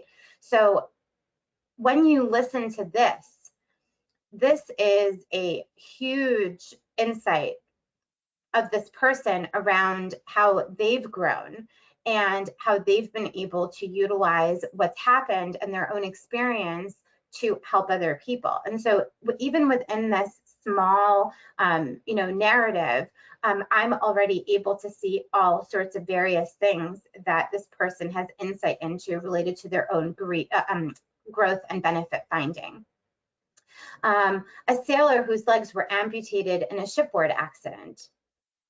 A lot more good things have happened to me since that accident that probably wouldn't have happened. I don't regret it. I don't wish it hadn't happened, right? A bereaved father. We realize that life is precious and that we don't take each other for granted. In fact, my daughter in Raleigh, I talk to her almost every day on the phone, and I found I've become much more protective than I've been before. And I'm also very much more generous with her than I've been with her previously. So lots of realizations there. I'm seeing appreciation of his daughter and of life. I'm seeing a maybe spiritual shift, and that life is precious. What does that look like? Like, what does that mean? I would have loved to explore that, right? A bereaved mother. The main thing is the strength. The understanding that God is going to get you through anything, and that gives you a different outlook on life. That takes away a lot of the fear and trepidation that most of us walk through life with. And that doesn't mean I don't have any fear or that I don't think about the future or any of that stuff, right? So I love this. This is a perfect example of someone recognizing and being able to tolerate and deal with the dialectics that they see within their own situation, right? Something bad has occurred or happened, and it doesn't mean that I'm going to think about the future in that way, right? I do just like normal people, but I'm not constantly worried about it, right? So just seeing the internal strengths within herself, being able to see things in a different way. I will take a question. With an unskilled companion or a companion who rejects probably. Can false narratives be constructed? Can rationalization and minimization distort the narrative? Is it the expert companion's narrative become the patient's narrative via projection? Projects, got it. So there are a few questions in one. So with an unskilled companion or a companion who projects, okay, can false narratives be constructed? So I think this is a good question, but this is a question that also pertains to just, you know, therapy in general. I think that anybody who is working with anybody, right, any therapist, any clinician who's working with anybody, if the person, if the clinician is unaware of their own projections and unaware of their own biases or, you know, feelings related to what's going on, and you know, isn't doing their own work, that can be at risk. And yes, so can false narratives be constructed? Sure. I mean, you have to, you know, yes, the answer is yes. And it doesn't necessarily just have to do with post-traumatic growth. This could be with, you know, just working with anybody on anything. I think that specifically for post-traumatic growth, what we have to look at is our own biases and understanding of trauma and post-traumatic growth as a possibility.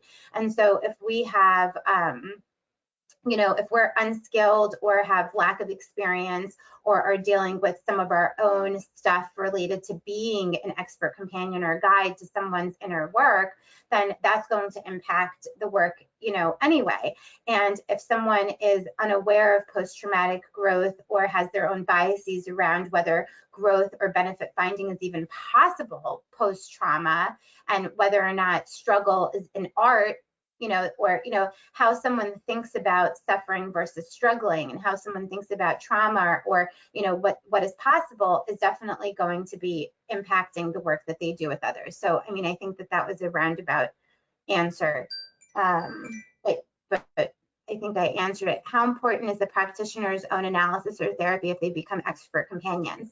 How important is individual supervision? So, like I said, I don't have all the right answers, but I'm 100% sure that peer supervision or some sort of supervision and some sort of reflective work on the part of the practitioner is of utmost importance, whether it's related to post-traumatic growth or not. When I supervise people or I consult with other clinicians around their own work, it is actually one of the first things that I say is that I believe all of us should be in our own work that we're conducting with other people. And so if you are not, this is definitely going to impact your ability to be an expert companion to someone, because then you can't necessarily be a clearing for them to show up. So that's just a good question that's just related to, I think, good ethical clinical work. So thank you for those questions. I hope that that was helpful.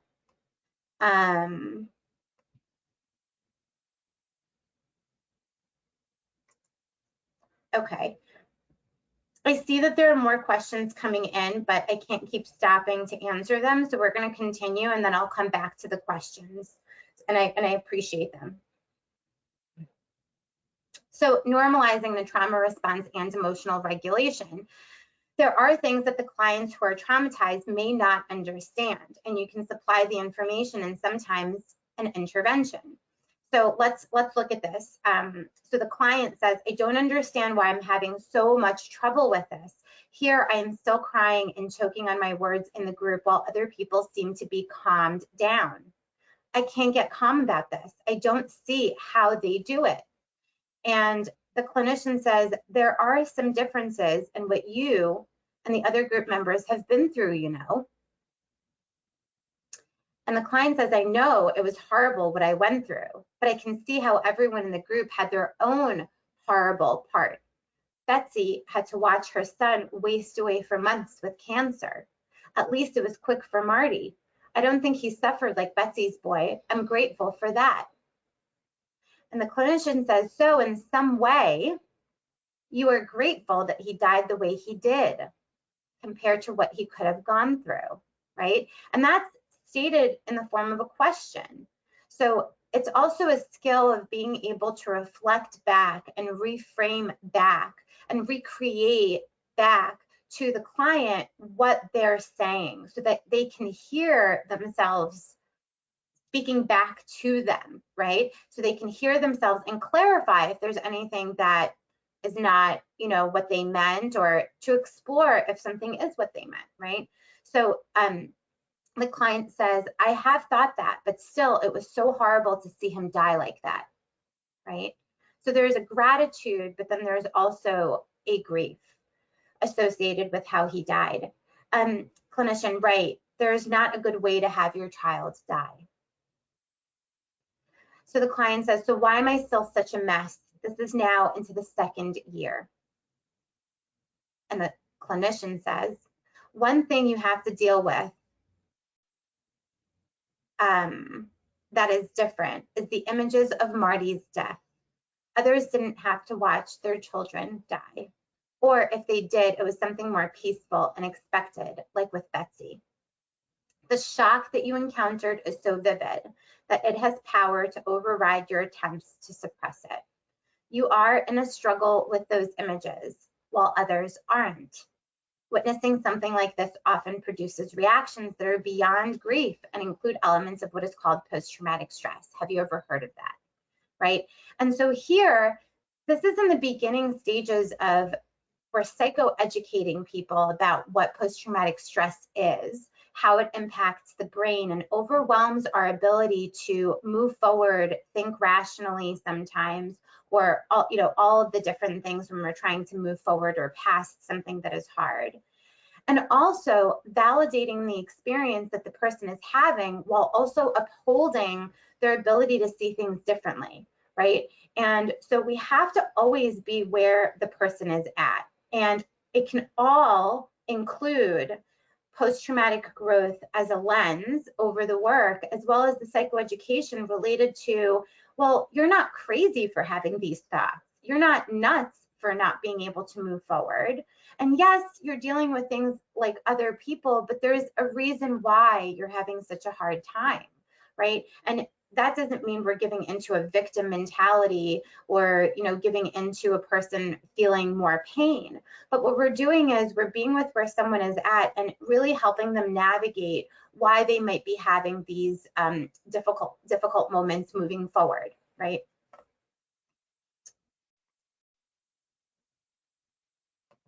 Okay. Normalizing trauma response and emotional regulation. So we're just continuing.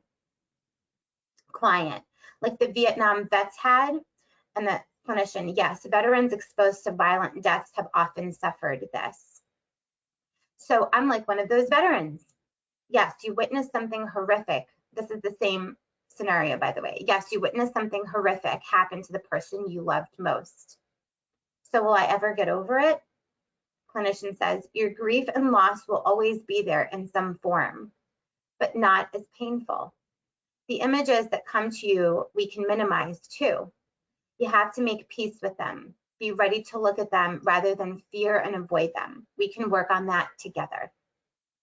And the client says, I need some relief, right? So here, the expert companionship, right? The role of expert companion and the collaboration is being born. So it's a collaborative construction being guided by the client, right? And we are the guides and we're helping do that. And so we're never pushing anyone out of feeling what they're feeling or being where they're at. What we're doing is validating where someone is at, right? And so this is a very trauma, we're not pushing anybody into benefits and growth and la la land. This isn't about like rainbows and sunshine and everything's great and there's no stress and there's growth and benefits. No, it's a beautiful integration of experience of struggle and the benefits of it and the growth associated with that struggle. So it's a very intricate process that we go through with clients. Some more examples.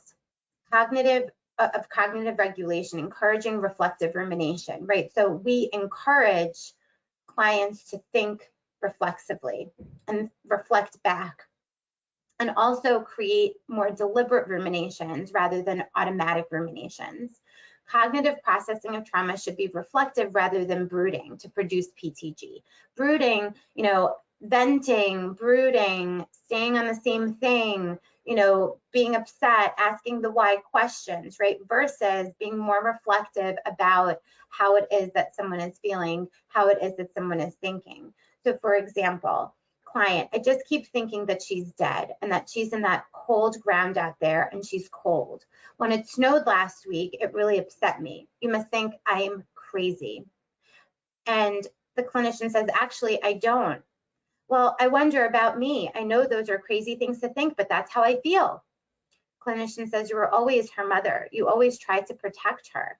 We can't expect you to stop thinking that way right now, right? So it's an understanding that someone is struggling with what it means to be a mother now that the child is dead, right? And struggling with having certain feelings when the certain feelings don't feel appropriate anymore, or having certain feelings and not knowing why, right? So we're always where someone is at, and then also validating their experience of you can't just stop feeling the way that you feel, right? And just recognizing that someone is feeling that way and having that insight that that's okay. The client says, but I'd better stop. It's like, I can't think of anything else and I can't protect her anymore. And the clinician says, what is there to protect her from? The cold, right? And the client says, it doesn't make sense, does it? Well, I guess these thoughts aren't very useful to you or to her, right? So here the client is offering, it doesn't make sense, right? Like, I'm protecting her from the cold. And so here there's an opportunity to share that it's not a bad thought. It's not a good thought. It's not, there's no, but is it useful? Is it workable? It doesn't seem useful. It doesn't seem like you're saying it's useful anymore to you or to her, right? No, it's not helping anyone, the client says. And the clinician says, maybe when you find yourself thinking these things, you can consider why you are thinking like this and what it means for your relationship with Julie now. And the client says, I'm not sure what you mean. And the clinician says, like I was saying before, when you're thinking about Julie being cold, you can think that it's because you are her mother, her protector. Instead of just thinking she's cold, think about how it actually makes sense you think this, right? So here, it's really allowing someone the opportunity to see themselves and understand and reflect on when they're feeling or thinking a certain thing that doesn't seem to make sense. Perhaps asking yourself, why would I be thinking this? Well, it's because I'm her mom, right? I want to protect her no matter whether she's alive or not, right? Like, that's just my instinct. And that's okay. And that's beautiful. And that's something that will always be with me, right? And so a lot of this work is reflecting back to people the person that you're speaking with, how it is that they're feeling about it, what it is that they're thinking about it, but then also making meaning around it rather than leaving it as this just doesn't make sense to think, right? But making meaning that is meaningful. So the client says it won't feel so crazy, right? Also, you might give some thought to your mother-daughter relationship now. And the client says that I'm still the mother. I'm still her mother, right? And so here it's a beautiful exchange here because it's talking about rethinking what it means to be a mother to a daughter that is no longer with you, right? And so this is a very unnatural course of things in life, and so therefore shocking to this person.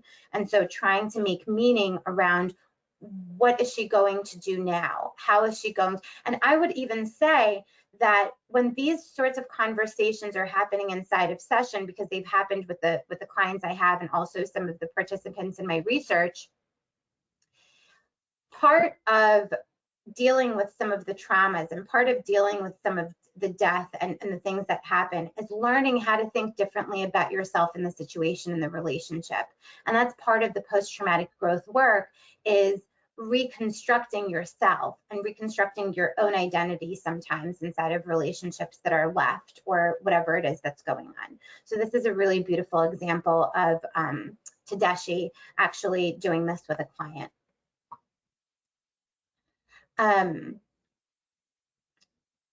So he says, how does that feel? And so the client says, okay, I hate to think that I'm not a mother anymore. Well, that's another thought that disturbs you. Yes, I think that a lot. So you can think about that differently. You are always a mother. I know that when soldiers die, their mothers are called Gold Star mothers. They were still mothers, you see.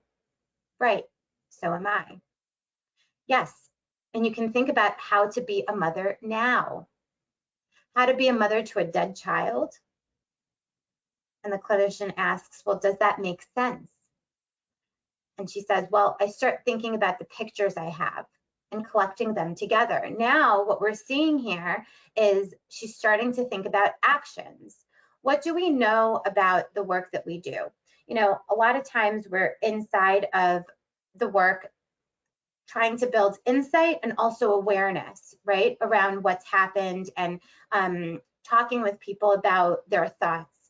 But when we are talking about post-traumatic growth journey and benefit finding, it's associated with a lot of actions, taking different actions, because what people who've experienced post-traumatic growth have been like over, in the literature, or if we're looking, at their stories, is that they've changed in some way.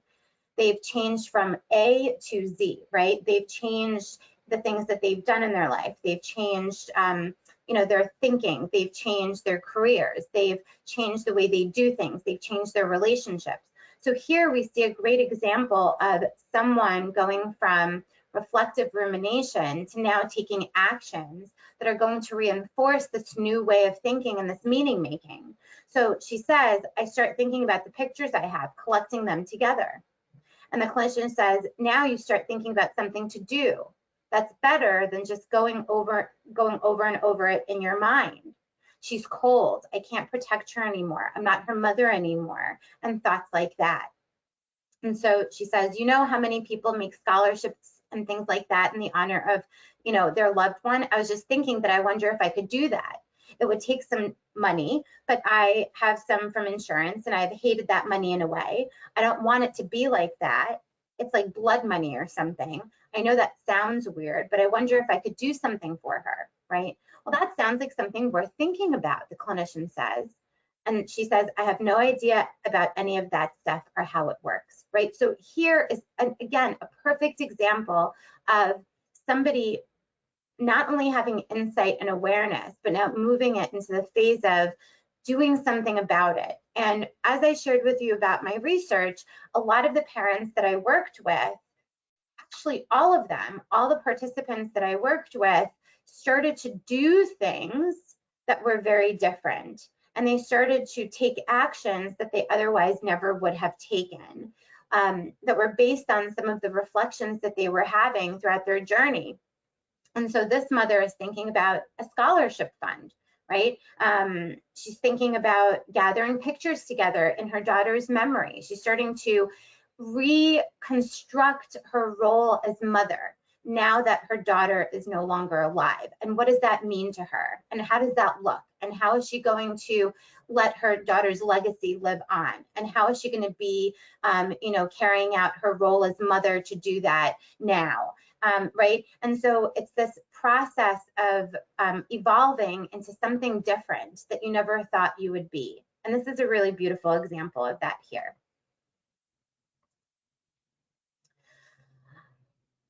So we're going to continue. Most of us never have to think of such things, the clinician says. Yeah, I'm one of the lucky ones. I get to have a scholarship named after my daughter, the client says. Even the good things connected with her are going to be painful now. And the client says, the pain is always there, right? But some thoughts just emphasize the pain, the clinician says, like she's cold and I'm not her mother, I'm not a mother. Other ways of thinking may ease it a little, maybe, like about photos or the scholarships, right? So the clinician is just reflecting back and looking for different ways that the mother can think differently, right? She's not taking away those thoughts, but maybe can think differently to ease the pain, right? It's like a combination of pain and something sweet, the client says, like the term bittersweet. Exactly. Bittersweet is maybe the best I've ever going to get. Maybe so. And the client says, but I don't want to just be bitter. I hope not, the clinician says. So I'm trying to get more to the bittersweet, right? And you have some choice in that, like in your thinking. I can see how you can't think of her. Oh no, I wouldn't want to not think of her. And you can't not think of her anyway. You're her mother after all, right? Yes. But maybe you can think in these more useful, bittersweet ways than the purely painful, bitter ways. So I'm just going to pause for a moment, check in. How's everyone doing?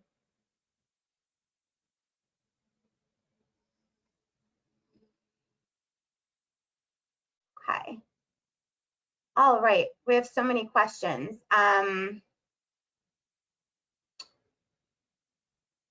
Can you please tell us about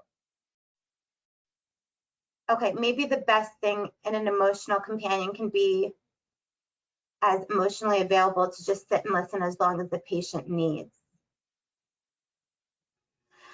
Sure, Mike. I mean, listening is absolutely a part of being an emotionally available expert companion, right? So that's not something I can argue with. Absolutely. The thing about post-traumatic growth, though, is the constructing of meaning. And so that, happens with oftentimes when people are in automatic rumination. They don't have another way of thinking about the things that have happened. And so they're ruminating and brooding and brooding and brooding. And so the role of expert companion is to support and guide a person to deliberate rumination, much like Tedeschi is doing with this mother right here. And so listening for as long as the person needs is certainly part of the work. And being able to move someone along and asking the right questions, and then listening for what someone is saying, right? Asking the right questions. And as you can see, a lot of the things that Tedeschi is doing here is just asking more questions and offering things as insights to maybe explore together. And so that's definitely part of the role of expert companion. Could you please tell us more about how we, the clinicians, can guide family members to be the expert companions like you did in your research? Absolutely. So when you're working with families, modeling is one thing. So many times when I have families in my office, or, like for example, I had a sister, the sister of the client who was abused since from 8 to 13 by a religious figure. And, what I did was I modeled for the sister the different ways of communicating with her own sister around certain, matters, whether, they be logistical matters or matters of the heart. And so through modeling that and then having a follow-up with family members around what they observed, right? Many times, if I do that prior to my sessions with families, they don't experience it. So oftentimes I will model some of the questions and some of the ways of interacting, right, in this way. And then afterwards, the family member will say, wow, like I didn't know that it could go that way, or I didn't think that her response would be this. And I would say, notice that, I did this, or notice that we went this way in the conversation, or notice that, I asked us to pause, in this place because, our focus was derailing, or whatever it is. And so you can really work with family members and guide them to take on a curious role, and also a role that is not, positive, so to speak, but one that is more insight oriented and curious and sort of, and compassionate to what's happening, rather than trying to push someone out of feeling bad. Right. So this is just something that you can do and start doing with family members. I have to say that I don't know any books out there or any literature actually that talks about how to help someone be an expert companion. So this is something that is coming from my own research, my own readings, and my own experience, really. And maybe one day you or I will write a book about it. And I think that would be great. Can I have a question? Yes. Okay. So when I was asked to do one of the articles about caregivers, yes, and I identified that caregivers in the community, and I asked them questions, how they feel about the role of caregivers, because in psychological literature is very negative connotation. Caregivers are masochists, or caregivers are not taking care of themselves. They do it from guilt. So I wrote this in the article, and what also now I realize that those caregivers probably had post-traumatic growth. It is a trauma when you have to give up your work, you give up your career sometimes to take care of your loved one. But they were happy to do it, most of the people that I interviewed. But in the literature, it is that, you know, that they are labeled as selfless masochists. And most of them said that they stopped going to the groups, caregiver groups, support groups, if they were led by a professional, because the professionals usually told them that they are those masochists, that they didn't think they were. So this goes to Mike's question and comment about, you know, the expert companions, the professionals should not be imposing or projecting their own views on people that that experiencing some kind of like stressful events in life, and you know, and tell them that you have the trauma and you supposed to be feeling traumatic, you know. So that's just my comment about it. Okay, thank you. Was that a question or it was just a comment? It's a comment, but I also wanted you to comment on this, you know, like, how do you feel about this? You know, like that very often professionals are not really into being supportive and listening, but trying to be like knowing everything and imposing the labels on people often. My only comment is that there are different kinds of professionals out there, and I don't think that it's a general, I mean, it's a general statement to say that there are professionals out there. Yes, I think that there are different kinds of clinicians out there who impose a lot of things on a lot of people. And so I don't have a comment about that. I just think that, you know, in thinking about yourself and in doing work with anybody, and this I think is very different than post-traumatic growth, and just a general comment that anybody working with people in the mental health, or I would say medical realm, should have some sort of work being done with themselves to constantly, you know, be reflective and reflexive around their own life experiences. I think that, you know, human nature, we are, you know, we project and we, you know, are personalizing things. And so I think just in general, we should take care of ourselves while we're also taking care of other people. Okay. So the dialectic that is life. So I mentioned a little bit about dialectical thought, and it's the ability to recognize and work effectively with contradictions. So, you know, two things true at the same time, but they oppose one another, and being able to tolerate the contradictions in life like that. So, and this comes from Stephen Joseph's book on post-traumatic growth, and PTG involves rebuilding of the shattered assumptive worlds that we live in. And this can be illustrated through the metaphor of a shattered vase. And if you look at trauma and look at various visuals of trauma, you see a lot of, you know, broken mosaic glass. You see a broken vase as a depiction of trauma.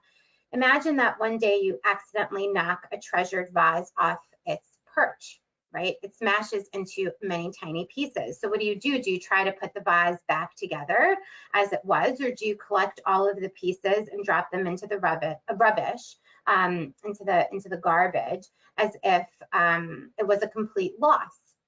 So do you pick up the beautiful colored pieces and use them to make something new, like a colorful mosaic?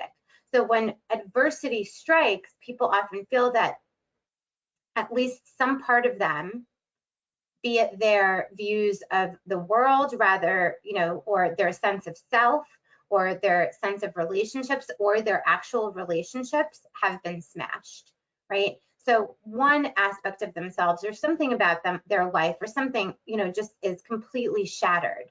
you know, due to what's happened. So some people try to put their lives back together as they were, but like a vase which is held together by glue and sticky tape still remains fractured and very vulnerable, right? So in contrast, those who accept the breakage and build themselves anew become more resilient and open to new ways of living. So assimilating these experiences may be more comfortable, right? Because it doesn't require us to really change. But if we seek a fully functioning life, we must embrace the principle of accommodation and be open to the truth about ourselves, no matter how much we don't like to hear it, right? So when I'm working with people, or when you work with others, you can share with them that, you know, we can either assimilate our experiences, we can accommodate, right? We can, our brains, our minds do this to feel better, feel more comfortable, be able to move forward, but there's a choice. So we're constantly in the process of educating people, as well as helping them gain insights, as well as asking questions for them to explore.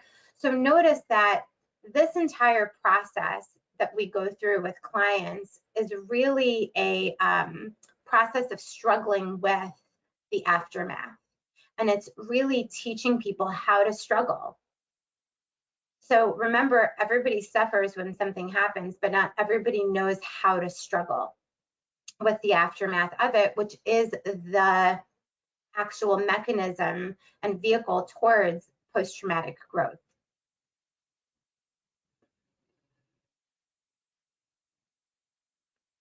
Okay.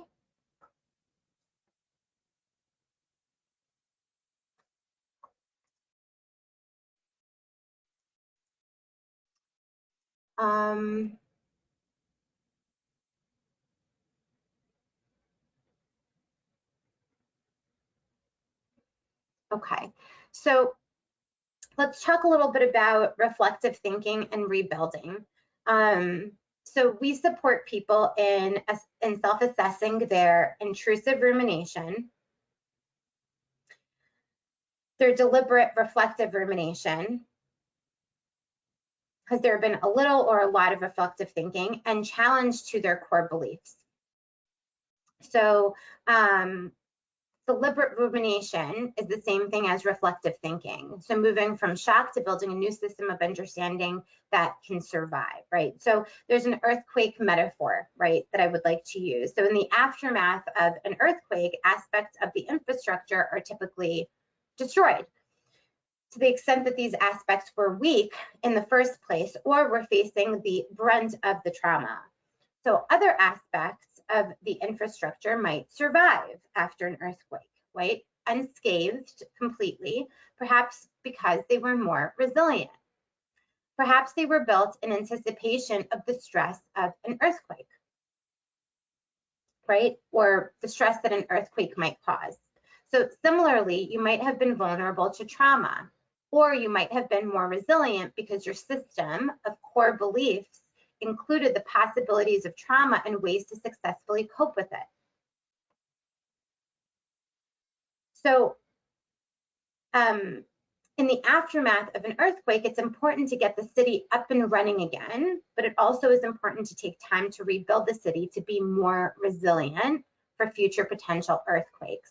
So similarly, as a trauma survivor, you may have needed to, you can say to someone, respond very quickly so you can continue living. And yet you also need to consider how to live successfully in the future. This comes with time, reflection, and hard work, right? So here, this happens so much in the clients that I see, by the way, where they will sometimes say, like, I just had someone that I started working with who said to me that she has never been in a therapeutic working relationship before. And the reason that she wanted to begin working with me was because she notices that many things have happened in her life in the past few years. She got married, she had cancer, she's a young woman, she had surgery for cancer, is in remission right now, was cleared to have a baby, had a baby, the baby has a has a physical abnormality of some sort. They're dealing with that. And she says, I've been going through a lot of things that I think have created a lot of traumatic stress for me, but I'm not processing these things quite well, and I'm not really dealing with them well. And so what we're seeing here is someone who, this is a perfect example of things have happened and you want to just move on, right? You want to just move on, and you've been very good at just moving on and being really positive and seeing that the glass half full, as she says. But you're noticing that in order for you to carry on living into the future, right, you have to learn how to deal with some of the things, and you have to learn how to successfully deal with them so that you can tolerate the stuff that comes, right? And so having someone understand that there's nothing wrong with the way that they've been dealing with things, but they themselves are noticing that their physical health or their relationships are being impacted because they no longer know how to actually deal with all of the stress that comes along with the aftermath of what's happened. And so in our work with people, we're helping them build a deliberate, reflective way of thinking rather than just going by what they've always gone by, which is more automatic.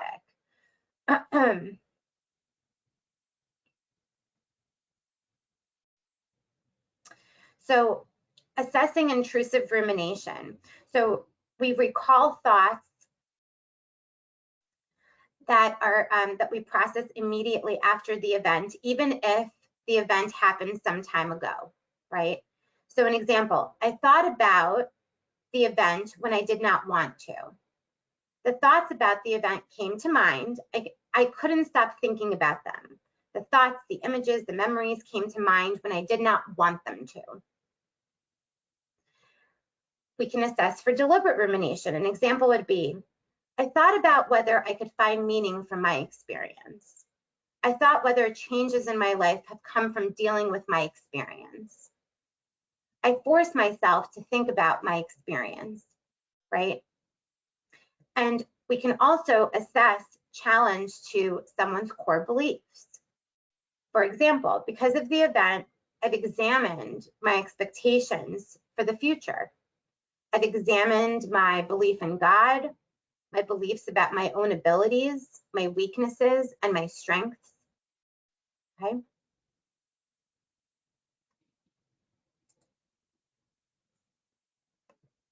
More rumination, right? When ordinary talk fails, try using metaphors with clients. So the client says, I realize that Sharon has been living with her mother for 5 years now, but I'm still her father. And I think I should be consulted before she goes ahead with these things. The clinician says, like the clothes. Well, yeah, and Donnie thinks he can just call all the shots like he did with Sharon's clothes. The clinician says, what other decisions are on the horizon that you have strong feelings about that you wish to have a say in? The client says, the marker for one thing, and the memorial fund, and whether we should sue the guy that hit her. I don't have any idea how that would work. Clinician offers, it's good that you can see what things you have some preferences about. So you have a chance to work things out before Lisa and Donnie go ahead with these things. So here, there's a complaint. But the clinician, instead of just lingering in the complaint, now says, good. Now we know what's really important to you. It's really important to you that you have a say in this and this and this and this and this, right? That's important. So what are we going to do about that? So the client says, what really bugs me is they treat me like I have no standing in this, like Donnie is the father and not me. So part of this has to do with how they treat you, which is no different than it was while Sharon was alive, right? And so instead of just, again, staying in the complaint of it all, bringing it back to, oh, so it's not just about the decision making, it's also about how you're being treated, right? And that's been going on for quite some time. So people are dealing with many different things. And so this is our being able to really bring it out and be more deliberate about what they're dealing with. Client says true, and the clinician says, but the other part is about how they are treating Sharon's memory, right? And Lisa is real weak as usual, and I don't trust her to do the right thing. And the clinician says, it must feel like they still have custody. And the client says, that's what they act like, right? Who really has custody of Sharon and Sharon's memory? Well, you know, that's a really strange thought. I'm thinking God has custody of Sharon. Well, how does that feel, right? How does that feel to feel that God has custody of Sharon? Good, I guess. I mean, I wish he didn't. I mean, I wish she were alive, but I'd rather think of God having custody of her than Lisa and Donnie. Well, Donnie especially, you know, it makes sense. That's right. God has custody. What does that mean about all these issues? Does realizing this change anything about these conflicts, right? So we're reflecting back. So if God has custody, does that change anything about any of these things that are going on for you? How is that thought different, and how does it shift things? I'm not sure. I still want the marker like I told you. And the clinician says, I think things like that are more about Sharon's memory, if God has custody. You know how to remember her, right? And who has custody of her memory? The client says, well, I don't know. How could anyone? I mean, I have many memories of Sharon. Other people have theirs. That doesn't make sense to me. And the clinician says, you know, that's what I was thinking. You have your memories of Sharon. No one can take custody of those in any way you choose to share them. Donnie's always ticked you off, but maybe it's not so important to struggle with him about some things, right? So noticing that what the person, the client, is actually dealing with is the struggle of, you know, being in grief around the daughter not being alive.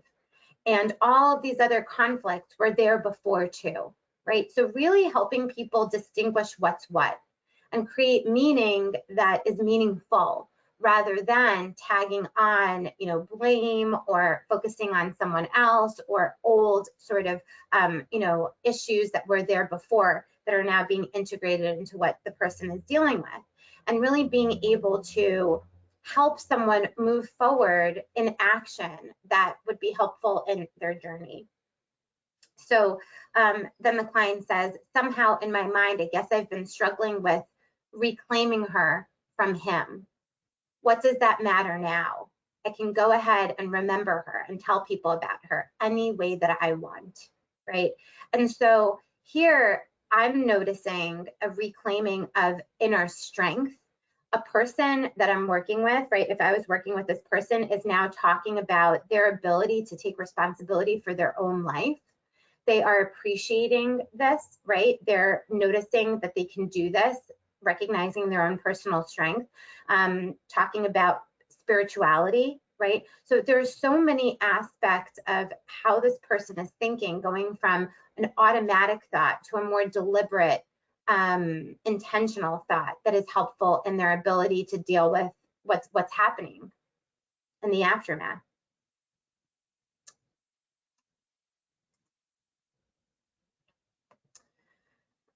The clinician says, of course, there are some things like the insurance settlement, the lawsuit, her marker, that you may have to come to terms with them on, right? You have to kind of deal with them related to those things. But a lot of things you can choose to do as you wish. But I'm thinking that if you keep in mind who has custody now, it will all be easier to deal with. And the client says, you may be right. So here, we're saying, yes, there are things that you do, like distinguishing, there are things that you're going to have to deal with them about, like the logistics of the funeral and the memorial. But the things that are most important to you, you have responsibility and control over your experience of her memory and how you talk about it, right? And thinking about who really has custody of her, right? In the realest way, it's God. That might make it easier for you. So offering the person's thought right back to them as a tool to move forward around something that they're dealing with, around, you know, feeling and harboring anger or resentment around who has custody of his daughter, even in her death. So this is a beautiful, again, illustration of yes, we're listening for, and we're being really great listeners and emotional companions, but also being expert companion guides in being able to move forward while staying with where someone is at, right? And really working with them from where they're at. Another example of cognitive regulation and narrative. So take the counterfactuals seriously, as they are a frequent part of ruminations, but offer some comfort too, right? So we're going to hear, and we all often hear, like we just did, some counter facts, right, going back and forth in someone's narrative. So we have to take those very seriously, but also provide some offerings of how to deal with them, right? So let's look at this. It was late in the afternoon and I was starting supper. Clark was talking to someone on the phone and I wasn't paying much attention. He said that he had to go out and I thought that I'll be getting supper soon. So I said that he couldn't go far because it was almost time to eat, but he was almost at the door by then. Looking back, this was a little strange, but I dismissed it or didn't even really give it much thought. I should have told him he had to stay home, that it was too late to go out then. Then maybe he wouldn't have gotten shot. Of course, this was pretty much a typical day for you at the time. You had no inkling then of what was about to happen. Right, but how I wish I had just said something, right? Counter factuals. Like what? Well, don't go. Well, what do you think Clark would have said? Well, I don't know. But with those boys he was mixed up with, he probably felt he had to. He probably would have said, I'll be right back for supper, and gone out. So maybe I couldn't have changed it. The clinician says, of course, if you knew then what was about to happen, you would have done anything to change it. And she says, I would have tied him up, right? So as you can see, there's this back and forth about, I could have done something, but I couldn't have done something. I wish I would have done something, but I couldn't have. Even if I tried to do something, he wouldn't have listened, right? And so when we're ruminating, especially going from automatic ruminations to being more deliberate about our thoughts, it is very natural for people to go back and forth and think about these thoughts that are countering one another, right? And it's our job as expert companions to help people through those kinds of counterfactuals inside of their ruminating. And hold space for both of them, right? While being able to distinguish what the reflection that they're going to land on will be, right? That at the end of the day, nothing I would have done would have helped.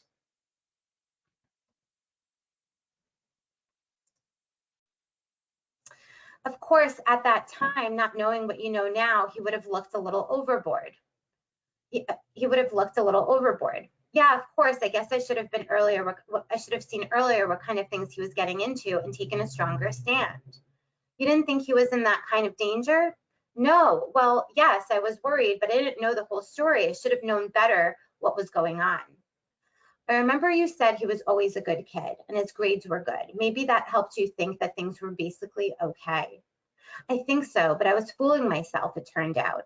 You see the the thoughts that are countering one another, right? Like I knew, but I didn't know. I should have known, right? Fooling yourself, like trying not to see reality. So the clinician is double checking. So you were trying not to see the reality? Obviously not, you know. I don't think that so much. I guess I just trusted him and I thought stuff like that wasn't happening to my kid. I guess I was naive. And the clinician says, not anymore. But it's too late for Clark. I failed him. He needed a parent who was more in touch, tougher maybe. You didn't get a chance to adjust your parenting to these circumstances, the clinician says. When those boys killed him, they took away your chances as well as Clark's. I'll bet you made plenty of adjustment over the years as Clark grew up and you figured out what he needed. I think parenting is a lot of adjustments, right? So really being able to create meaning, right? That maybe an adjustment was needed, but you didn't even get the chance to make that adjustment, because parenting is all about making adjustments and you just didn't get the chance to do that for this, right?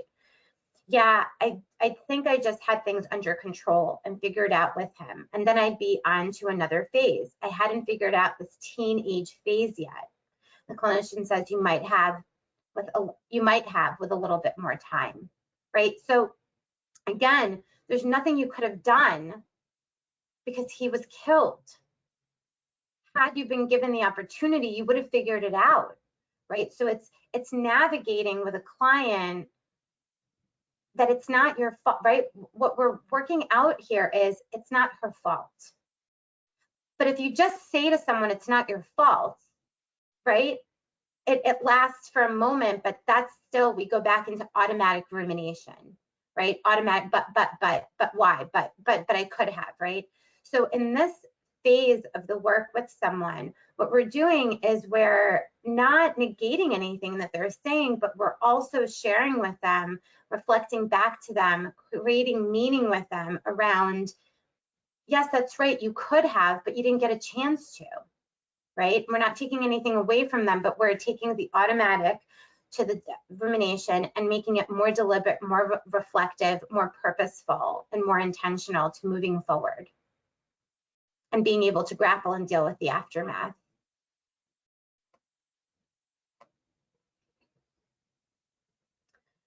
And I believe this is the last slide of readings. I don't know how many of you are getting bored of hearing me. We will break at 10:30, so give me 5 more minutes. The client says, I know I'm being too hard on myself for not seeing what would happen, but as a mother, I'm supposed to know how to take care of my child to protect him from danger. And the clinician says, of course, good parents feel this way, right? That's it. How could I be a good parent? Clark's dead. See the counterfactuals here? If you met another parent whose child had died because they had not prevented the child from doing something that led to their death, would you think of them as a bad parent? It depends on what they overlooked. Like if they left a loaded gun out for a 5-year-old to find, I think that's pretty bad. Is your circumstance like that? The clinician asks. No, not really. The gun thing is obviously a problem. You could see that coming. So you don't think parents should be able to anticipate and protect against all dangers? Like maybe the school bus will wreck, or that a plane will crash into the school building, or a tree will fall on them. The client says, some things are just so unlikely, you drive yourself crazy trying to worry about all of them. Probably drive your kid crazy too. Clinician says, so in your situation with Clark, with those boys and him being involved with drugs, was that more like the 5-year-old and the gun or the school bus crash? And the client says, somewhere in between, I think, right? So here, we're not telling someone it's not their fault. We're not telling someone you couldn't have prevented this, right? But we're companions. We are the expert, but we're the companions to someone thinking about these things, but we're guiding them towards more deliberate ways of thinking about these things. We're checking the facts, checking it out. We're constructing meaning that is useful for moving forward.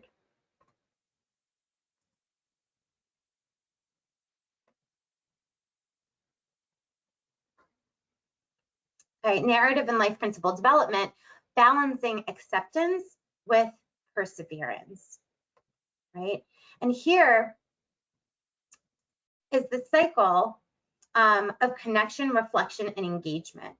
The growth comes out of the cycles of connection and processing and using those to inform action, right? So we connect, we process things, and then we take actions that are intentional. What I love about this with clients, and I heard this somewhere in my own listenings for my own personal development work, that oftentimes taking actions without being intentional or deliberately thinking about those actions is like vacuuming a room without the vacuum being turned on. So you're making a lot of nice lines in the room with the vacuum, but you're not really doing much good work, right? Because the action is not intentional. And so having this reflection, connecting, processing, and then taking actions based on the reflections, based on the deliberate ruminations, is what post-traumatic growth journey is all about.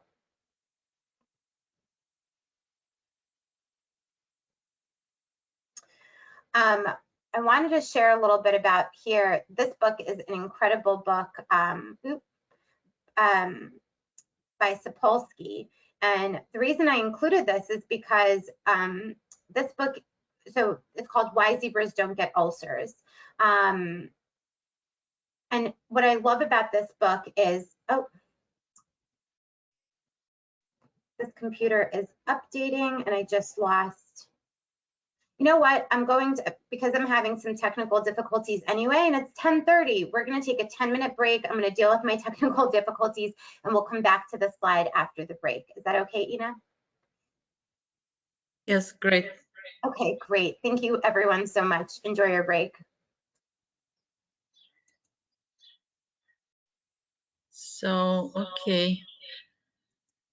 We reconvene at 10:40. If somebody has questions now, administrative or otherwise, please put your mics and cameras on. Ina, can you hear me? Yes, I can hear. I don't know if I'm sharing my camera. I don't know if you can see me. We cannot see you, but we can hear you. Okay, I was asking, you said something at the beginning. I missed that first minute, something administrative about the phone number. Share the phone number with you if you need the CEs or not. Oh, yes, only if you're using the phones for participation, just phoning in. I see. If you don't see my name, I got you. Okay, thank you very much. Yes, so I see your name, and this is mostly for those who would like to claim the continuing education. Yes. I am required to record the attendance. So yes, so that was it, because I only can see caller 1, caller 2, caller 3, and I can. Okay. Yeah. So I need got it. Okay. Thank you. Okay. Yes. Thank you. Okay.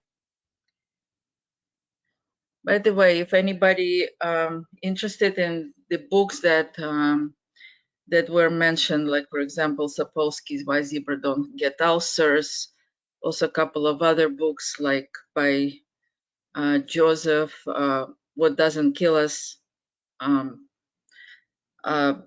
Makes Us Stronger. Those books I have in PDFs. If you're interested, I can I can send you by email, but only if you request one. No. Okay. All right, I guess. Not sure I have your email address. Yes, you have my email because you got all the links for today's and yesterday's. Oh, okay. Yes. Oh, okay. So I didn't know they were from you. Thanks. You can just send it back to that email. Okay. Any request. And also for those who would like to claim continuing education, I explained yesterday, but the process will be, you will be getting a link for evaluation tomorrow morning. Then you will be able to go through the process evaluation, probably maybe 15 minutes max. And then you will have your continuing education certificate right there in PDF, and you can print it and save it on your computer, and until the time you need to claim your continuing education credits during the renewal of your licensure. The only extra step is needed for licensed psychoanalysts because it's a different continuing education provider we're using. So you will need to contact me with your preliminary certificates, and then I will send them to NAAP, and they will issue the official certificates just for licensed psychoanalysts. Okay, we can talk about it after, so it's not something you need to know now, but I will explain everything in the email also. Hi, Dr. Hi, Nina. Mike. How are you? Okay, good to see you. Good to see you too. Yeah, boy, it's So you're unretired? yeah, I'm retired. Yeah, yeah. I spent some time in Italy, like many months. On two occasions, I went for months, and then I went back again with my wife. So it was interesting. But so now I'm retired again. So it's so I'm catching up on all my object relations. And, Okay. but the Fairburn one I thought was really good. Yeah. It was that last lecture. I hadn't read enough of Fairburn. So it's, when you get older, it's just the energy of getting back in. To Yes. things, and then you have to kind of, you can't do as many things as you used to, right? So, but we know that. So, okay. Yes. Well, anyway, I'll get off the screen. So good to see you. Okay. Mike, I want to second what you said. The Fairburn was absolutely fabulous. Oh, I remember your photo from last week. Yeah, you were there too. Just so knowledgeable, and he made something that I've never understood so clear. I really appreciate, that you arranged that, as well as today's. Yeah. Those are all different things. Why I would like to Object Relation Institute be kind of a hub for multi or transdisciplinary thought process, because the PTG comes from neuropsychology world and PTSD world, so trauma world. Not everybody is a trauma practitioner or consider themselves trauma practitioner. And also coming from positive psychology, people who picked up the PTG and carry on like Joseph. Yes. So, and this is very important, because if we only have one lens to look through, at anything, yes, we are robbing of our clients, our patients, of, that possibility of being understood or being helped. Yeah. In my own therapy, when my child got sick with leukemia and I had to leave work, I didn't know what to do with myself, because I only thought myself of being a neurologist and neuro rehab specialist and brain injury team member, and then it all got lost in one time, and so I went to therapy, and the first therapist I went to, she said, but you have trauma. You had trauma before, so that you're prone to trauma. I said, how was I prone to trauma before? Oh, you were an immigrant, so you were stateless, penniless, so you had trauma. I said, I didn't feel trauma at that time. I was happy that I escaped from where I escaped from. So, we all have assumptions about trauma and what other people experience. And when you are told you have it, when you don't experience it, you're kind of like, wow, should I be a trauma victim or something like that? So it's, bringing people from various fields, I think it's very good, not only seeing it through Melanie Klein or through Fairburn. I love Fairburn. I love his idea of that the child, eats whatever toxic pudding, is in the house, and then the child takes the badness from the parents, so whatever is happening. So it's better to be a demon in the house of God than an angel in the house of demon. Yes. So because it's easier to survive when you have a good environment. So you whiten up everything around you and you take the badness in and carry through life, not knowing. So that's what Fairburn was trying to say, yes. But most of us cannot read Fairburn straight. It's like poking holes in your skin, yes, because his language is so, cumbersome. So I appreciate Dr. Silani, who kind of digested and put it out in a nice kind of format. So yes, so planning to invite him again. Right. And what you're doing in terms of integration is, I think, essential. Thank you. Thank you. Doesn't a lot of it have to do with level of insight? I mean, you know, I deal with victims of crime, domestic violence, and then when they experience something, it brings up a lot of trauma from childhood or things that happen with their parents. And I've always found like this cognitive behavioral technique, yeah, I use these coping mechanisms, but it really depends on the level of, that was my comment. I mean, it's like the cognitive therapist is often, you know, interpreting and restructuring so quickly. It's like a machine gun, you know. And a lot of my clients don't have that level of insight. They have poor insight or no insight into what's really going on. So it's like when you do that, they just kind of look at you like with a blank stare. And you know, so you know, and I always find myself going back to object relations. Yeah, but you have to meet the person where the person is. Yes, Yeah. You cannot impose, oh, this is what it means for you. Like, you have to understand it. You just listen and listen and listen. And sometimes you have to tolerate the silence. And sometimes they would be silent for the 5 sessions, and you have to tolerate it. Yes, you don't have to talk. And this is not easy for other modalities but object relations. So that's why I appreciate it very much. Okay, Victoria is back, and I'm shutting myself down, and all the cameras and mics are going off, and Victoria, take it away. Okay, hello everybody. So I was listening to a little bit of the conversation. I just want to mention that when I don't know who was talking, but the examples and the process of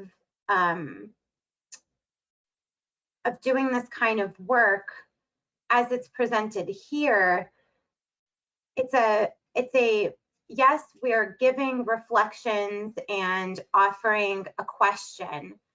And you're right that sometimes there is that blank stare and frustration of, what are you talking about, or how do I even answer this? What I'll say there is also our ability to tolerate that weird stare or that, you know, strange blank look from our client when we ask a question, and being with them in the ambiguity of not knowing how to answer it. Because part of the post-traumatic growth journey is looking for that possibility of it being a little bit different. But if we're looking at the possibility of it being different, that means that where we're at now, there's a gap in between. And there's a lot of contrast that occurs because of that, because there's now this gap. It's not just where I'm at, but I could be somewhere else. Well, how do I get there? So there's a lot of contrast and challenge, and part of it is our ability also to tolerate the ambiguity of what that would look like with the client.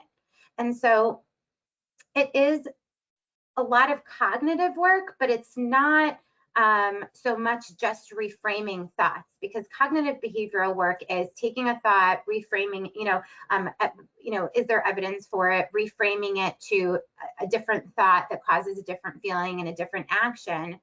This is really about, rumination and exploration. This isn't just about reframing a thought. It's not as straightforward.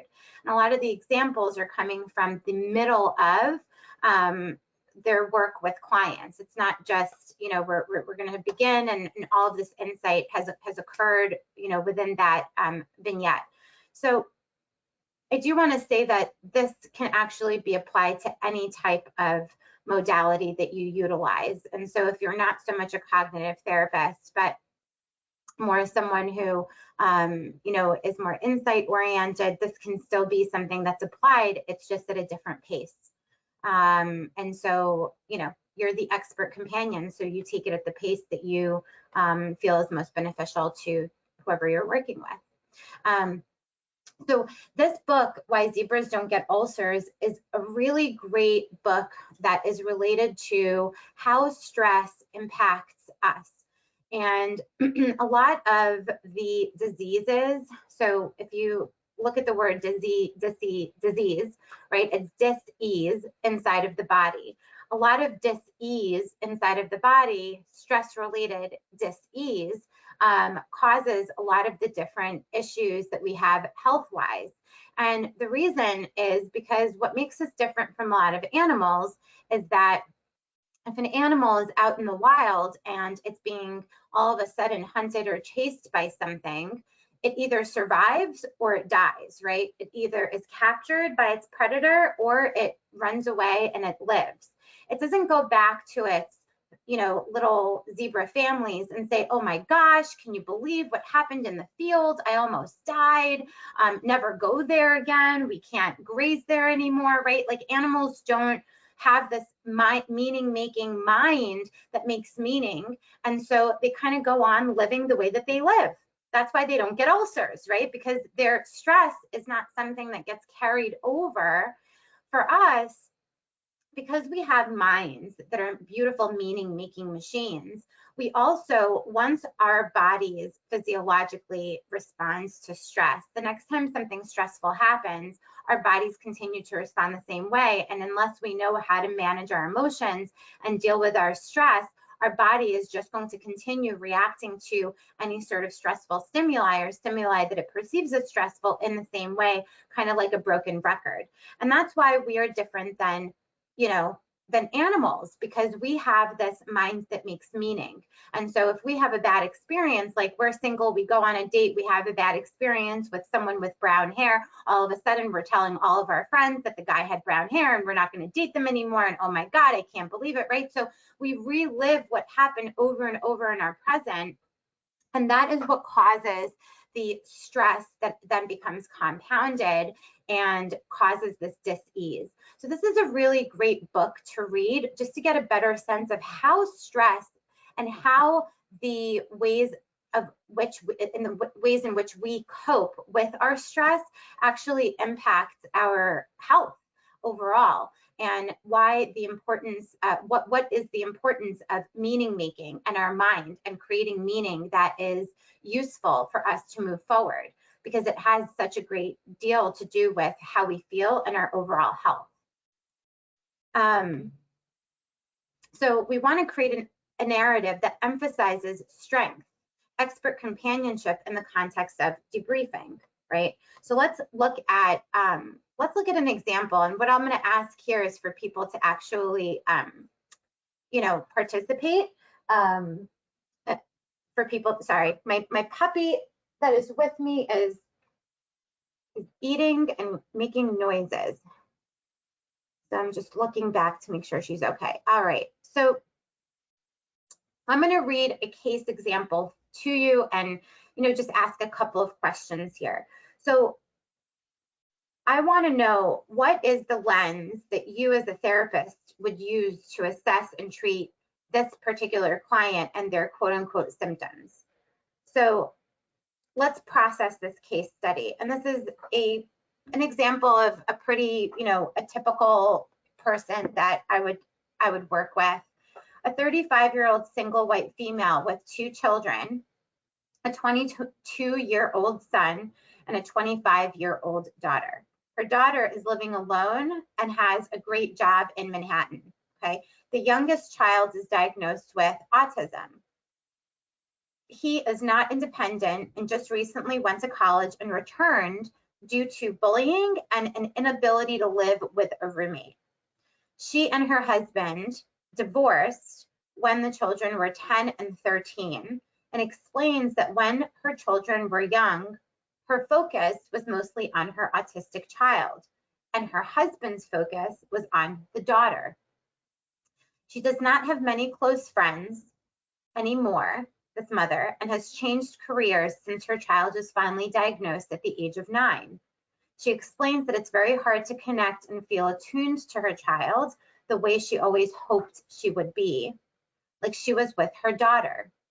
She struggles with severe anxiety related to her child's future and has tried therapy and support therapy groups for parents of children with autism several different times throughout her child's life so far. She discloses that she fell into drinking alcohol to cope during a period of time.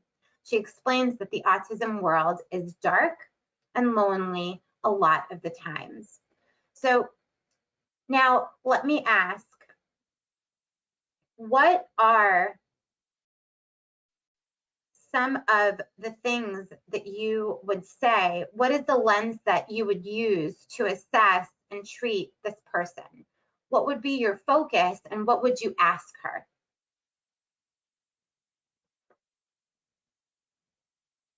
So if you were looking from a post-traumatic growth lens, so we're just trying whatever we're talking about on for today. So if you were looking through the PTG lens, the question is, what would you ask this woman to learn a little bit more about her experience and about, you know, what she's been through? Please type it into the chat if you have any ideas.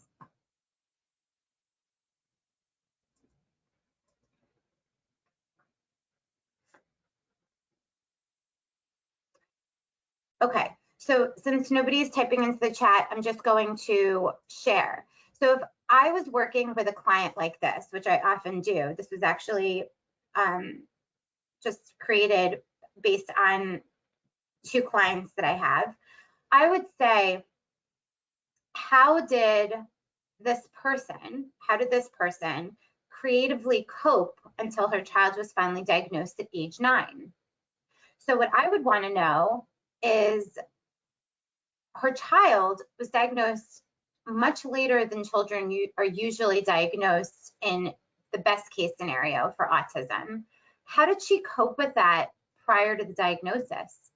So here, I want to know, what are her strengths, right? Like, how did she actually cope with what was happening for so long before somebody said, yes, you're right, there's something going on with your child and he needs support, right? So how did she creatively do that? I would also ask, how did you not throw in the towel? I would also ask, what kept you going? How were you so resilient? How did she summon the courage to continue to look for support with different therapists? I know that looking for a therapist is not an easy thing, right? And having the courage to go one after another, look for support groups. I mean, how did she do that? What creative strategies did she use to maintain a necessary attachment to her child? Not knowing how to bond with a child with autism, but still maintaining a necessary connection to that child. How did she do that? How did she figure it out? What was she attempting to communicate through her self-destructive behaviors, right? Like, instead of saying, why did you fall into alcohol? Or, you know, being in the space of, I fell into drinking alcohol and that's a terrible thing.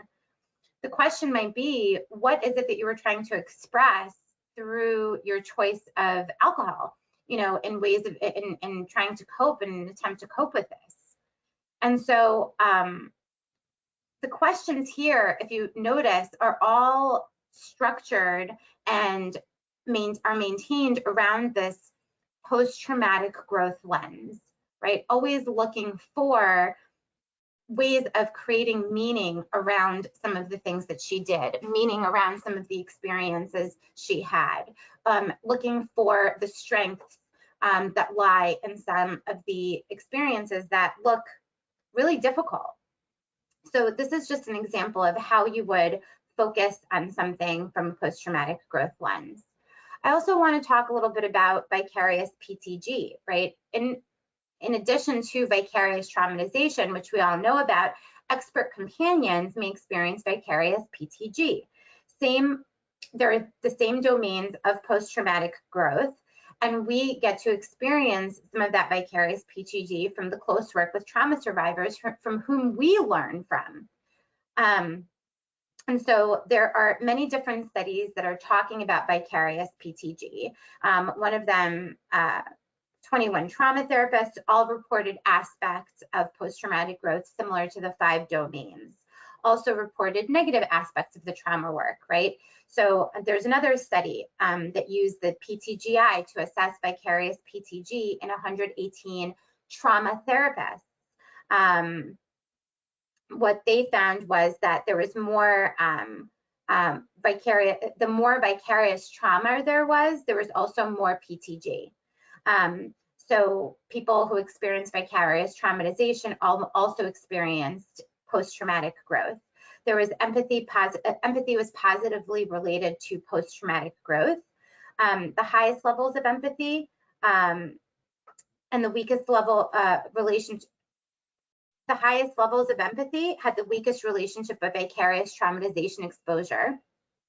Lower levels of empathy have the strongest relationship of vicarious traumatization and post-traumatic growth. So as we can see, we as trauma therapists or therapists who work with people who have been traumatized also have this ability to experience vicarious PTG. And if you think about it, a lot of us are also gaining a lot of the wisdom from the experience that our clients are having. And so that's something important to know about as a possibility. Naming and understanding the emotion. So an early aspect of post-traumatic growth is being able to regulate emotions. And the development of post-traumatic growth requires the discussion of the stressor, right, of the traumatic stressor and its aftermath to some degree, incorporating elements of maybe exposure therapy.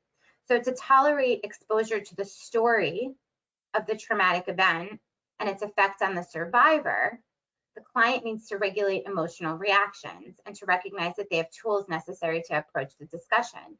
So we know as trauma therapists, whoever is working with trauma survivors, that before a person can even talk about what's happened to them, unless they download it to you right away because they're used to talking about it, right?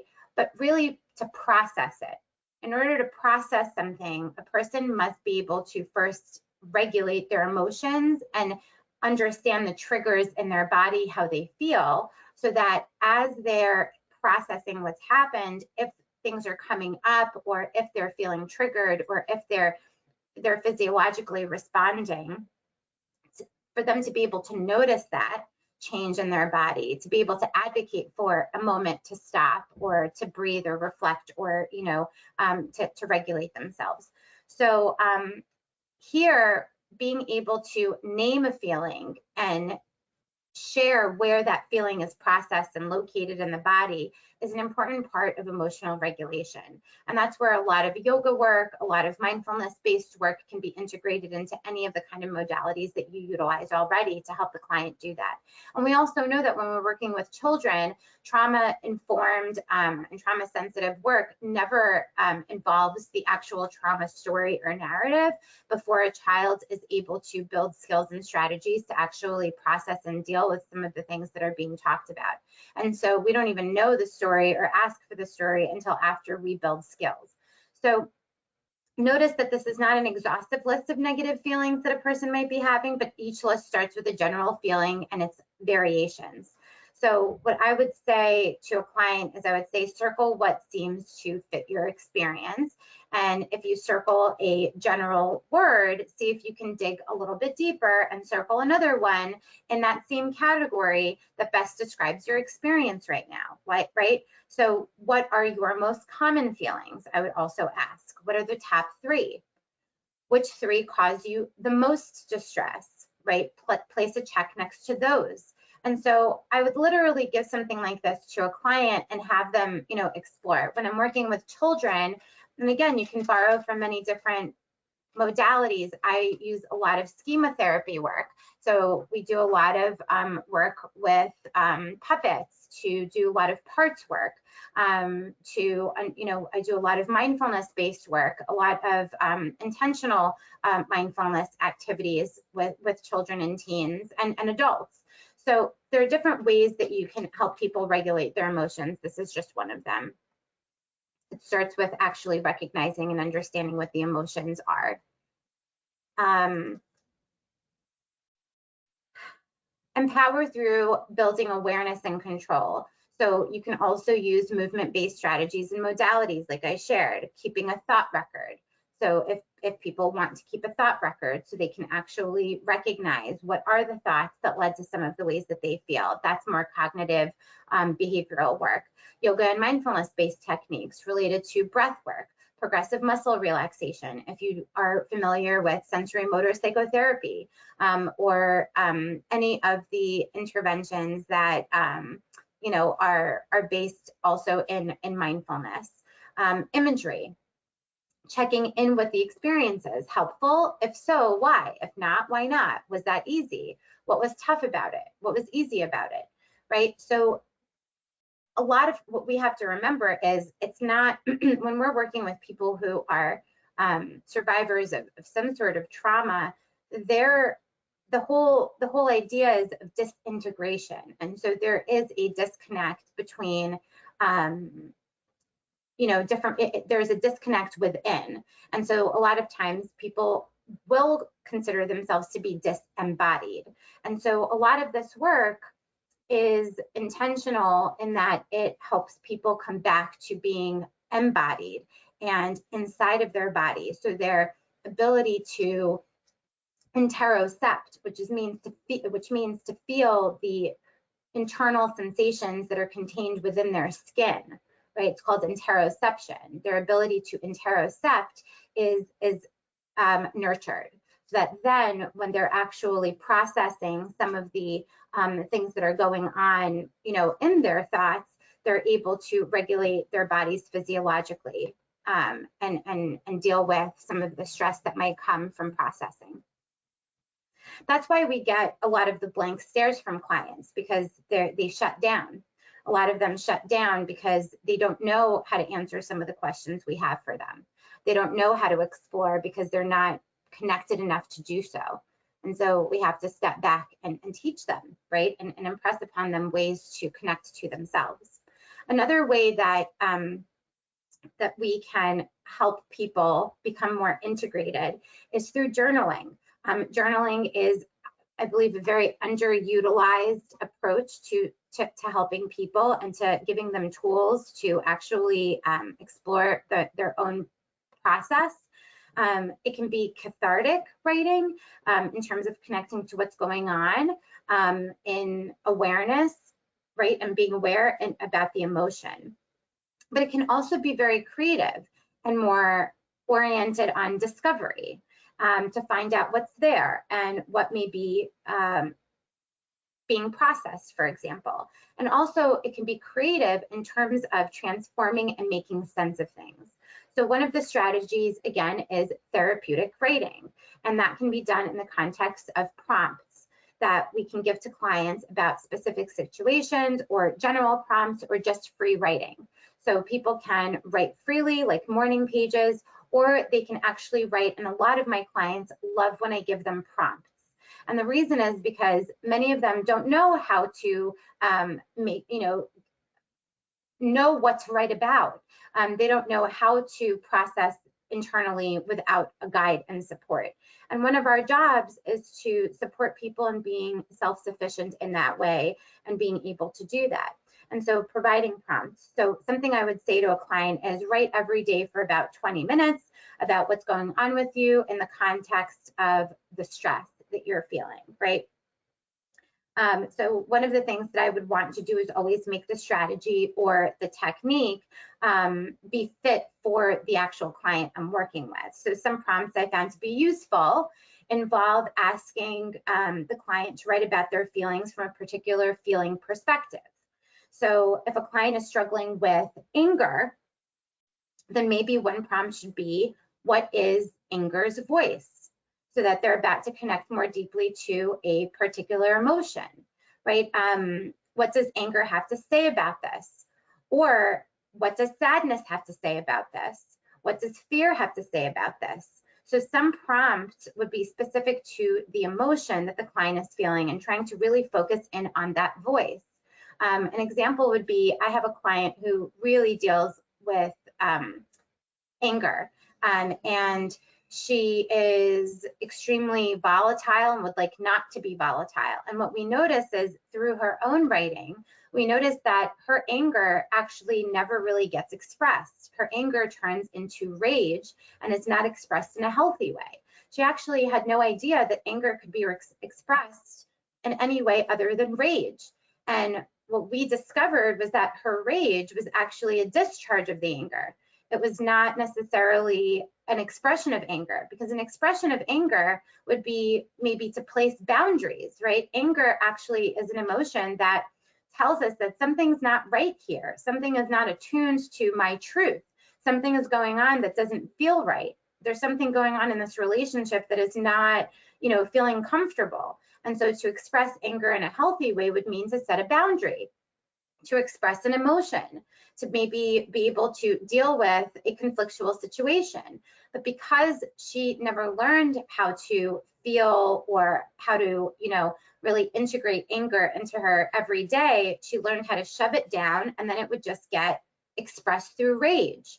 And so we learned the distinction through her writing that actually it's not anger that is rageful, it's her rage that's rageful. And there's actually a sadness associated with not being able to express herself. So once she was able to journal, and we were able to see what sadness says about it, what anger says about it, and that there's distinctions there. There's a distinction between rage and anger, right? There's something there for her about that. We were able to move along because she was able to then see the possibility of not being rageful, that she could actually have feelings of anger without being volatile. And that was a huge point of insight for her that helped her in her journey of being able to deal with and regulate her emotions. So some prompts that are really great for helping people connect with the past might be, what would you say to the self who is in the middle of all of this? It helps people recognize that you're not still in the middle of it. This is an experience that happened to a previous self.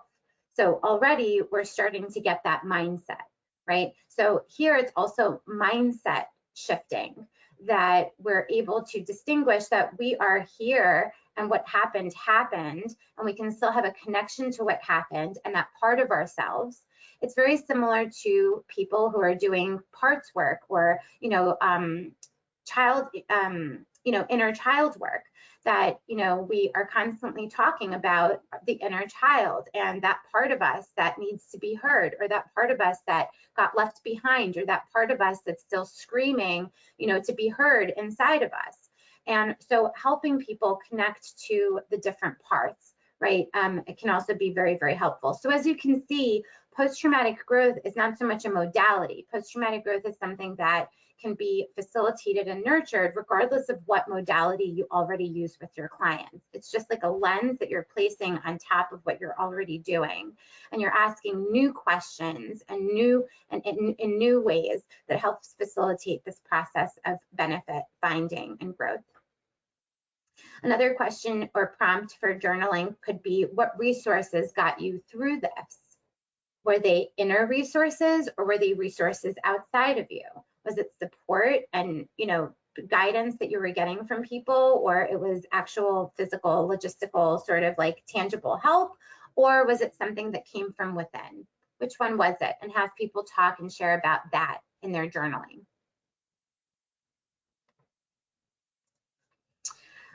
When people are stuck inside of a narrative, so it's important to recognize that many clients operate from an inner monologue that is frozen in time and doesn't represent an accurate narrative about their current abilities, their resources, their choices, their circumstances, or their age. So we constantly have to check for accuracy and relevancy inside of what someone is telling us. Also, the way in which clients might talk to themselves, if often their perpetrator's the way in which they talk to themselves, if often their perpetrator's voice was superimposed over their own. We should ask, whose voice is that, right? And that could be a first step. So a lot of times when people are sharing with us, I will often say, you know, who's saying that, or who said that, you know, before, or whose voice is that speaking? And a lot of the times people will say, well, my mother says that all the time to me, or, well, I hear that all the time, right? So it's not coming from them, it's coming from something that they've heard. Or they may not even recognize that the thing that they're saying is something that they've heard in the past so much that it's just become part of what they say about themselves, right? So asking a question that's clarifying, like, where did you get that idea? Or where is that coming from? Or who said that? Or whose voice is that? You know, has people kind of step back and see, well, where did I get that sentiment from, right? So just recognizing that people can often get stuck in a narrative, and there are ways to, you know, create some distinctions in there so that people can start to distinguish what's so from what meaning they make about it. Because then if we can distinguish what's so from the meaning people make about it, that they can create something new about it to think. If they're constantly collapsing what happened with the meaning that they created right away about it, we can never have a different meaning. So distinguishing things, asking clarifying questions is an important part of deliberate rumination and creating meaning.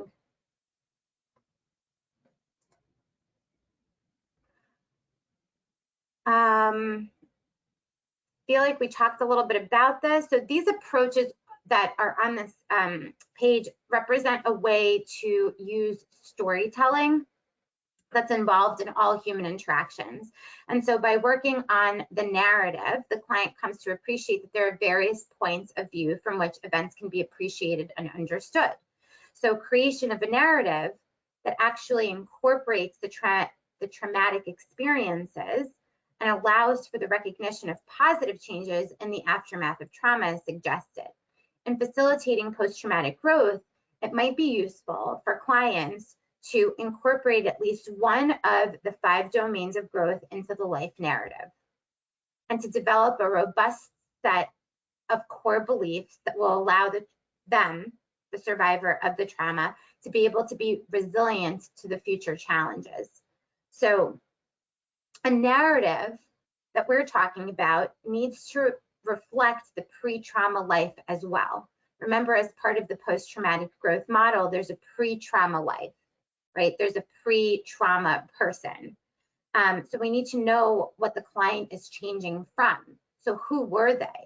And a lot of the participants that I worked with in my own research, I asked them, you know, if you had to describe yourself prior to having your child, what were you like? What did people say about you, right? If somebody were to meet you, what would they say about you, you know, at the, you know, cooler at work? Like, what do they say behind your back when you're not around? How would you describe yourself, right? We need to know where a person's coming from. So autobiographical reasoning is the ability to link together events that provides a sense of self, right? You can also use redemption sequences. So McAdams described this, how negative life events act so much as a catalyst for generativity into adulthood through redemption sequences that gives meaning to suffering. Collaborative co-authorized approaches. So the person benefits from expert companionship in narrative construction, because it's hard to appreciate oneself from an internal point of view. And so we can say, I notice some things you tend to overlook in yourself, right? So I often say that to clients, that there's something there that you may not be seeing. I wonder if we can look at that. So generally, people manage trauma better when they can recognize that there are different aspects to their identity. And when one is weak or threatened, another remains intact. And so I will also say that one of the most beneficial parts of working with people in this way is that they notice that there are different parts of them, that if something has, you know, gone awry and there's a part of them that has collapsed and has become so vulnerable and fragile, there's also another part of them that may be strengthened and resilient. And so their whole self has not deteriorated, but that there's a part of them that feels that way. And then there's another part of them that can, compensate or take over or is strong. And so when we're able to see all the different parts and then become more integrated and have all those parts integrate, usually people are able to lean into a different way of looking at what's happened or their meaning of it. Because they don't have to, I feel that clients feel then they don't have to give up all the quote unquote negative bad feelings, right? Like I can feel, there's a part of me that can feel an immense amount of grief while also enjoying the day and moving forward with what my plans are, right? I can feel an immense amount of anger while also be loving and compassionate towards the person that I'm so angry at. And so again, this goes back to being able to tolerate the dialectics around how we feel and what we want and things like that. So this is a guided rumination process, like wandering through a maze of questions and possibilities. That's how I like to look at it. So we don't have all the answers as the expert companions, but instead we encourage this process of rumination that can be done together. It's like a guided rumination, a more constructive way to think rather than the intrusive rumination that occurs at the beginning of the suffering and struggle. Oops. Here we go.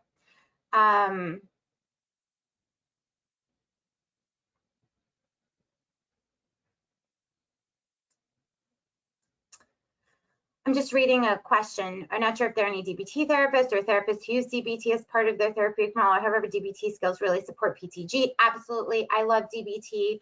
DBT skills definitely fit into post-traumatic growth work. If you have any sort of mindfulness-based, skills under your belt, they're awesome. So yes, I really do enjoy DBT as well. Do you do mind mapping that's used by educators in general, especially special educators, for those who connect with visuals? Absolutely. And I think that it's important to know who your clients are and this is why different ways of different modalities are good, because people think in different ways, people process in different ways, and we'll talk about some of those here in a moment.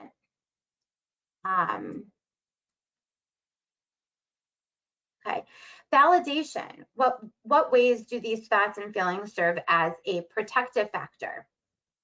So the antidote to shame is self-acceptance. So when negative messages prevail, listen to, acknowledge, validate, and honor these thoughts and feelings. And that's all about validation. So give permission to have them. Otherwise, you create a power struggle. Whenever, and you notice in some of the examples, whenever somebody said that they feel a certain way, there's no, you don't, right? We validate, because then there becomes a power struggle between, yes, I do, but you shouldn't, but I do, right? And it becomes a struggle. So instead, there's a listening to, an acknowledgement of, an acceptance of whatever it is that's there. And that might seem very elementary and very, old, to a lot of us who are seasoned in this work.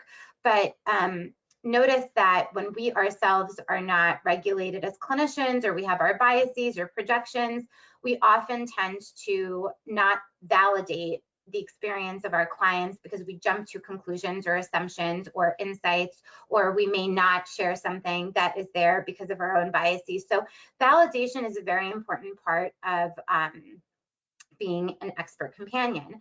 And we explore the ways in which these thoughts and feelings serve as a protective function, right? We all know that many of the things that happen for trauma survivors, inside of who they're being, relates to their need to protect themselves from, certain feelings or things from happening again. And so they're defensive protective mechanisms. So we can suggest the possibility that there may be another part of them, maybe a wise part, a compassionate part. And again, this speaks to the DBT, right? We have the wise mind, And so there's a part of us that is wise. And what would the wise part say, right? And that has the capacity to reframe the trauma and is open to exploring the facets of post-traumatic growth and what could be possible. Also, often the job of us as expert companion is to support the instinctual perceptions and choices and how much they can count on their own strengths.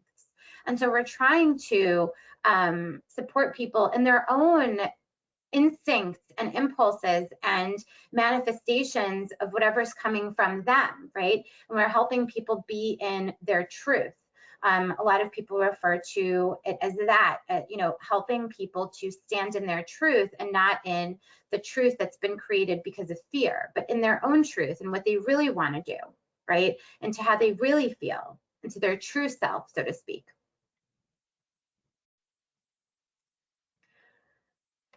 Self-compassion is a huge part of all of this, as well as self-talk and how we talk to ourselves and about ourselves. And introducing this idea of self-compassion is very powerful, because there's nothing more important than the messages that people give themselves about themselves. So if you can develop self-compassion in the wake of trauma because you've suffered, you have more empathy towards other people and can develop PTG, right? So here, this goes back to even my work with children. It's so important that people understand themselves before they can understand other people. It's important that we're compassionate with ourselves, because we'll only contribute to more compassion and empathy with others. And so this monologue that we have with ourselves, that clients have with themselves, impacts the extent to which they criticize themselves. Are you seeing the PowerPoint? No, Oh, nothing. I didn't know that it was not. Thank you, someone, for saying something. In the future, if you don't see it, just say it right away, because yes, you're supposed to be seeing the PowerPoint. I don't know why. Can you see it now? Yes. Yes. Oh, great. Okay, I'm so sorry about that. Oops. So this is, I think, what you missed. And then the self-compassion portion. So the monologue, our self-talk, the monologue that we have with ourselves, impacts the extent to which people criticize themselves, whether or not they can feel empathy and compassion for their mistakes and are able to then learn from them.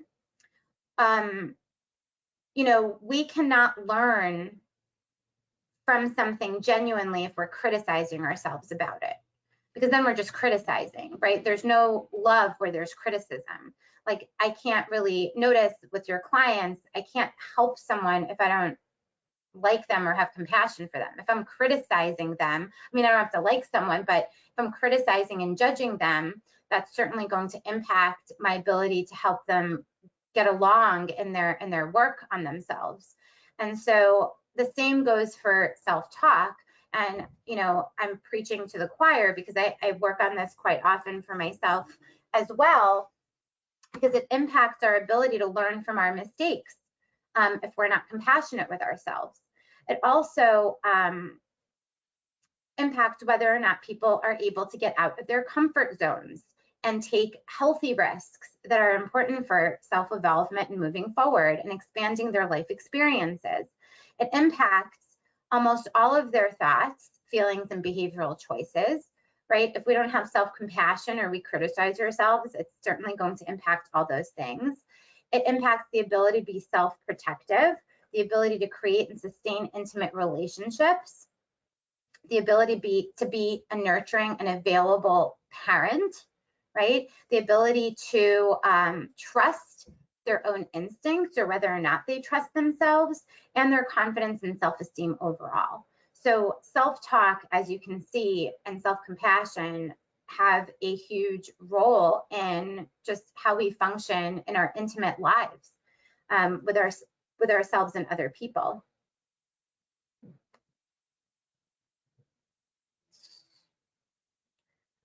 Okay.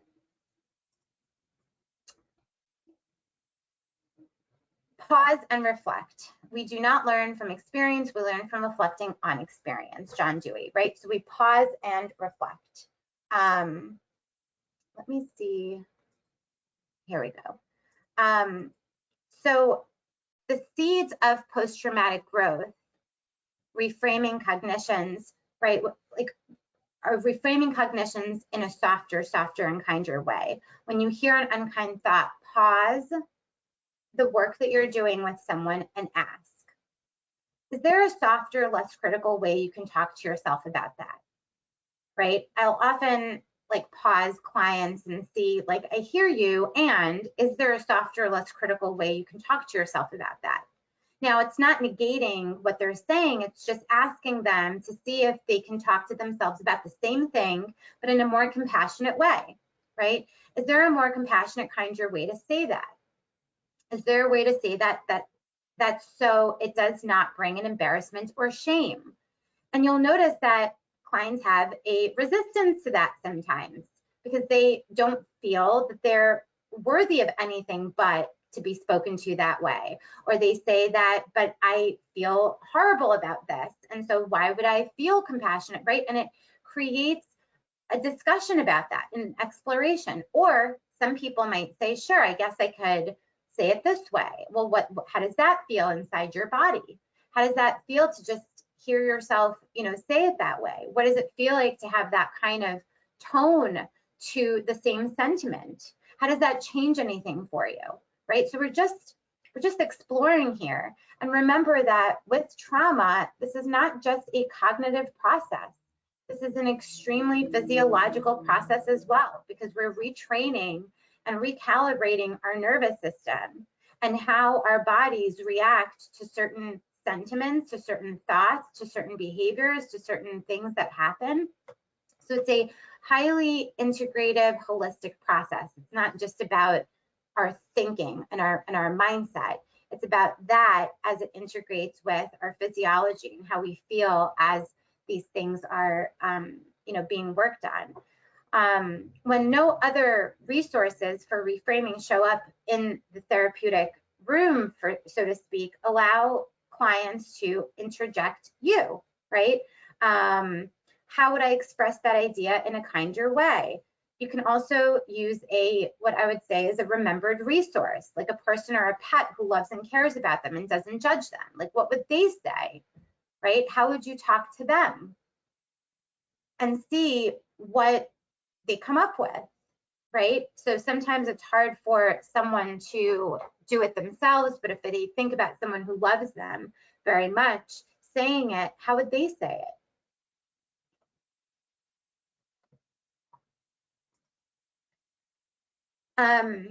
A journaling prompt, excuse me, I'm starting to get tongue-tied from talking so much. A journaling prompt for self-compassion, one that I like a lot is, and it's really borrowed from Kristen Neff.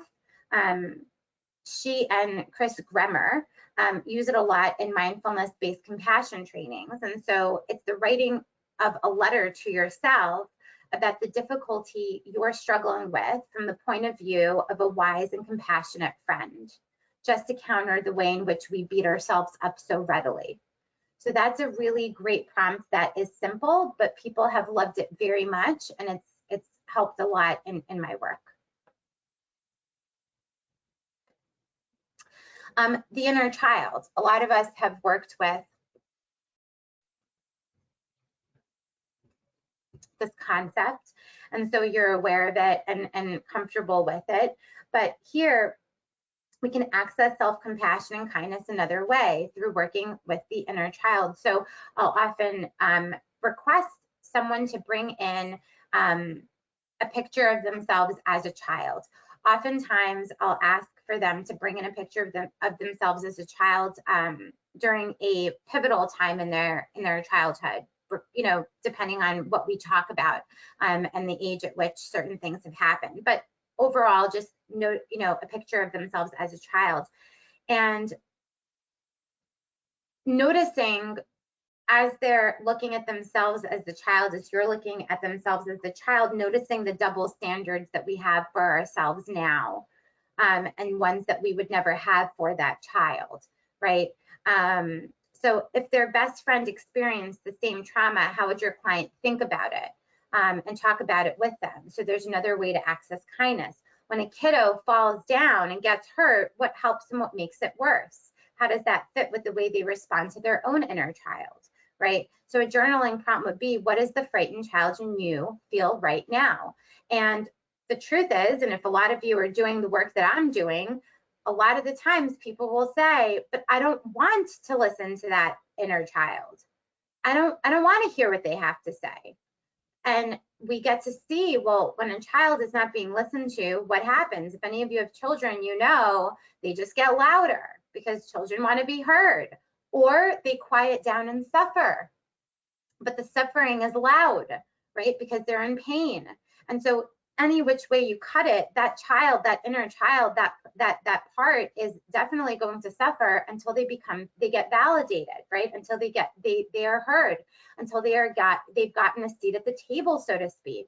And so working with this has been an incredible piece to the post-traumatic growth work. And I hope that it shows that regardless, again, of the modalities that you use or how you've been trained, you can actually help nurture and facilitate post-traumatic growth in many, many different ways. It's really just about placing that lens over what you already do and seeing the possibility for it. Contribution, using one's experiences and struggle to help other people. So get out of yourself and into the world. We're often focused so much on people doing the inner work that we sometimes forget to engage in the world. I will say that one of the most important pieces of the post-traumatic growth journey for the people that I worked with in my research was that they were contributors to the outside world. They started to advocate, they did fundraisers, they created schools, they created services for people in their communities. They started to contribute. And so this act of contribution and being part of a community facilitated other avenues for growth inside of their PTG journey. And so contribution was a huge part of that. So look for ways that people can start contributing, and look for ways that not just they can start contributing, but what are things that they're saying that are, indicative of someone who is looking to move, is looking to do. And if someone is mentioning something that they're looking to create, looking to do, something that they're looking to, create in their environment that doesn't exist, that is an incredible, incredible seed for growth that you want to definitely cultivate, and you don't want to allow to just kind of pass you by. Because a lot of the work that we do is very cognitive and in the moment, right? But the change, the only way positive change happens is if we take different actions, right? Just thinking about things doesn't do anything. We also have to pair it with meaningful action, and contribution is one of those things.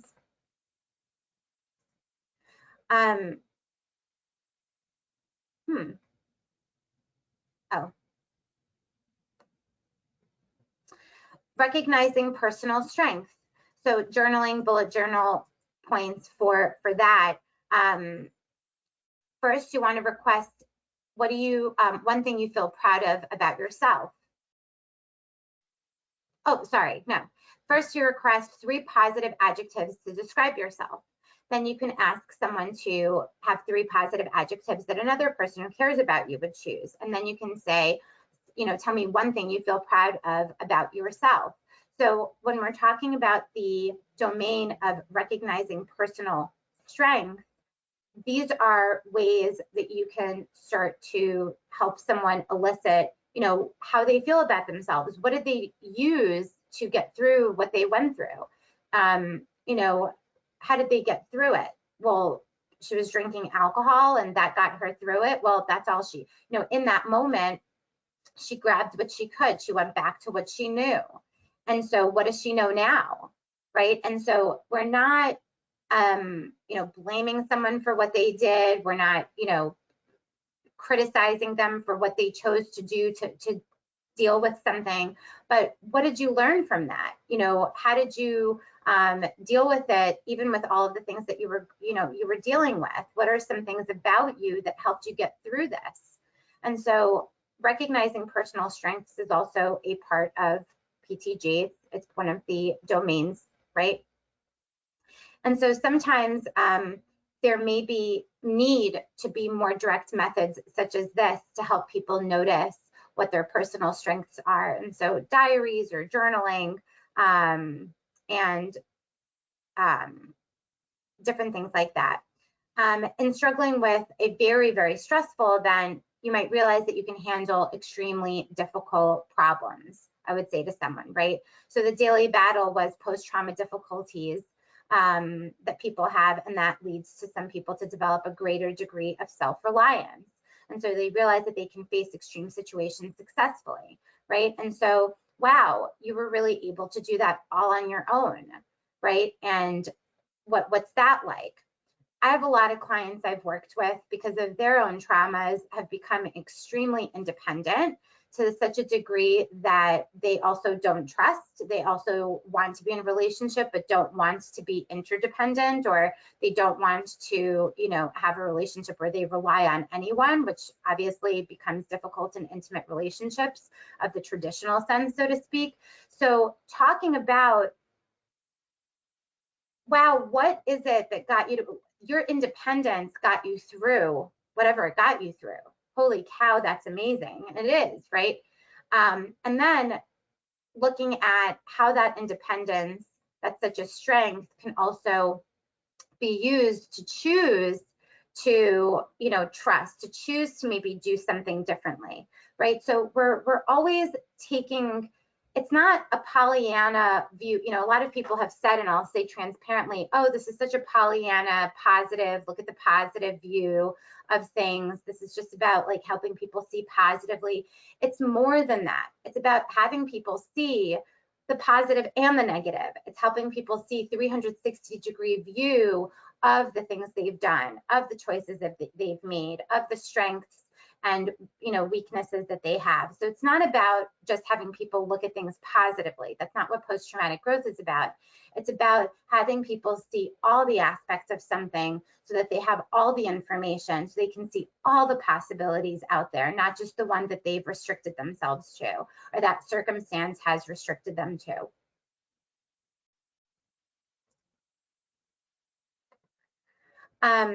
So then we're assessing for resiliency and other personal attributes. So this is a very solution focused and a very strength based approach, right? And struggling with all of this, you know, what were you like before all of this happened? What's been your typical way of responding to a problem? What was the hardest thing you had to face before this occurred? How did you address that? Have there been any instances where you sought out new experiences? Think of a time when you did manage to get through difficulty, right? So assessing for resiliency and other things that this person has shown, because people don't know how to assess their own personal strengths. And so we can ask the good questions. I sometimes find that post-traumatic growth and helping to facilitate it is about asking the right questions, you know, to start exploring the things that matter to it. Other prompts for recognizing strengths, right? What have you done to cope that most clearly demonstrates the strength that's gotten you through this difficult time? What are some things that seemed difficult before the trauma that now seem relatively easy to you, given what you've gone through? People love that question because they laugh. They're like, oh, if you would have seen me before this happened, everything bothered me. Now I'm just, you know, small things don't bother me. I don't sweat the small stuff. I hear that so often. And it's often said with a smile or a laugh of like, oh, if I can get through that, I can get through anything. And that realization, that ability to have that kind of conversation and that kind of recognition that I've been through a lot and I got through that, I know I got this, right? And think of yourselves in your own lives and apply this. You know that if you've gone through, for example, a really bad breakup, and now you're going through another really bad breakup, you can say, you know what, I've been here before. This hurts, but I've been here before. I got through this. I've got through that. I'm going to get through this, right? So it's the same thing. It's the ability to recognize that, yeah, this hurts and I'm going to get through it. Yeah, this stinks and I know what I'm going to do about it. Yeah, this is a really difficult decision that I have to make and I've been here before. I got this, right? So that is also a way to recognize personal strengths within and resiliency. And another one, what advice might you have for others that have gone through something similar to you? That's always a really great classic question. Like, what advice would you give to someone else that's gone through something similar?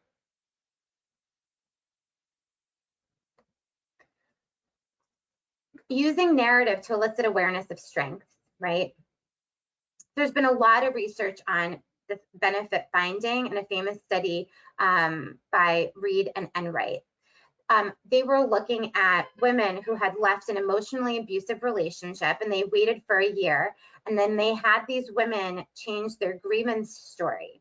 Because here's the thought, when we keep repeating the same old grievance story about the same old dirty dog over and over again, we're deepening those neural circuits, right? We're going back to the conversation we had about neuroplasticity.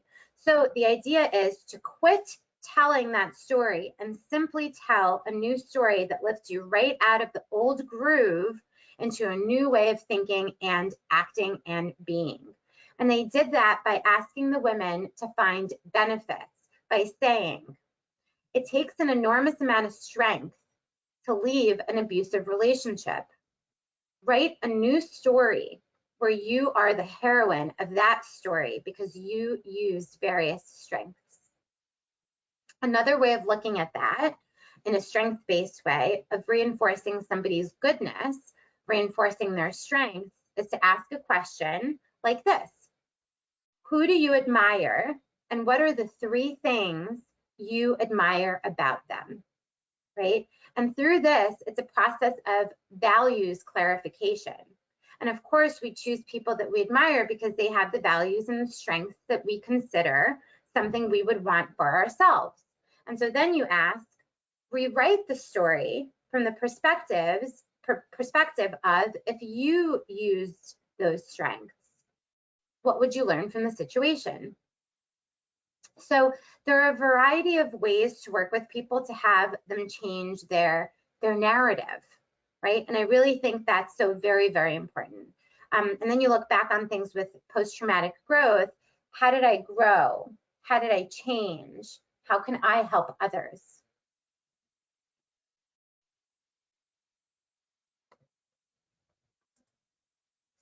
So some examples of growth after trauma, pertaining to personal strength. I'm better able to accept the way things work out. I have a greater feeling of self-reliance. I know better that I can handle difficulties. I discovered that I am stronger than I thought I was, right?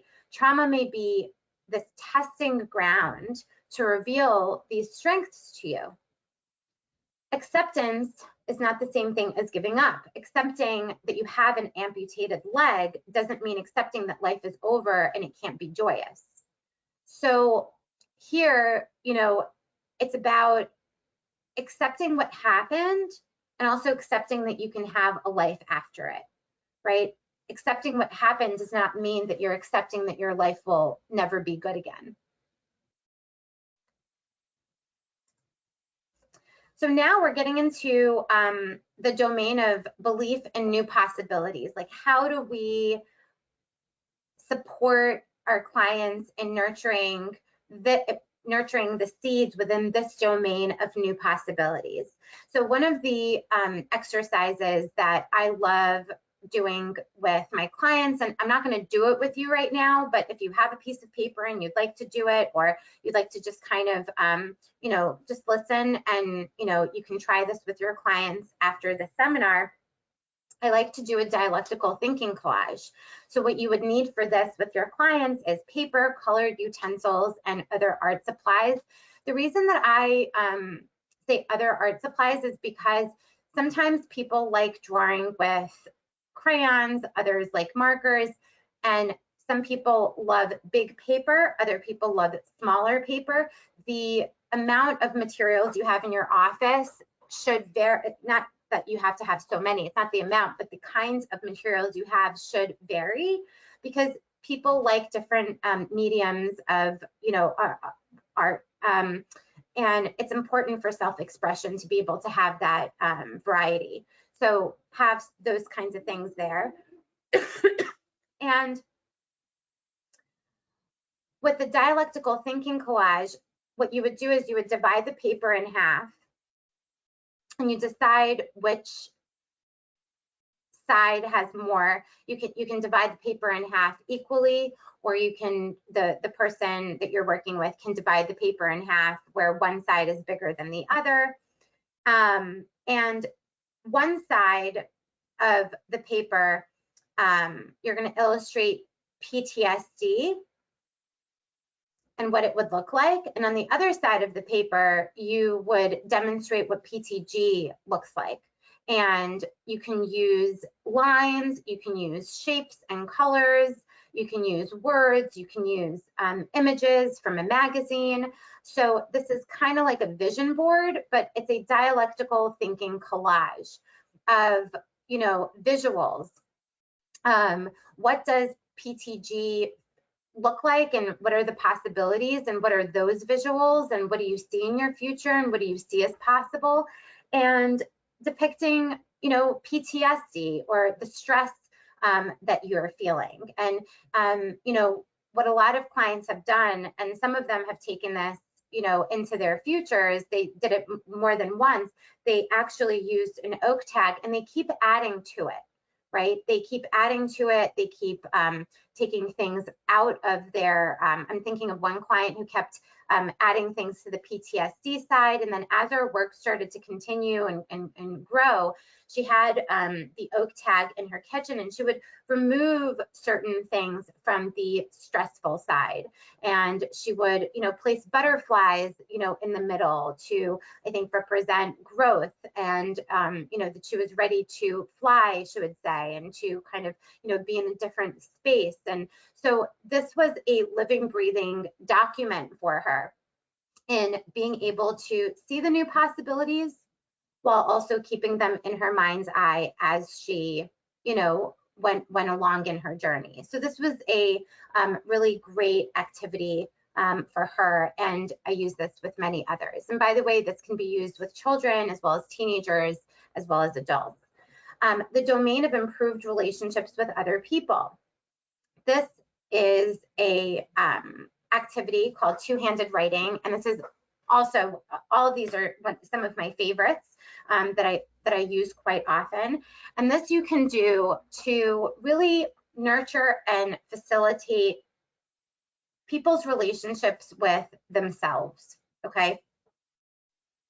So you want to invite, and remember, our relationship with ourselves has so much to do with our relationship with others, right? And so here, the two-handed writing, you would need not lined paper, so paper that's not lined, so there could be freedom on the page, and pencils or pens or whatever it is that you like writing with, and a timer. The timer is optional. Obviously, if a timer is triggering to someone, don't use a timer. And the directions are, so you invite a conversation or a dialogue between the different parts of you. So the part that felt or feels alone or unable to lean on other people, right? So there's always a part of us that feels alone, unable to connect with other people, lean on other people. A lot of the clients that I work with have either lost a lot of the community and friends that they've had, or they don't feel engaged, or they don't feel they can trust or lean on others or ask others for help, right? And then there's this other part that's also going to write, right, with the other hand, and that's the wise part. So if you do DBT work, this would be a great stand-in for some of the things that you do with your clients. The wise part that has the capacity to focus on growth or a remembered resource, right?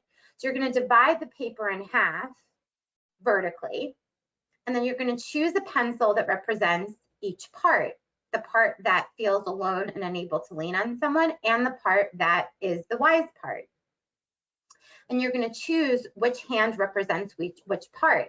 Now, this is also interesting to notice which hand, like if someone is right-handed, are they choosing the wise part to write with the right hand, the dominant hand, or are they choosing the one that feels lonely to write with the dominant hand, right? And there isn't a right or wrong here. This is just a noticing. This is something interesting to notice what choice someone makes inside of this activity. And then alternating the writing, right? You're always going to start with the wise part, asking the lonely part, right? They're going to invite the lonely part to speak.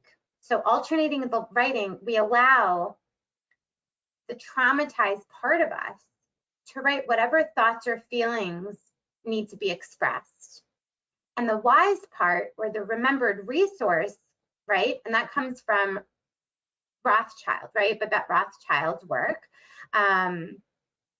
It identifies the ways in which they can or they do relate to and lean on others.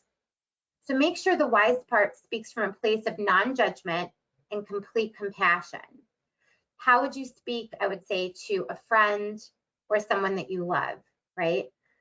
So when a person that you're doing this with feels ambivalent, they don't know, let both voices be heard, right? So whichever hand represents the wise part extends the invitation to talk, right? So the wise part says, hey, tell me how you're feeling, or hey, what's there for you, right? And then write from the traumatized part with the other hand and continue with whichever hand speaks to you. And you're going to say to your client with each part thanking the other for its contribution. So as you can see, this activity actually can extend for a long time. A session, or it can be done as homework and then explored and discussed. It could be done over a couple of sessions together. And your job as the expert companion is to hold space and be present while your client is going through this process. And so it's interesting what comes up with this. If a person is writing with their non-dominant hand, that's also an interesting choice as far as, which part is speaking with the non-dominant hand, and, writing slower. And, all of those things that come up in this exercise are to be explored and noticed. And you'll see once someone gets the hang of responding to themselves, they not only get that there are different parts of them, but that they can actually learn to speak to the lonely part, the part that's hurt, in a very compassionate way. And this really does not only build, but it also nurtures self-compassion and the ability to see vulnerability within yourself and then others, and being able to connect with other people and ask other people for help or support if you need it.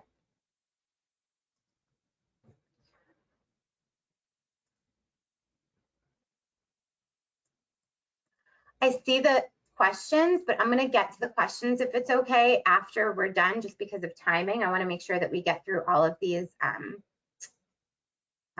slides. Appreciation of life domain. So here, an attitude of gratitude. So I have found that with the domain of appreciation of life, appreciation of child, appreciation of self, appreciation of just life in general, or situations that happen, this was closely tied to people's ability to be grateful of what they have, or to show and be in gratitude. So here, all you really need is a paper and pen. And we can do a visualization. So a very popular one is a visualization of a glass bowl. So in my work with people, I actually have a bunch of copies of just a piece of paper, and a glass bowl is, on the piece of paper.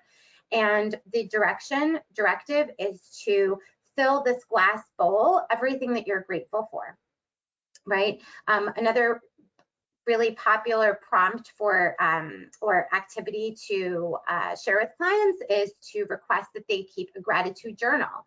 They can wake up in the morning and write 3 things that they're grateful for that morning. They can end their day with a gratitude practice as well. I often share that people can choose one person that they are close to in their life and reach out to that person and share with that person that they're grateful for them and what they're grateful for. So really taking an active approach to recognizing that gratitude exists as, you know, within, and also learning how to express that gratitude has come up quite often in my research. And so that's something that you can implement in your work. And this really speaks to, again, the domain of appreciation of life. Now, techniques for managing evoked feelings. So here we have, hold on one moment. Here we have different tips that can be used to take control of one's emotional health and emotional intelligence in their everyday life, right? So the first thing is we can power up. It may seem pretty simple, but perhaps it's one of the most influential skills of emotional mastery is willingness to just tune into your feelings, right? So someone might even notice that the moments in which you select avoidance or to minimize, you know, how we feel are plentiful rather than tuning into how we feel. So we minimize all the time. Have you ever had someone ask you a polite "how are you" question, right? And then you might say instinctively, "I'm fine," right? Although you knew wholeheartedly in your response that that was maybe a white lie. Maybe you're not fine, right? So how could you possibly hijack this kind person's time by explaining a, you know, novel's worth of data about how it is that your day is going and how terrible it is? So these seemingly simple, innocuous moments cause us to create a habit of just overshadowing and disconnecting from our own emotions. So instead, notice when these instances happen, be ready with a pen, right? Willing and vulnerable as you take the first big step in emotional wellness by paying attention to your sincere feelings, right? So that's the first thing, is the willingness to actually show up and be ready and able to dive into how do I feel? What is actually there for me? The second thing is rewind. When we tune into our feelings, take a step or two backwards and ask, how did I get here? Hunt for all of the different triggers that may have contributed to your feelings. Did your friend's comment about your wardrobe strike a deeper chord than that what you expected? Are you truly angry at your husband or partner asking you, you know, what's for dinner? Or are you simply exhausted from your day and just really annoyed that you're being asked to do one more thing? So understanding where your emotions are coming from and what evokes them is a huge, crucial component to helping you begin to manage your emotions, right? So when you notice your emotions, be willing to hunt for the triggers and for the reasons why it is that you're feeling the way you're feeling. The third is fast forward. So when we become emotionally heightened, a common and crippling side effect is to ruminate, right? And so not before long, our thoughts encircle us and we become tied up in our own feelings. So a tip is to emotionally manage them, right? And step outside of your comfortable zone in order to gain perspective. So fast forward from that moment and consider what may happen. What are the consequences of our actions? Are we solely affected, or do our emotional reactions spark others as well, right? In the future-oriented view, consider what matters to you in that moment. Being able to gain perspective and connect to our ultimate values, the bigger picture, what our bigger goal is, helps us to attune our thoughts and our feelings when we return to the present moment, right? The fourth thing is to zoom in. Improving emotional intelligence, right, and managing your feelings is also about self-awareness. And so you can't really do it without self-awareness. And so you've learned that it's essential to tune in and to gain a broadened perspective. But it's also key to delve a little bit deeper, to zoom into the moment itself. So how do you know you're feeling the way that you believe you are? Are you cueing into the butterflies in your stomach, or perhaps your racing heart? I'm thinking of all of the clients that I have and that just are not insightful all on their own, right? They have no awareness of why they feel the way that they feel or how they know that they feel that way, right? Like, well, you're saying you're angry. How do you know that you're angry? I don't know, I'm just angry. Well, how do you know that, right? Like, what's going on in your body, right? Really helping people reconnect and zoom in a little bit more. What we're teaching people here is actually how to be insightful, how to build that muscle of becoming insightful. And a lot of that has to do with helping people tolerate their emotions around not being insightful, because becoming insightful means having to tolerate delayed gratification. Anger gets you like gratification right away. If I'm angry and I'm not expressing it well and I'm being enraged, yeah, it doesn't feel good, but at least it gets me to like express it and to kind of like discharge it. But to become insightful about my anger, to understand what's underneath the layer of anger, maybe there's sadness there, maybe, you know, where is that coming from? How does that feel? All of that takes patience. And part of our work is to support people in creating that space to tolerate and have patience for all of this exploration.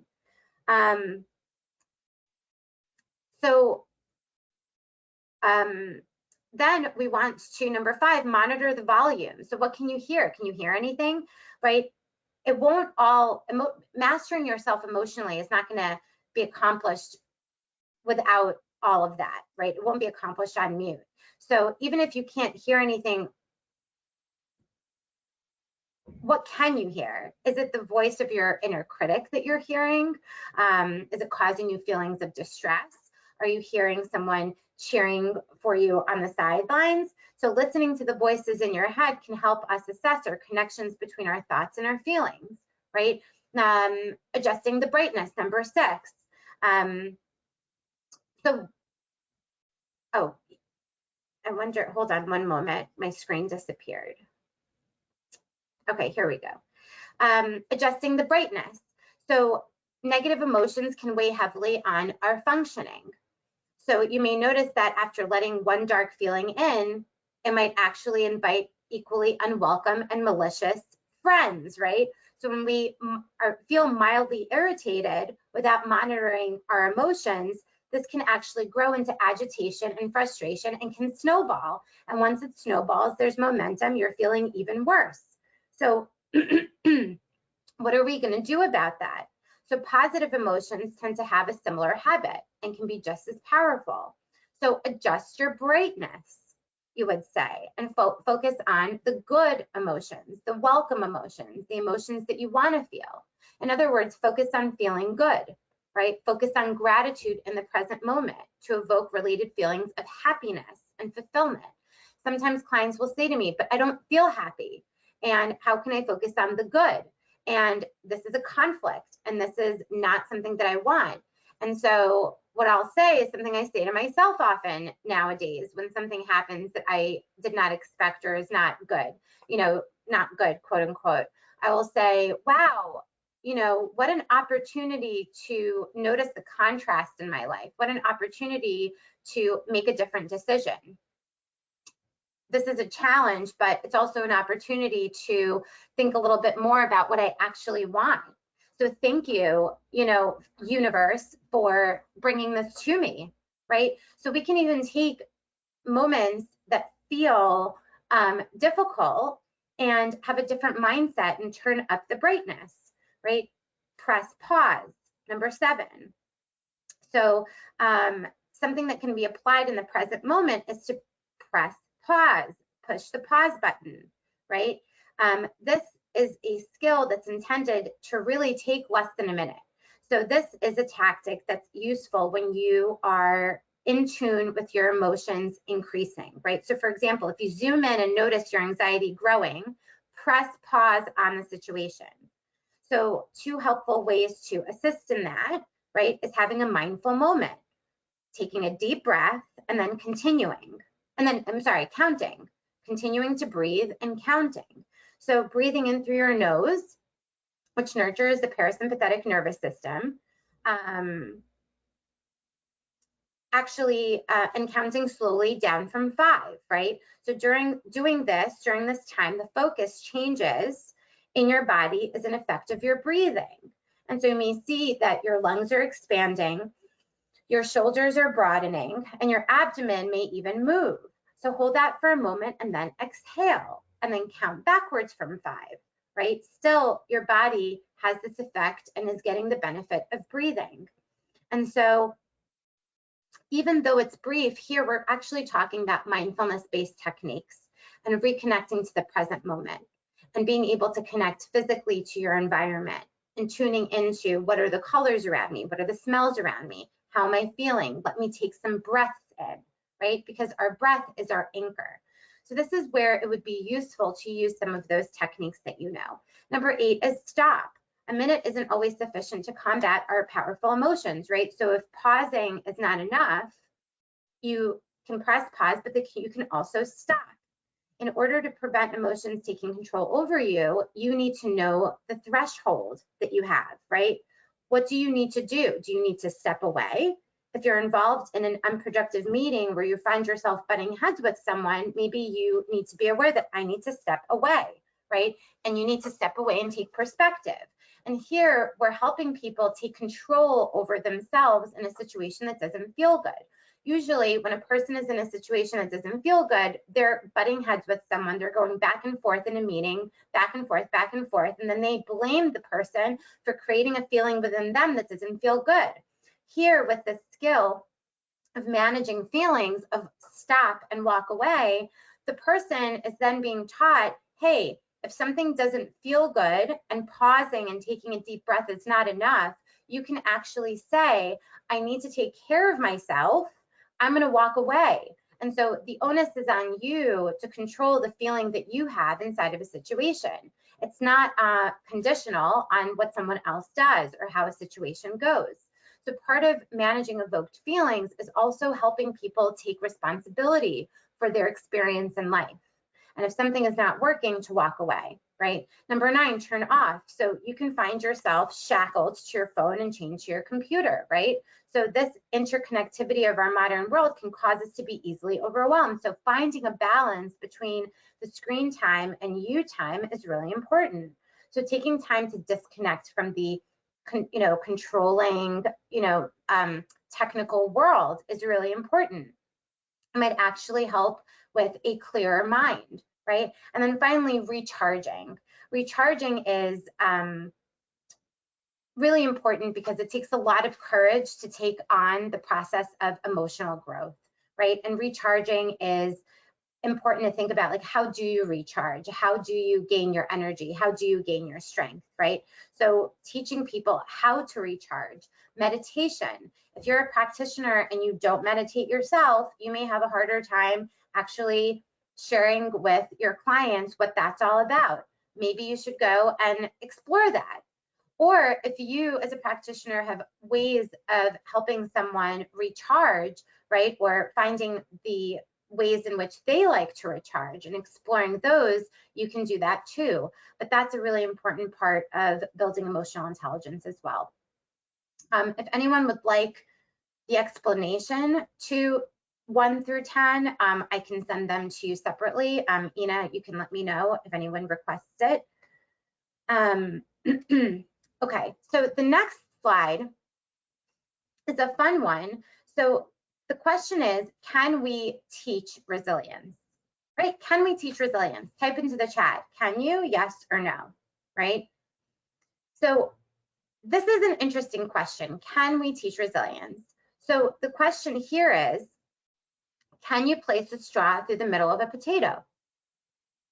Yes or no? Please type into the chat. Can you place a straw through the middle of a potato? Now, as you're thinking about this, it's either yes or no. You either can or you can't. If you are asked, can you place a straw? Can you do it? You will probably answer no, right? Because a plastic straw through a hard potato, the answer is no. Yes or no, no, right? But if you are asked or requested to place a straw through the middle of a potato, like if I said to somebody, put the straw through the potato, you will find a way to do it. Because the implication there, what's implied and the assumption there is that you can do it. I'm just requesting that you do it, right? So can we teach resilience? Yeah, right? It's not that we can't. The better question is, you know, what's the best way to teach resilience to the person that we're working with?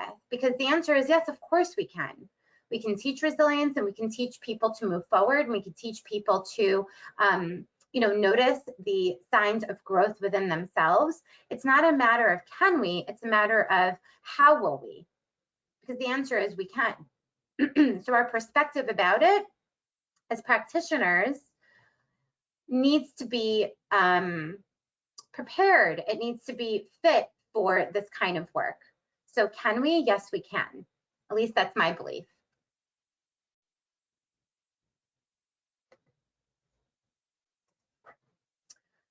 Compartmentalization, right? Orienting people to a future of possibilities. So to help clients see a better future, we have to help them change the way they orient towards negativity. So just to review this, we have to first look at the ways that people might be perpetuating their own trauma. So that's often because they keep the past as a reference point for everything in their present and future.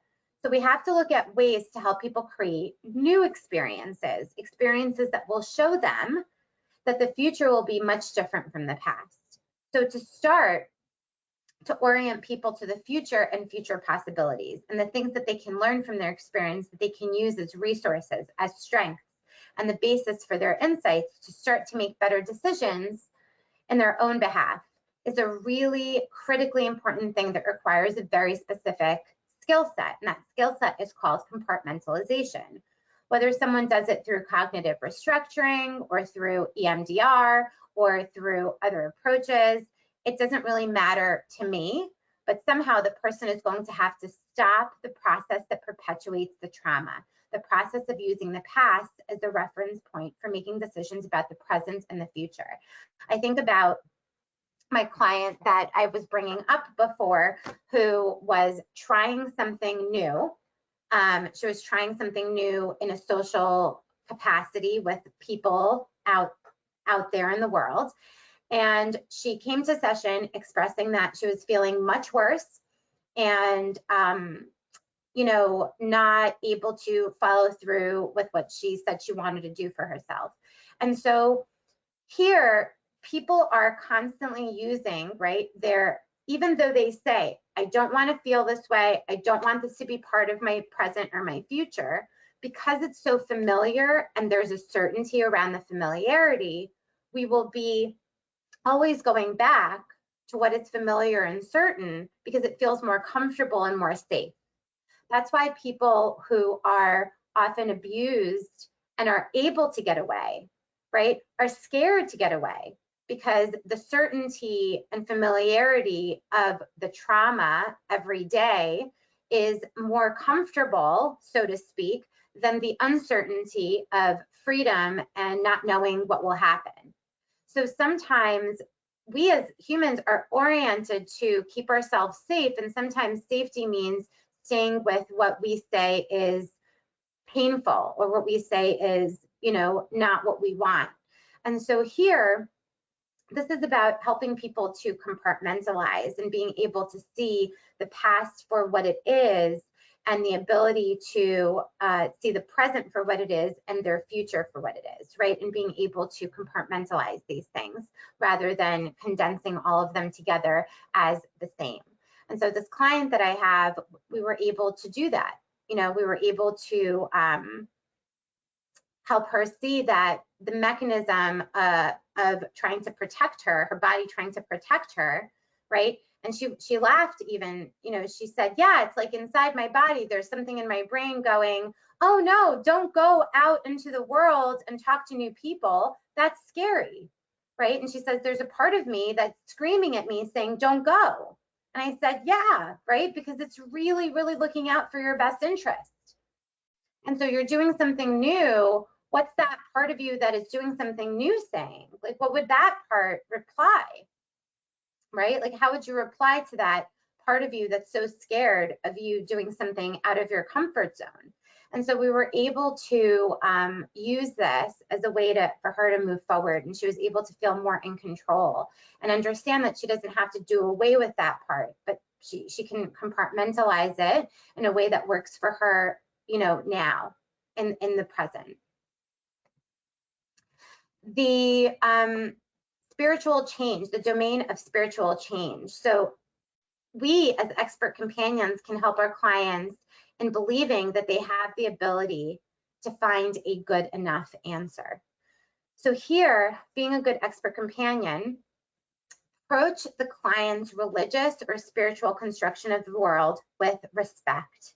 Accept the construction as valid for that person and work from that particular framework in encounters with your client, right? So there's no right or wrong when it comes to the spiritual religious talk. There's no right or wrong. It's all about really being able to hold space and ask the questions and explore the things that get to a point where your client is able to feel confidence in their own ability to find their own answers within.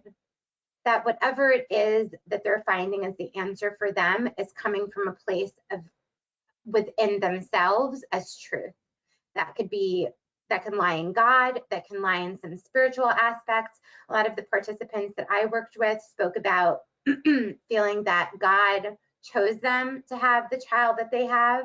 They spoke about the fact that they feel grateful that they were chosen, that their child chose them as the parent, you know, during conception. So there were so many different things that came up, but the part here that was important for me as an expert companion in the research was just holding space for all of these thoughts and different ways of creating, you know, meaning around what all this means on an existential level, right? To come together and, you know, help bind the meaning making around what's happened and their role in it. And this particularly was with parents of children with autism and their role as parents to their children. In terms of self-care, I can't, you know, have this conversation without talking about the importance of self-care for us.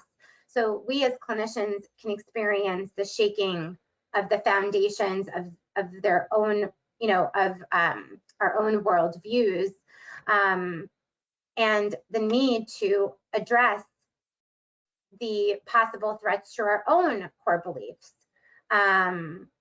without paying the high price of suffering our, you know, clients' trauma. So here, it's really important that as we're doing this work with people, that we are taking care of ourselves. And so you're seasoned professionals. I don't have to, you know, tell you this, but this is one of the more important pieces of doing this work with people, is being able to take care of yourself, whether that be your own therapy, your own work. And for me, I try to do something for myself. Like yesterday, I moved my body and I worked out and I expressed myself and, you know, other ways, just to be able to clear my own space for today, for the clients that I have. So finding ways that are rewarding for you to recharge and self-care, because this work really is very challenging. And then finally, I want to, before we end and open up for discussion, I wanted to revisit the Poetry Bazaar. So all of you got a sheet, hopefully in your emails, with a lot of different quotes and sayings and poems. So if any of you chose a poem or a quote from that document, I would love for you to please share it in the chat. So if you have it in you to be part of this discussion, if you can just share that quote or that poem that spoke to you from yesterday morning in the chat.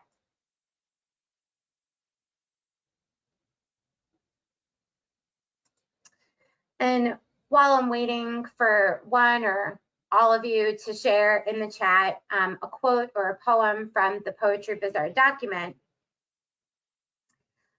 the reason that I had you do this is because often, so in my office, I have a binder that's constantly being added to, less and less over the pandemic because I wasn't in the office, but I have a binder that I add quotes and poems and sayings to. And my clients will often look through it and will choose something, or I have books of poetry where, you know, we will choose a poem together, or they will choose a quote that really speaks to them. And each poem or each quote that exists out there, or literature, or somebody else's story, is really your story told by someone else, so that you may know yourself a little bit better. And so, oh, we have someone share. I didn't fail the test. I just found 100 ways to do it wrong. Benjamin Frankel. Thank you so much for sharing that. Never put off until tomorrow what you can do today, the day after tomorrow. Mark Twain. My grandfather actually loved that quote. Never put off until tomorrow what you can do today. Thank you for sharing that. So what you see in other people's words are often your story told by someone else. So what I would love is for us to think about this as a road sign, or a handful of words, or a pocket full of breadcrumbs that mark our way through the woods, so to speak, right? And so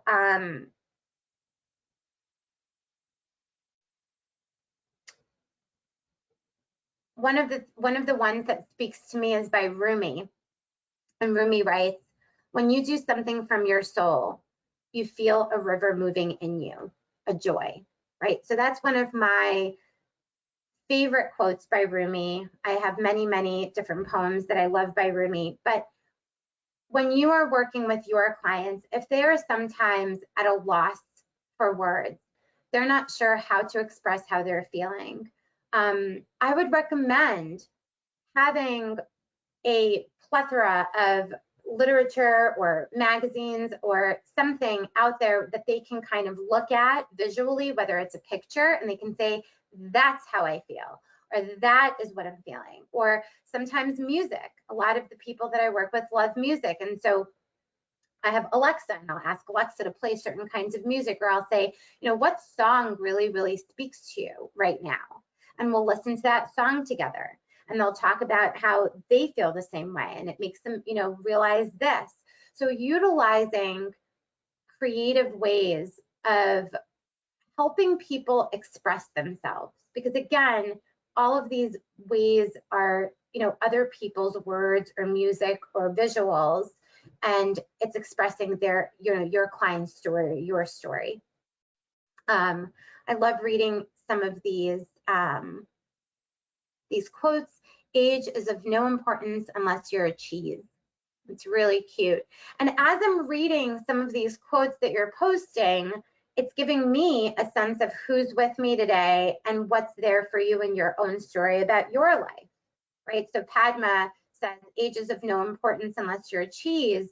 I can tell that you're a playful person and you're thinking age is of no importance unless you're a cheese, that, you know, there's something there for you about, you know, your sense of joy or personality, or what your views are about age, right? And that, like, age is just a number.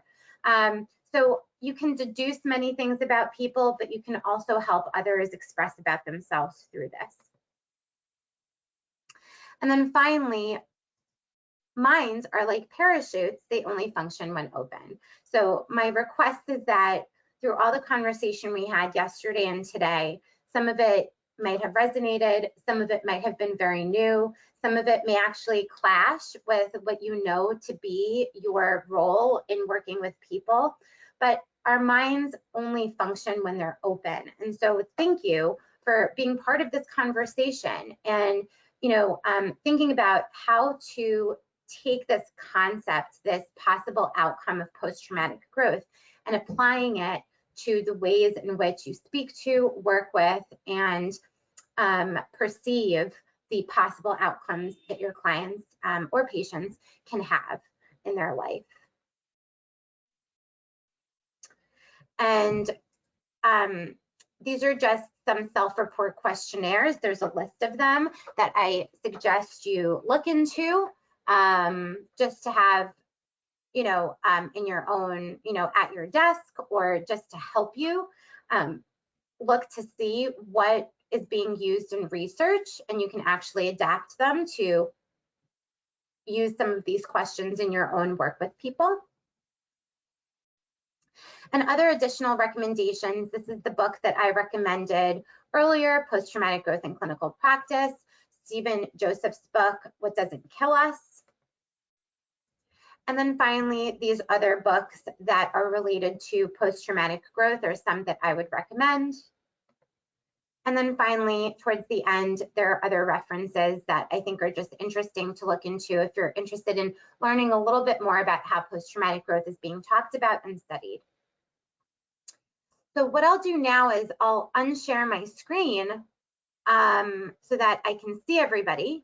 And if anyone wants to come up on camera, or I don't know, Ina, if you want to moderate some of the questions that people might have, we can do that.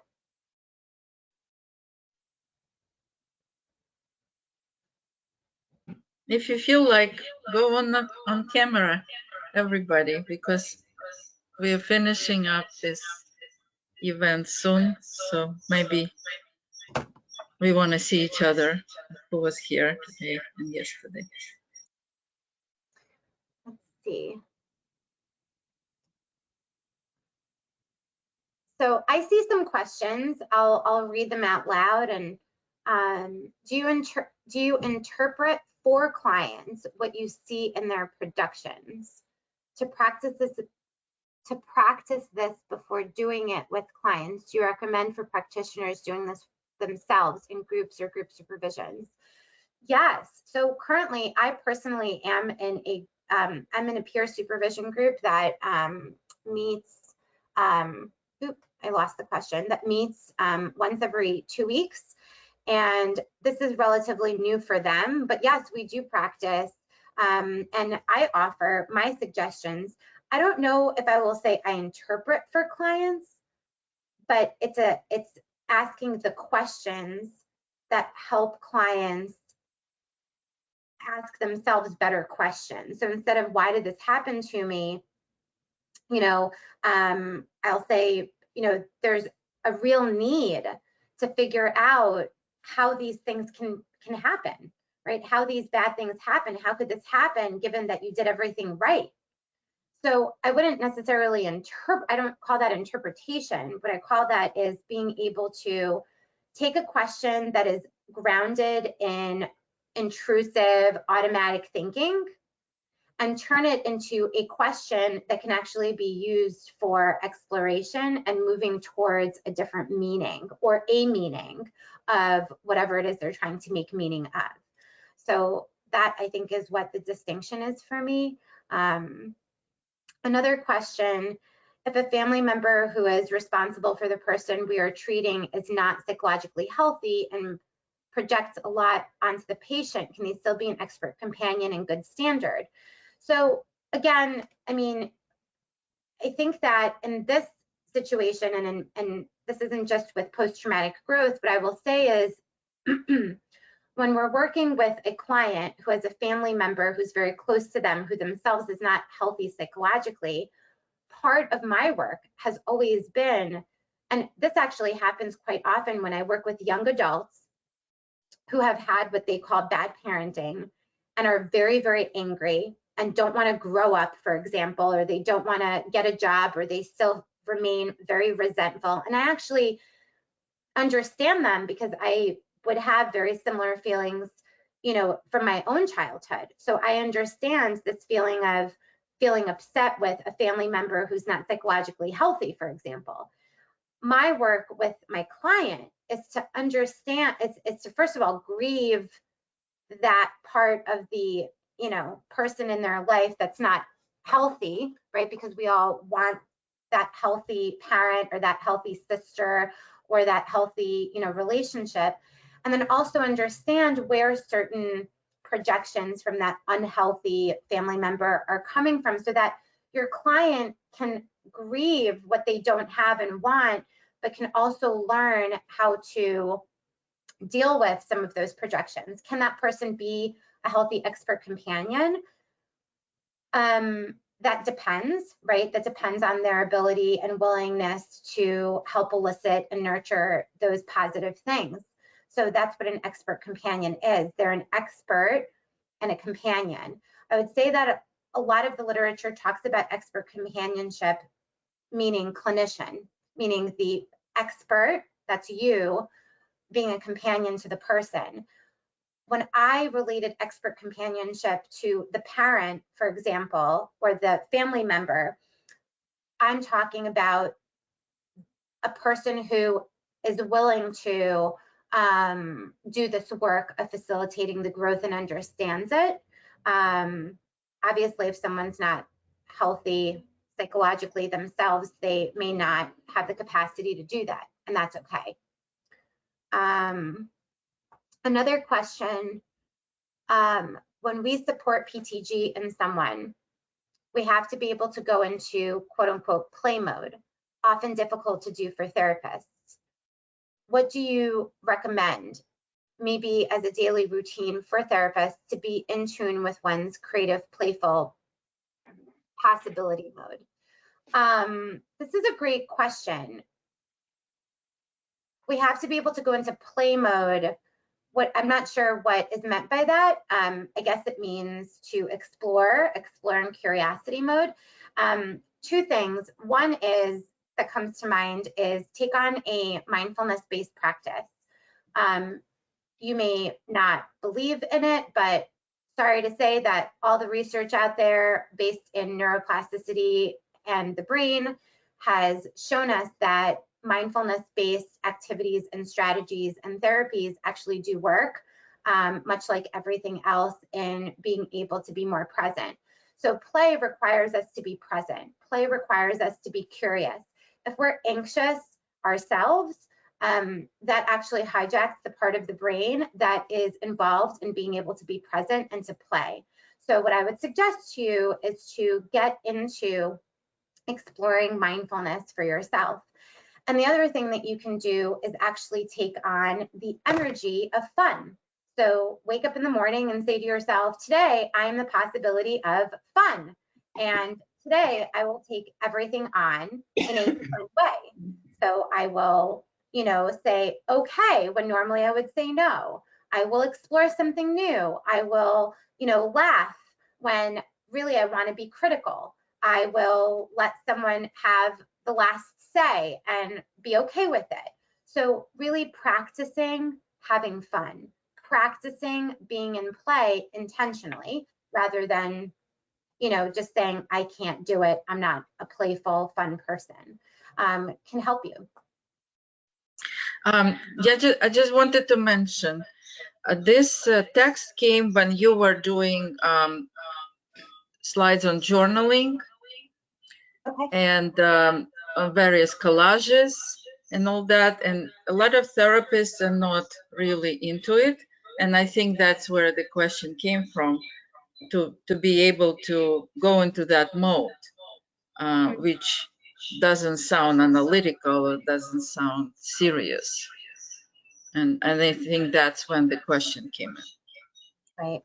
I think that the importance of those modalities is that through talk, and through analysis, we're not always going to be able to get to the 360-degree view of how a person as a holistic being, mind, body, and spirit are impacted by trauma. Words can only do so much, unfortunately. And so I mean, this is just my opinion, but I believe that it's our duty to be open to integrative ways of looking at information that we have and ways to, work with people. I know that we're not all, trained in all of the modalities, but I would say, for shits and giggles, take on something you haven't taken on for yourself, see how that feels within you, and maybe take a CEU in something you've never done before and try to implement it.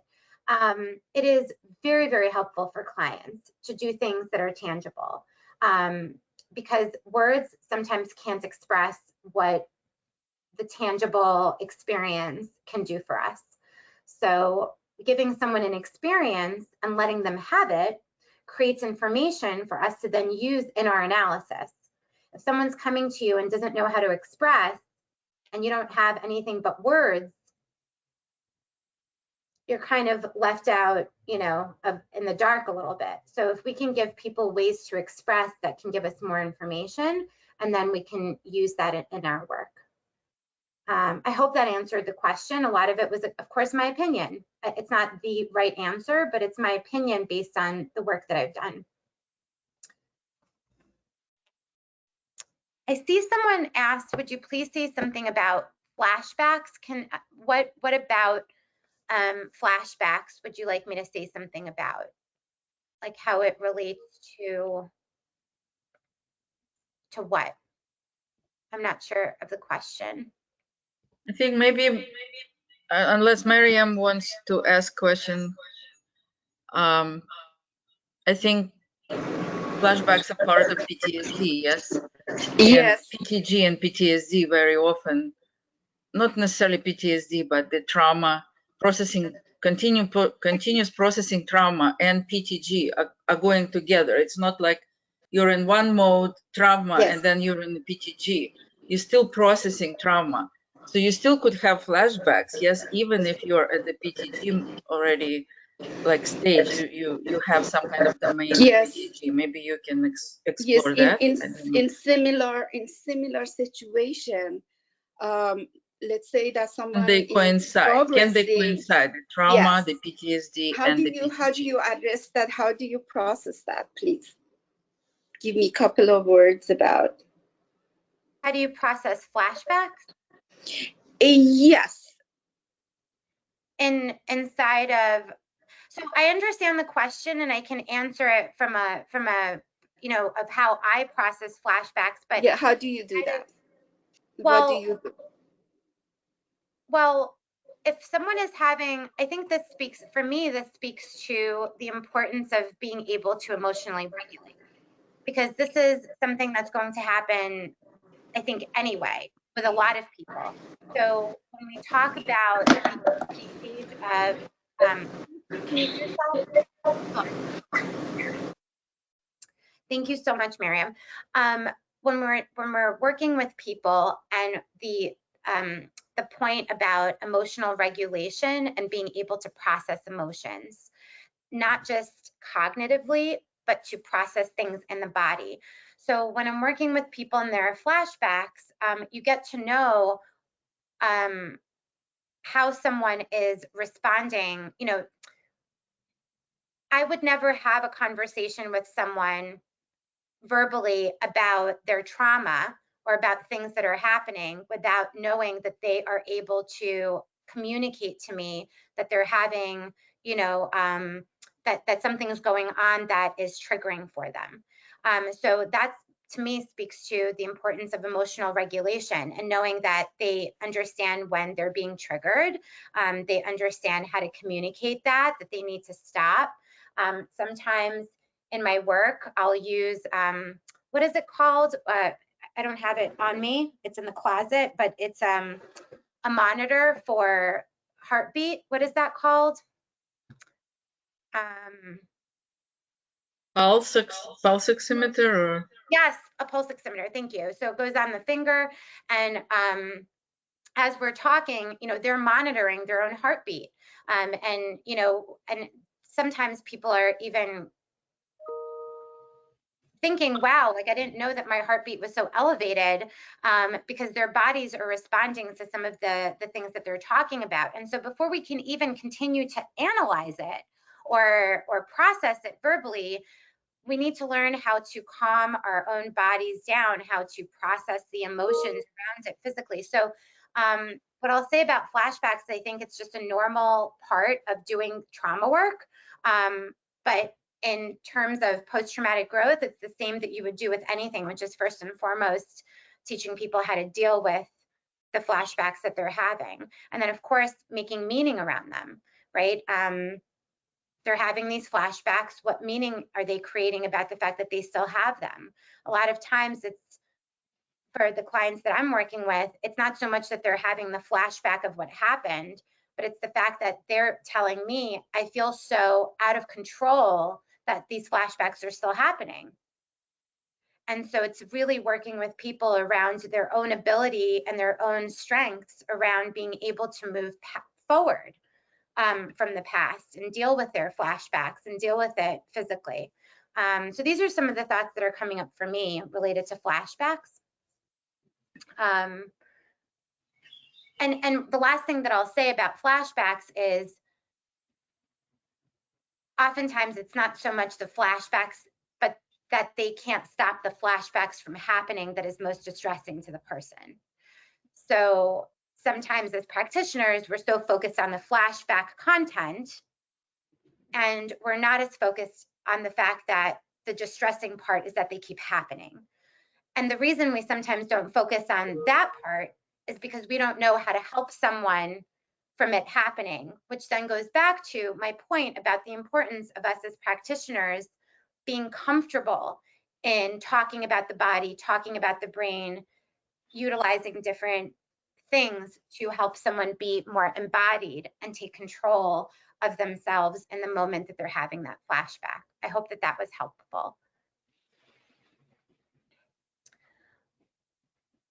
Mike says, I've been amazed how drawing brings out so many unexpected things, particularly about perpetrators or revealing perpetrators.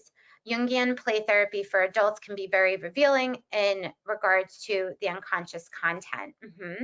There are many techniques that marriage and family therapists utilize that can be used in trauma. Your thoughts? 100%. I think Mike is right on point. I don't know all of these strategies, but yes, like I said, any sort of modalities that are utilizing drawing or utilizing, more creative ways can, support bringing up lots of things that are important in, if you're an analyst, in your analysis. I will even say, I don't know if you can see behind me, but up there I have finger puppets. And I collect, or used to collect, finger puppets, and I use finger puppets in my work with adults and children. And I use a lot of it to elicit the different parts that we have and speaking to each other. I will use sand tray therapy. Lots of you will say, but that's for kids. Believe it or not, adults love it. And sometimes what they cannot say gets revealed inside of this work. I will share with you, actually, this structure. It's breaking a little bit, but this was created by a young woman.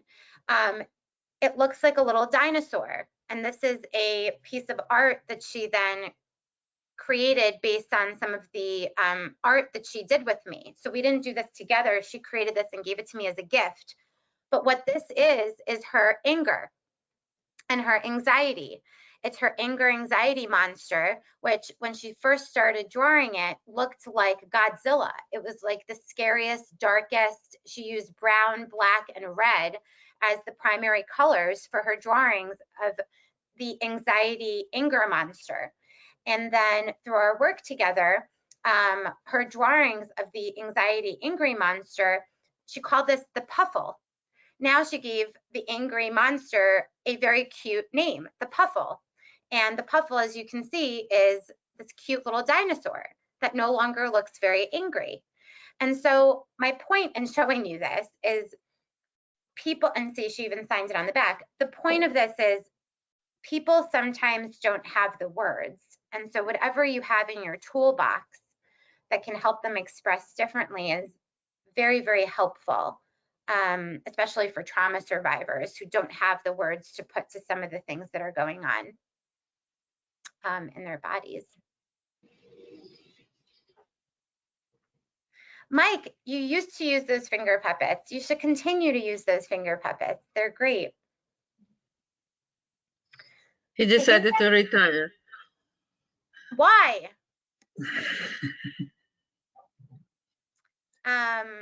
Okay.